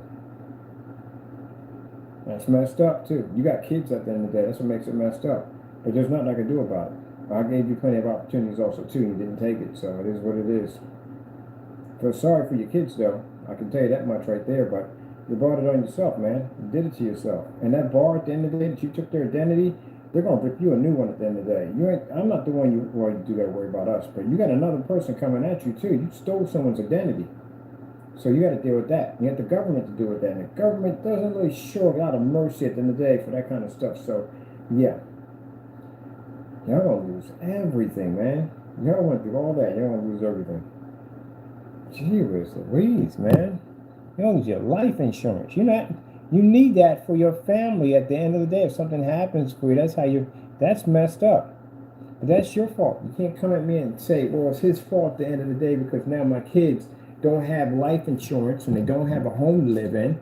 How is that my fault at the end of the day? You attacked my company and carried on and acted up, did whatever the freak you wanted to do. It was your job as a man to take care of your family. You failed to do that job. It's not my fault at the end of the day. I got to file this lawsuit. I got to do what has to be done because you attacked my company, so I have to do what has to be done. You did this to your family. You did this to your own kids. That's messed up, man. You wrecked your family over this nonsense. Listen to Jamie. Should have basically went in a different direction. No common sense didn't kick in your head to tell you that you were going down the wrong path, nothing at all. The judge is going to sit there and scream at you. You have kids. There's nothing I can do for you. Not a thing. You're going to lose everything. Hopefully, maybe your family got some family that'll help them out. At the end of the day, they're going to be ticked off at you too. For the dumb stuff. You lost everything for a childish game at the end of the day. A childish game. Oh well. I'm going to be getting rich. And you're going to be in jail. You're going to be broken poor, and I'm going to be getting rich off my technology. I'm not going to help you out at all, period. I don't give you one dime out of my pocket. Not a thing. Because you deserved it.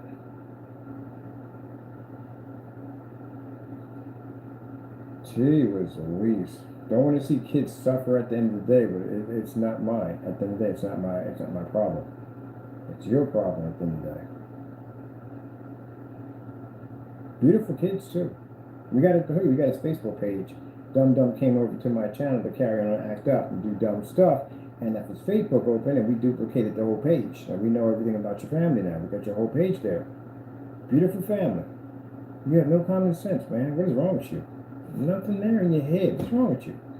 Got you on my channel right here, duplicating receipts, trying to say you bought my product at the end of the day. You know how much jail time you can get for that, for committing that kind of fraud against my business? You think it's all a joke at the day. It's not a joke anymore, is it? Oh well.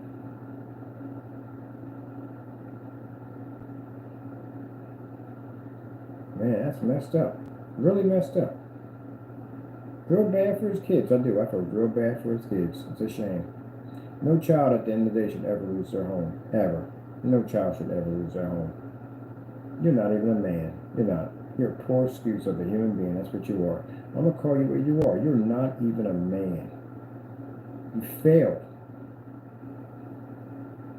Even if I do pull my lawsuit and everything to spare you at the end of the day, it's not going to stop the bar on the other end that you attacked. They're going to come after you. And then you use the United States Postal Service to commit the crime. You think the government's going to back down on you? No. You've already started this already. And on camera crying and whining about how I'm threatening to take your home. That was not a threat, buddy. That's a promise that's going to happen to you.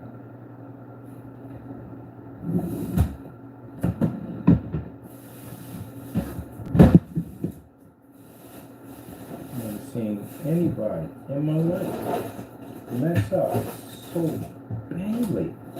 Like, you got a family, for goodness sakes, man. You have a family. You didn't think about none of your kids whatsoever at all, did you?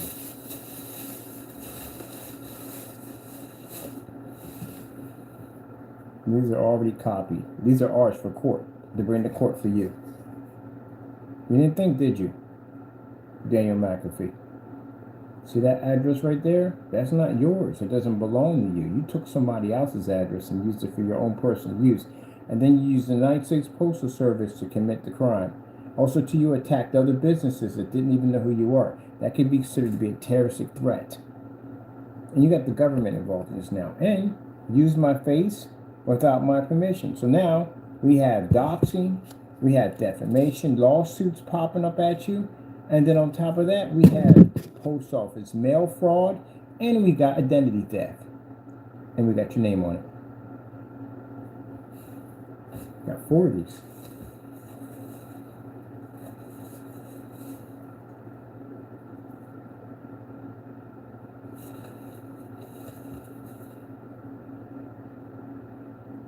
Sent another one. Put my name on it. Right here. Remember this one? Yeah. Use their address again. So, you're not coming home ever. And then Mr.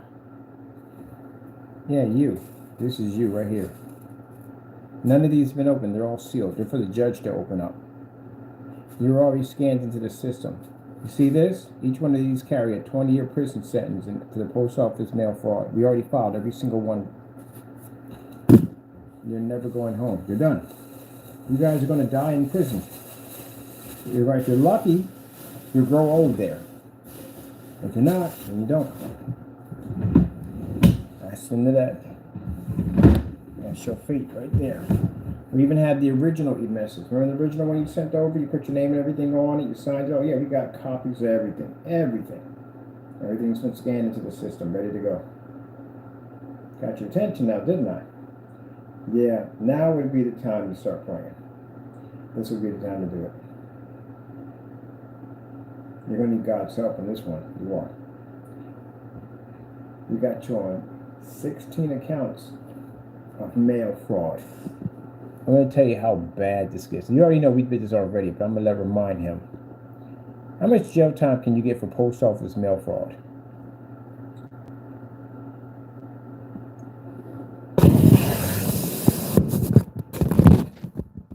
Years, Mr. Williams. 20 years. How many do I have sitting there? That's per offense. And up to $260,000. Your fingerprints are all on the inside of them. We know already. You're covered with your fingerprints. All in there. Yep. And when we go to court, the judge is going to see this. That's why they told us to hold everything, scan everything into the system so it's there, it's on record, it's documented. And then we go see the judge is going to be the one to see this. You didn't think well, did you? So, your life is over too, on top of that. Oh well.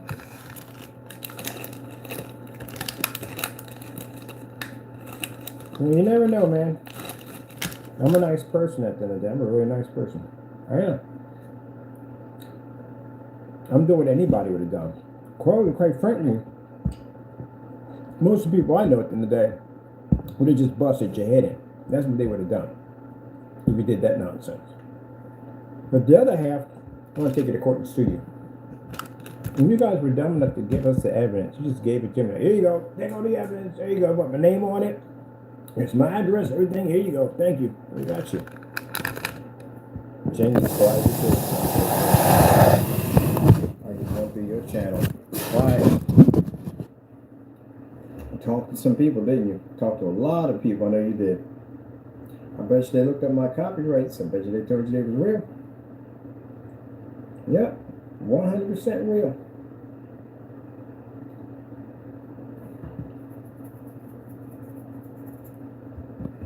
And now you're quiet. Now that reality kicks in, you're going to go to jail for a long time. I guarantee you're looking at everything right now like I'm never going to see this again. You're definitely right, 100%. Remember, but you brought it on yourself. I gave you the opportunity. I gave all your opportunities to do this. All opportunities. Christmas time's going to go by. You're going to be in there. Thanksgiving, you're going to be in there. All the holidays, you're going to be in there. That's where you're going to be at. Life is short. You're old men at the end of the day, just like me. You want to spend the remaining of your time on this earth with your friends, with your family, with your kids growing up, and all that. That's what you want to do. That's what you're supposed to do. You're going to spend your time in jail. You're in a very horrible place. Some of you've already ticked off other people. One thing you want to do, you don't want to jail with ripples. You don't want to do that. Some of you already did it already. So that's not my problem. That's not for me to talk about. That's your problem at the end of the day. I just got to get what I got to get done. That's all. All right, I'm done. Must unit to dry. It's quiet as a church mouse. Yeah, because you're being monitored. You're all watched now. All you are being watched. Anything you say, anything you do, anything at all, it's going to be extra evidence for court. That's all. And Mr. Williams just popped up on my channel, basically showing himself and his face using my first and last name and taking my identity and making an account with my name and everything on it. So guess what? You got another charge coming at you, Mr. Williams. So that you sitting there making fake accounts, you should be grabbing a trash bag and cleaning up that dirty apartment. Because that apartment is nasty. I'm sorry. It's nasty. That's what you should be doing. But don't worry about that. Sooner or later. Let me see. Jail cell. You're going to be in one of these pretty soon. Not a very nice place to be at. I did one of these for 8 years, 9 months.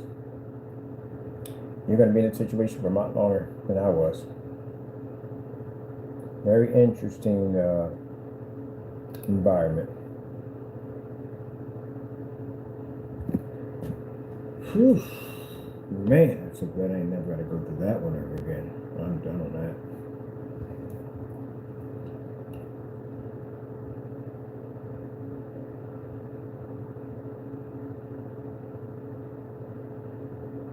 I wonder, where's the next sign of that? Allentown prison system. I've researched According to Wikipedia, everything done in Lehigh something. County Prison was a historic county courthouse located at Allentown, Lehigh County, Pennsylvania. It was built in 1869. I walk past this unit every day, just about every day. Oh, man.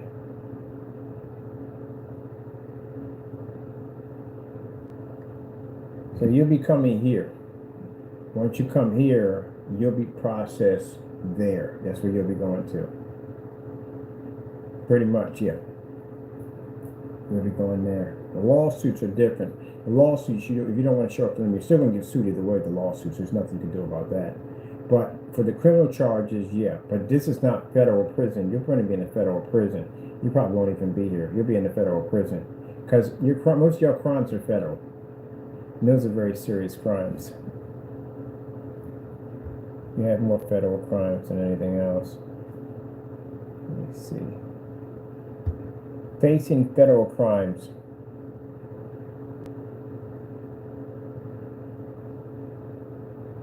You gotta hire a lawyer. You have to get yourself a lawyer. A criminal defense lawyer. You're gonna need one.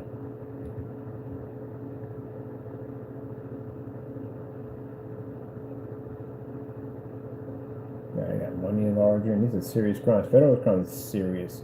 Cyber crimes. You guys are right in there, right? Right there. You're a cyber crimes violation. We got you on that too, also too.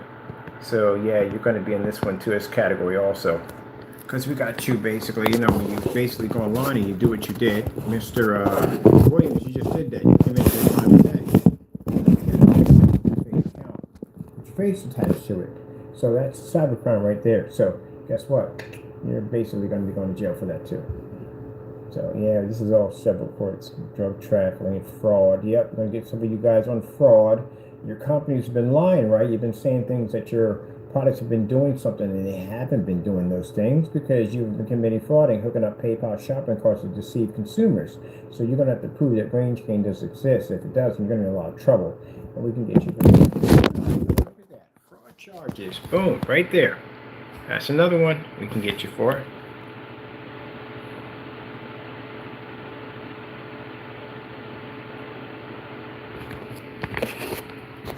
Definitely going to take your company to court. Oh, and remember I told you about the whole Homeland Security thing about you making chemicals from scratch? Yeah, we already took care of that. So you should be briefed on that one pretty soon too, because again, you can't go do that. Can't be making chemicals from scratch and claiming that they're not over the counter and you're shipping this up to the United States Postal Service mail. They want to show proof that you've shipped this stuff. We have a video showing someone doing an unboxing of your product. and showing your labels on camera showing that you did ship this stuff to the United States Postal Service. Somebody did unbox on the spot, so that's pretty much done. Let me see. What courts do we go to for copyright infringement? Let's see, you'll be going to, Jamie, you'll be going to the Federal District Court. That's where you'll be going to for that. For, violating my copyrights. So that's where you're going to be going, buddy. Over there. That's where you're going to be at. That's going to be a scary day, man. That's going to be a very scary day. Dude, we got so much stuff on you, man. It's not even funny. This is going to be terrifying for this guy. Now, see, I took you to the CCB because I tried to be nice at them there because I didn't want you to get any jail time at all. But now I'm going to take you to federal court. Because federal court, I want jail time. I would read up on all this stuff, man. When we first hit the copyrights, I was like, oh, shoot. Is he that stupid? I was like, dude, I'm going to tell you something, Mr. Fernando. The stuff that we could have got you on light stuff. Light stuff, easy light stuff. You know what I mean? Because at first you weren't doing too much dumb stuff. So we can get you on light stuff. At one point, we couldn't get you on anything because you really didn't do anything. So there's nothing we could do. But as you started going along, the defamation, showing my face, defamation lawsuit right there for showing my face. And then basically doing the other stuff you were doing, doxing addresses, another set of criminal charges. But then when you hit the copyrights, you hit the mother load. We can get you now. We can definitely get you. Which means we can give you serious jail time for touching one of the copyrights. But you went in and touched it again and again and again and again and again and again and again and again and again. And that was it. That's all we needed. That's it. We got you. Going to court for willfully touching copyrights. Now you're going to go to jail now. Yep. Because now you're going to get jail time. And this is big. He read, I'm pretty sure you got to read through all this, man. Can you go to jail for copyright infringements? The answer is yes, you can. You can go to jail for that. It's right there, Mr. Fernando. Would you try to tell me you weren't going to jail? Yeah, you are going to jail.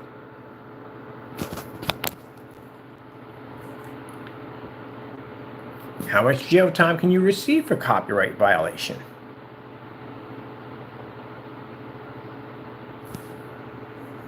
Now, it depends on how many times you touch the copyrights, which you did way over this level right here.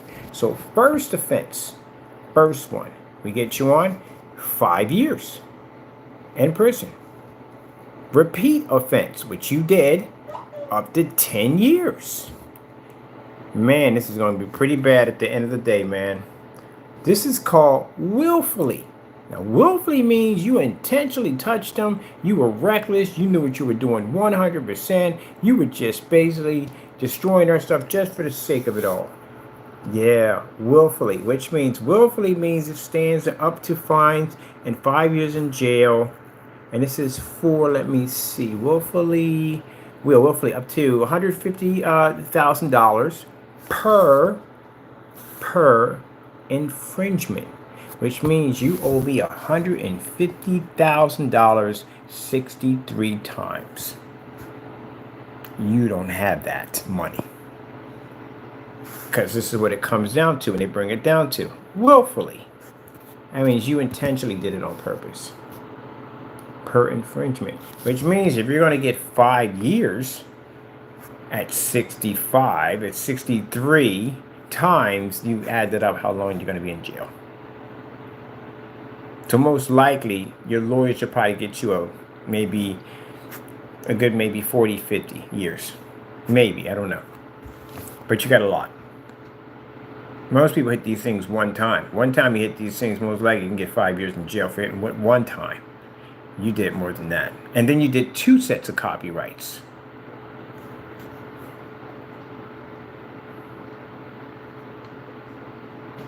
Copyrights and 5 years in prison first offense and 10 years for repeat offenders.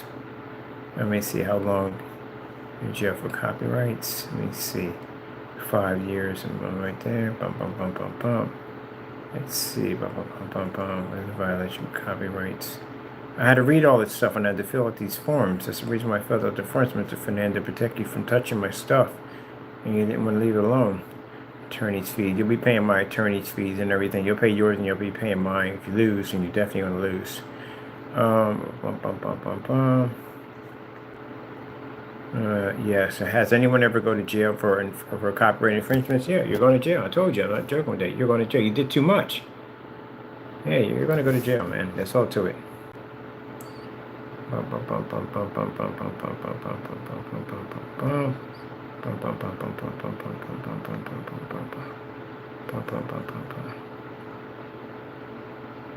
Is copyright considered a serious crime? It's a very, very serious crime.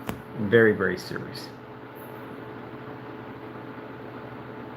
This is gonna be bad for you, man. We can hit you up. We can sue you for $500,000. This can go either way. But he doesn't have. There's no wiggle room for him in this. If he hit it one time, some people, like I said, the guy who hit the copyrights, and they were going to sue him for $18,000. He was able to contact them and talk to them, because sometimes you can talk to them, and they'll say, okay, all right, you hit it one time, you made a mistake, I understand all that, but we have to sue you for something, so we just make it $2,000 and just leave it at that. That's the end of it. You don't get no jail time, nothing at all. We don't go to court or nothing whatsoever. They go to arbitration. They do something. Basically, you can do it out of court, whatever. Any way you can do it, basically without involving courts involved. You can go to the judge's chamber, anything like that. They can do it that way. But Mr. Fernando's case is a lot different, because Mr. Fernando went in and touched the copyright multiple times. On top of that, we have hardcore evidence showing multiple pictures on his business account of him touching the copyrights over and over again. Not only that, writing scammer across him, basically telling us messages that they belong to him. He does whatever he wants with them, stuff like that. So, yeah, he's never going home. He's done. He ruined his life. And when I sent you emails and I was trying to tell you, dude, don't touch these, you said my copyrights weren't real. I have an email saying you saying my copyrights are not real. I contacted them. You know, listen, so you can't, who are you going to cry to at the end of the day? Who are you going to blame? Your family's right now calling you stupid. I guarantee your mother and father are probably calling you stupid right now. They're probably calling you an idiot. You dumb idiot. You mean to tell me you went out and you touched this man's copyright? So he's going to take you to jail. I guarantee they called you stupid. You don't feel so smart now, do you? I guarantee your family members called him stupid at the end of the day. Go tell your mother and father that nonsense. Like, yeah, I went over and touched this guy's copyrights, did whatever I want to do with them. Do you think I'm going to jail? Oh, yeah, you are going to jail. Yes, sirree, buddy. Yes, sirree. I want to make sure you stay there. I want to make sure you stay there. Because you deserve it. You need time to think about your consequences. You need time to think about it. You do. You also joked about the CCB. We got that too. When you sat there and said the CCB can't do this and blah, blah, and you joked about that. Yeah, see how you basically made fun of the court system too. Judge will fully know that we tried everything we could to keep it from getting to this point. Even the lawyer told you in the letter, leave them alone. If you don't, you're going to basically get sued. They told you this, and you didn't listen.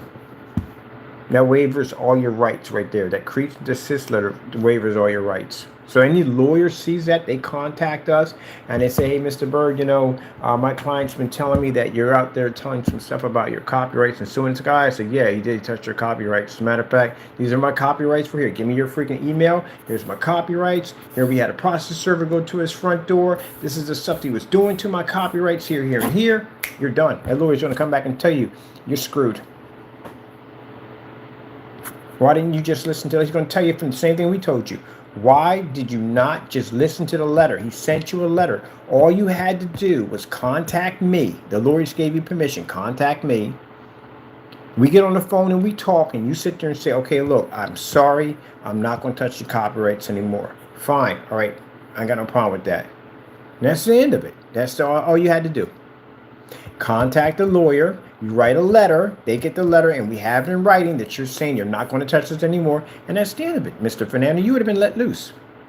You wouldn't have been hit for anything at all, period. Because I was trying to avoid it to get to this point. We didn't want it to come to this point. But did you give me the opportunity to help you? No, you did not. You persisted to attack us. So now you're going to be facing just serious jail time. This is what you're getting.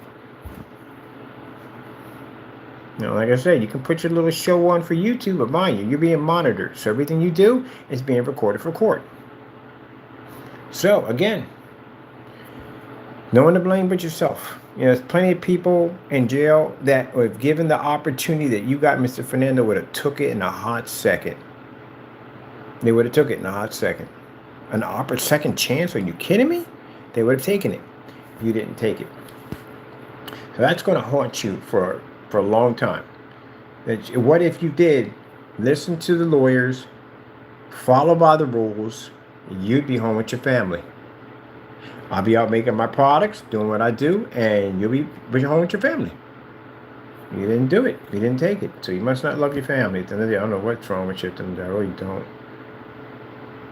I had to read through all this stuff when I had to go file these forms for this. And I'm so glad I did. I'm so glad that I went out and filed and got these copyrights on my company.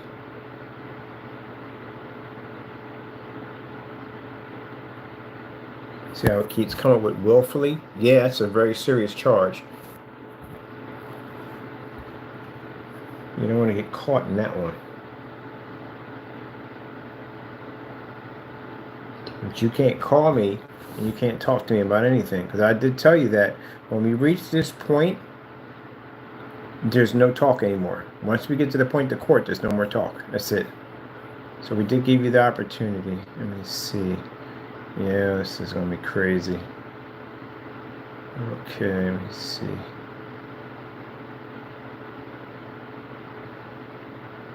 Man, that judge is going to sit there and go, what the freak? Like, really? Yeah, that's just one year on. Wait till we tell the honors. 2 of these things you got to deal with. Wait till we tell them that. We ain't got 1. We got 2 copyrights he touched. The other one you wrote scammer costs and posted on your website. And first, the CCB asked me the first question: where were the copyrights posted when he took the copyrights? And I said directly on the website. They were directly on the website on the cube. That's where they sit, right there. So you clearly knew they were right there. We didn't hide them or anything. They were right there in plain view for you to see them. All you had to do is go in and take my registration number right here, and go to the copyright records, put that in there, or my company's name, and you would have saw my copyrights pop up. Mr. Fernando, like I said, you want to do whatever you want to do. So again, you threw your life away for this. This is what you threw your life away for. It's over. I've been dealing with you for the longest time. My friends and family have been talking about, hey, look, you need to get rid of this guy. It needs to be done. Take him to court, sue him. Take him to court, sue him. I let it go, man. I let it go multiple times. You know why I let it go? Because I didn't want to see your family suffer and go through that. That's why I kept letting it go. And you took it as a sign of weakness. Send your document to your front door. Took it as a sign of weakness. I'm done. That's it. That's it. That's the end of it, man. We're done. That's it. Now, my main goal now is to make sure you never walk out of a prison ever again. You're going to stay there for the rest of your life. And I want to sue you for everything you're worth. That's it. And it's not being done out of hatred, Mr. Fernando. It's not being done out of hatred. At the end of the day, it's being done because you tamper with my company and I have to come down on you. You give me no option. You're your worst enemy at the end of the day. You self-destructed. And for those who follow them, like I said, at the end of the day, you're going with him because he's going to bring you down with him. He's going to seem like a canary in that situation. We already got evidence on you already, so we got enough to lock the rest of them up. But he's going to sing like a canary. He's going to say everything and everything, especially if he finds that you're not going to get as much jail time as he's getting. He's going to make sure you get that jail time. He don't care. If he didn't care about doing this at the end of the day, knowing he was going to go to jail for it, and he convinced you guys to follow the same path that he was doing, his self-same destruction, and he didn't care, he's going to bring you with him. You're going with him whether you like it or not. He's going to get in that room and he's going to sing like a canary. He's going to tell everything about you.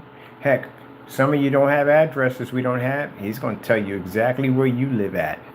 Anything to cut some of that jail time off. They give him a plea deal and they said, look, here's the thing. We'll cut some of this time off. You tell us where the rest of them are at. You're all done. He's going to give up all y'all information. Just like that.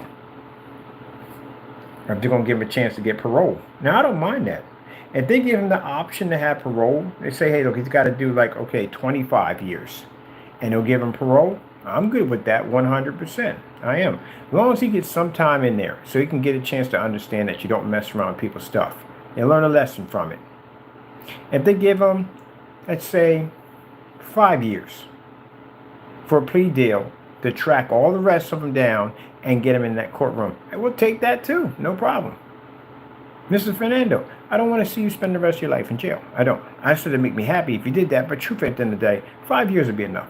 Because 5 years in prison is still a nightmare at the end of the day. A year in jail is a nightmare. Heck, a half an hour in is a nightmare. You ever seen Scared Straight? That's a real terror at the end. It does happen like that. Just to be in there for a couple of minutes is terrible. It's terrible. Anything could happen within a minute's time. So again, for you to be 5 years in there, I'm good with that 100%. You're just going to have to give up the rest of everybody else. See? Trouble you guys got yourself into? There you go. So if they give him a plea deal and they say, oh, look, there's more of them. We need to find out where the rest of them are at. We know what this half is at. We need to know what the other half is at. Yeah, he knows where you guys are at. He'll give up the information. Any one of them will give up that information to get time cut off. Any one of them. So if you were involved in this nonsense that went on and we haven't mentioned your name, they will. Because when you get in a situation like that, where you go through the process where they pick you up, put handcuffs on you, stick you in the back of the car, heart's racing at 100 miles an hour, and then they take you off and put you in the building, they fingerprint you and all that other nonsense. You got to go through the strip search, like that's very uncomfortable. And you go through all that stuff, you already feel violated at the end of the day, and you're scared, and whatever the heck is going to happen to you, you don't even know what's going to happen to you. Then they throw you in that bullpen with a bunch of the other people in there, and you get a little taste of what you're going to be living through for a long time. You're going to start snitching as fast as you possibly can to give up as much information as you can. Now, the difference between me and you gentlemen is that I did the crime by myself. Nobody was with me when I did the crime when I got in trouble, so there was no one to snitch on it. I wouldn't snitch anywhere at the end of the day. That's just how I live it then, because I would have been a dead man if I walked in that place, but knowing the people that my people are connected to and they found out, yeah, they would have got rid of me. So keep in mind, I did my own crime by myself, only me by myself. So there was no one to snitch on, it was just me. That's it. Just went in and said, yep, I did it. That's me over here, so-and-so and so, when they came to the door. Ain't nothing else I could do. I'm not going to deny it. They caught me, so whatever. Just went and did what I had to do. But you guys did it as a group, which is even worse, because that means that they can get plea deals out and they can get y'all to snitch when they get y'all in an interrogation room. Because we know there are more than one person involved besides these particular individuals. That's where the email traces are going to be coming up on. Oh, we're going to be talking like a canary on whatchamacallit. Where the heck did my box stand go? There we go. Yeah, it's time for me to go anyway. Talk looking at me like, it's time to go, man. Shut the freak up. It's time to go. We got things to do tomorrow. Yeah, we do, Taco. We got some things to do tomorrow. But yeah, I went to his channel. He quiet. Nice and quiet. But just to let you know that just because you're quiet, I'm not going to save your neck. Turkey on Thanksgiving? Off with your head. It's time to get my justice, man. I've been dealing with your nonsense for a long time. It's my justice time. And God's going to see it through. I told you judgment's going to come. God's going to see it through. That you end up where you need to be at. Now, as I said before, that it's up to you, gentlemen, at the end of the day, who you choose to serve. You want to serve the devil, you go serve the devil. The devil got something planned for you. He's going to finish the job already. He's already got plans to already take your life already. Once you get you in that situation, it's easy for you for things like that to happen in there. You better find God when you're in there. Better find God, you better serve him. Because anything can happen with the Lord. You might not have to do all that time at the end of the day. You get yourself right with God and become a man of God in there and get your life together. And you never know. Lord will bring you out of there. You'll be a whole new different person. And you'll be out there talking about Jesus every single day, just like I do. That's what you'll be doing. You'll be a changed person. Change for the good. See all the bad and evil stuff you did to other people. And if you ever contact me at the end of the day after you get out of a situation like that, and you are a man of God and you have changed your life and you are a true man of God and you're not faking it, because I'm going to know if you're faking or not. First of all, you shouldn't be contacting me, but if you do contact me and you need to get on your feet, I'll help you out. I will help you get on your feet, get you a nice job, and get you on your feet. Because you're a changed person now. You're a man of God now. It means you're my brother at the end of the day. So I'm not going to turn my back on you because you went through the system, you did something evil to me and went through the system. If you come out a changed man, a man of God, and you reach out to me or my company for a job or whatever, we'll help you out. We'll help you get a job, get on your feet, and get your life together. I mean, who knows? Maybe one day we'll get a chance to go fishing one day. That'd be real nice. Wish it would have started off that way. Wish it would have started off with just contacting me and seeing what kind of person I am. You'd have realized I'm not that person. We didn't have to go through all this nonsense at the end of the day. None of this would be necessary. Could all became good friends. But you decided to go down this road instead. So like I said, I can sit there at the end of the day when you get out of that situation and go, no, I don't want nothing to do with them, man. Get them to freak off my property. I can be that person today, but I'm not that person today because you'll be a man of God. You're a changed person. So your brother at the Christ at the end of the day, I'm going to help you get on your feet. All right, that being said, I'm done with my little, what you call them, good up there quite nicely too. So I did a nice job and all. Get all that thing painted up and done. Okay, well, I think we got enough cardboard slaps in there. I think we're just going to work in with the, we're done with this. I'm going to go start the priming this whole thing up. So it's all gray, all one color, so we can get ready for that. So I guess we'll be doing it tomorrow. Man, that's going to be a one tedious job. Do you have any idea how many crevices and openings we have that we got to paint all this? It's going to be a lot. It's going to be multiple coats after multiple coats. And we can't touch the fans up there. We'll jack those up. But yeah, this is going to be an interesting paint job. Hopefully it covers everything. So that would be nice. It really would be. But yeah, I'm dead serious about that, gentlemen. You get through this ordeal. Gotta have your back. And you become changed men. You become men of God. And you come see me, and I'll take care of you. You got my word on that. But we have to go through this process first. We can't drop the charges. And we have to go through with it. Yep. Still feel bad about his kids at the end of the day. They're not even my kids at the end of the day, and I feel bad at the end of the day. No child should leave their house at all, period. There's got to be a way around that. That the kids don't lose the house. Got to be a way around that. Maybe I can talk to the people over at the other end, see if they can spare that and just sue him at the end of the day, because they should never, no child should ever lose their home. That's their home at the end of the day. That's what I'm saying. You know, they're not even my kids at the end of the day. I got more consideration for your own kids than you do at the end of the day. You should have never started this. So I'm going to see what that can do about that house. Because no kid should ever lose their house, ever.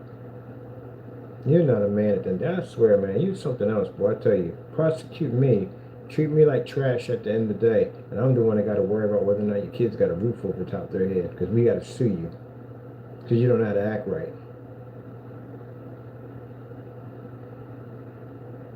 You need someone to punch you in the face. That's what you need. You're not a man at the end of the day.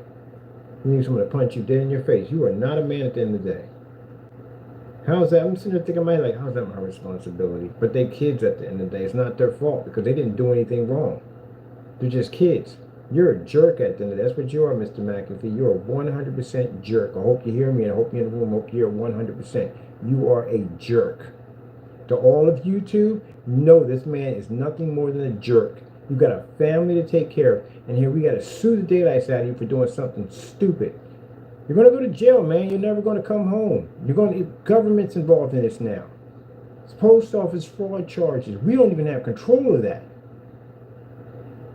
And they're going to hit you with fines, which pretty much, yeah, could take the house. You're a jerk. Hope your wife does divorce you at the end of the day. She should. Find somebody better, because you don't even deserve to be around your kids, to tell you the truth. That's pathetic. I love your kids at the end of the day. You can't tell your kids you love them and you do dumb stuff like that. Don't get involved in stuff like that at all, period. You got a family. I see a high chair sitting in the background. Didn't you ever think cross your mind at the end of the day doing dumb stuff like that? Oh my goodness, I have kids at the end of the day. I can't be doing dumb stuff like this. How are you going to raise your kids to be respectable citizens among citizens at all, period, if you're doing stuff like that at the end of the day? Trying to look smug on camera. Gee whiz, man.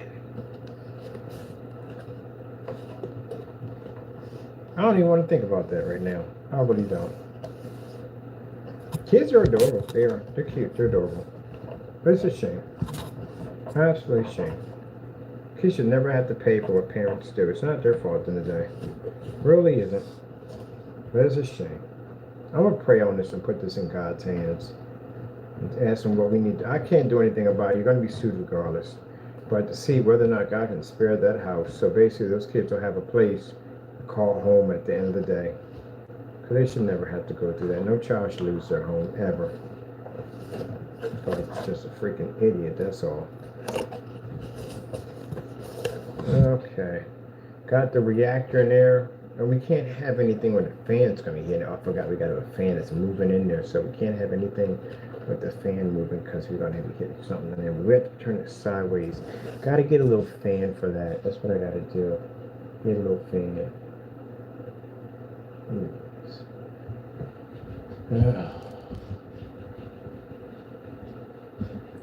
I'm going to head back home, people. And that makes me upset. It does. It makes me upset. That's, you know, I don't want to see any child go through something like that at the end of the day. It makes me upset. Shouldn't show yourself on YouTube anymore, Mr. McAfee. You're a jerk at the end of the day. I'll tell you one thing. If you're married into my family at the end of the day, we found out you did something like that, we're going to beat the daylights out of you for what you're doing. And we would beat the crap out of you. Because again, your job would be to take care of my sister at the end of the day. You out doing some dumb nonsense like that on YouTube, playing some stupid game at the end of the day, cause yourself to lose a house, and y'all end up in that situation? Are you kidding me? Yeah, one of my brothers is going to pop up and knock you upside your head. Because you know better than that. You're a grown man at the end of the day. You're not a child. You got a family to take care of. Your kids rely on you at the end of the day. They do. They rely on you 100% that you're going to be there and take care of them. You can't even be there for them now for the situation you got yourself into. No kid should lose their dad. No kid should lose their parents. They never should go through that at all, period. Your kids need to have you in their lives, and you messed it up at the end of the day. I got to sit here and have this conversation with this guy, and he's a grown man. What the frick am I supposed to do, Mr. Williams? What am I supposed to do? Mr. McAfee, what am I supposed to do? Literally have you on this channel right here, basically making false receipts, committing company fraud. And then right here in my drawer, I got enough evidence, man, to send you away forever.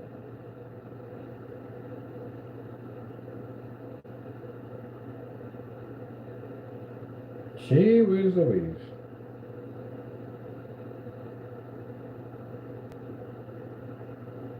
Unbelievable.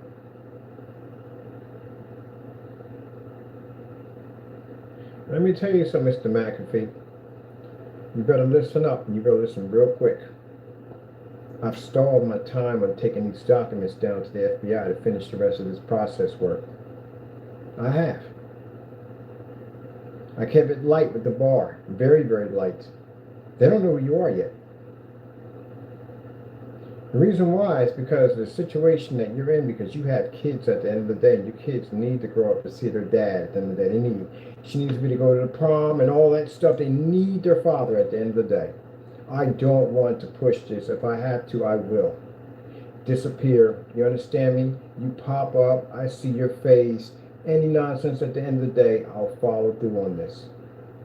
I have not gone through it with it yet because I've been fighting this at the end of the day, praying on this, how to handle this situation. I do not want to see your kids grow up without a father. I do not want to see you go through the system. Take it and run. You don't, you'll regret it. I have enough evidence in that drawer to lock you up forever. So I haven't gone through with it yet. I know I talk about it on camera. Yes, I do. But I haven't. I've been waiting. Take it and run. Go about your business. Grow old with your kids at the end of the day. Enjoy your life. I'm willing to let this go because of what the situation that you're in. But if you don't, man, and you push my hand on this, you're going to regret it. I'm going to trust you when I tell you this. I gave Jamie the same way to get out of it, and he didn't take it. So take it, man. I'm going to keep this here. It's not going to go anywhere. I'm not going to burn it. It's going to keep here. But I would advise you, disappear. Remove your channel. Whatever you got to do, disappear. Because if we find you pop up and you say anything about me, I'm going to follow through on this, and you're going to regret it. I'm giving you an option out. Take it. Other than that, people, I got to go. See you later. God bless.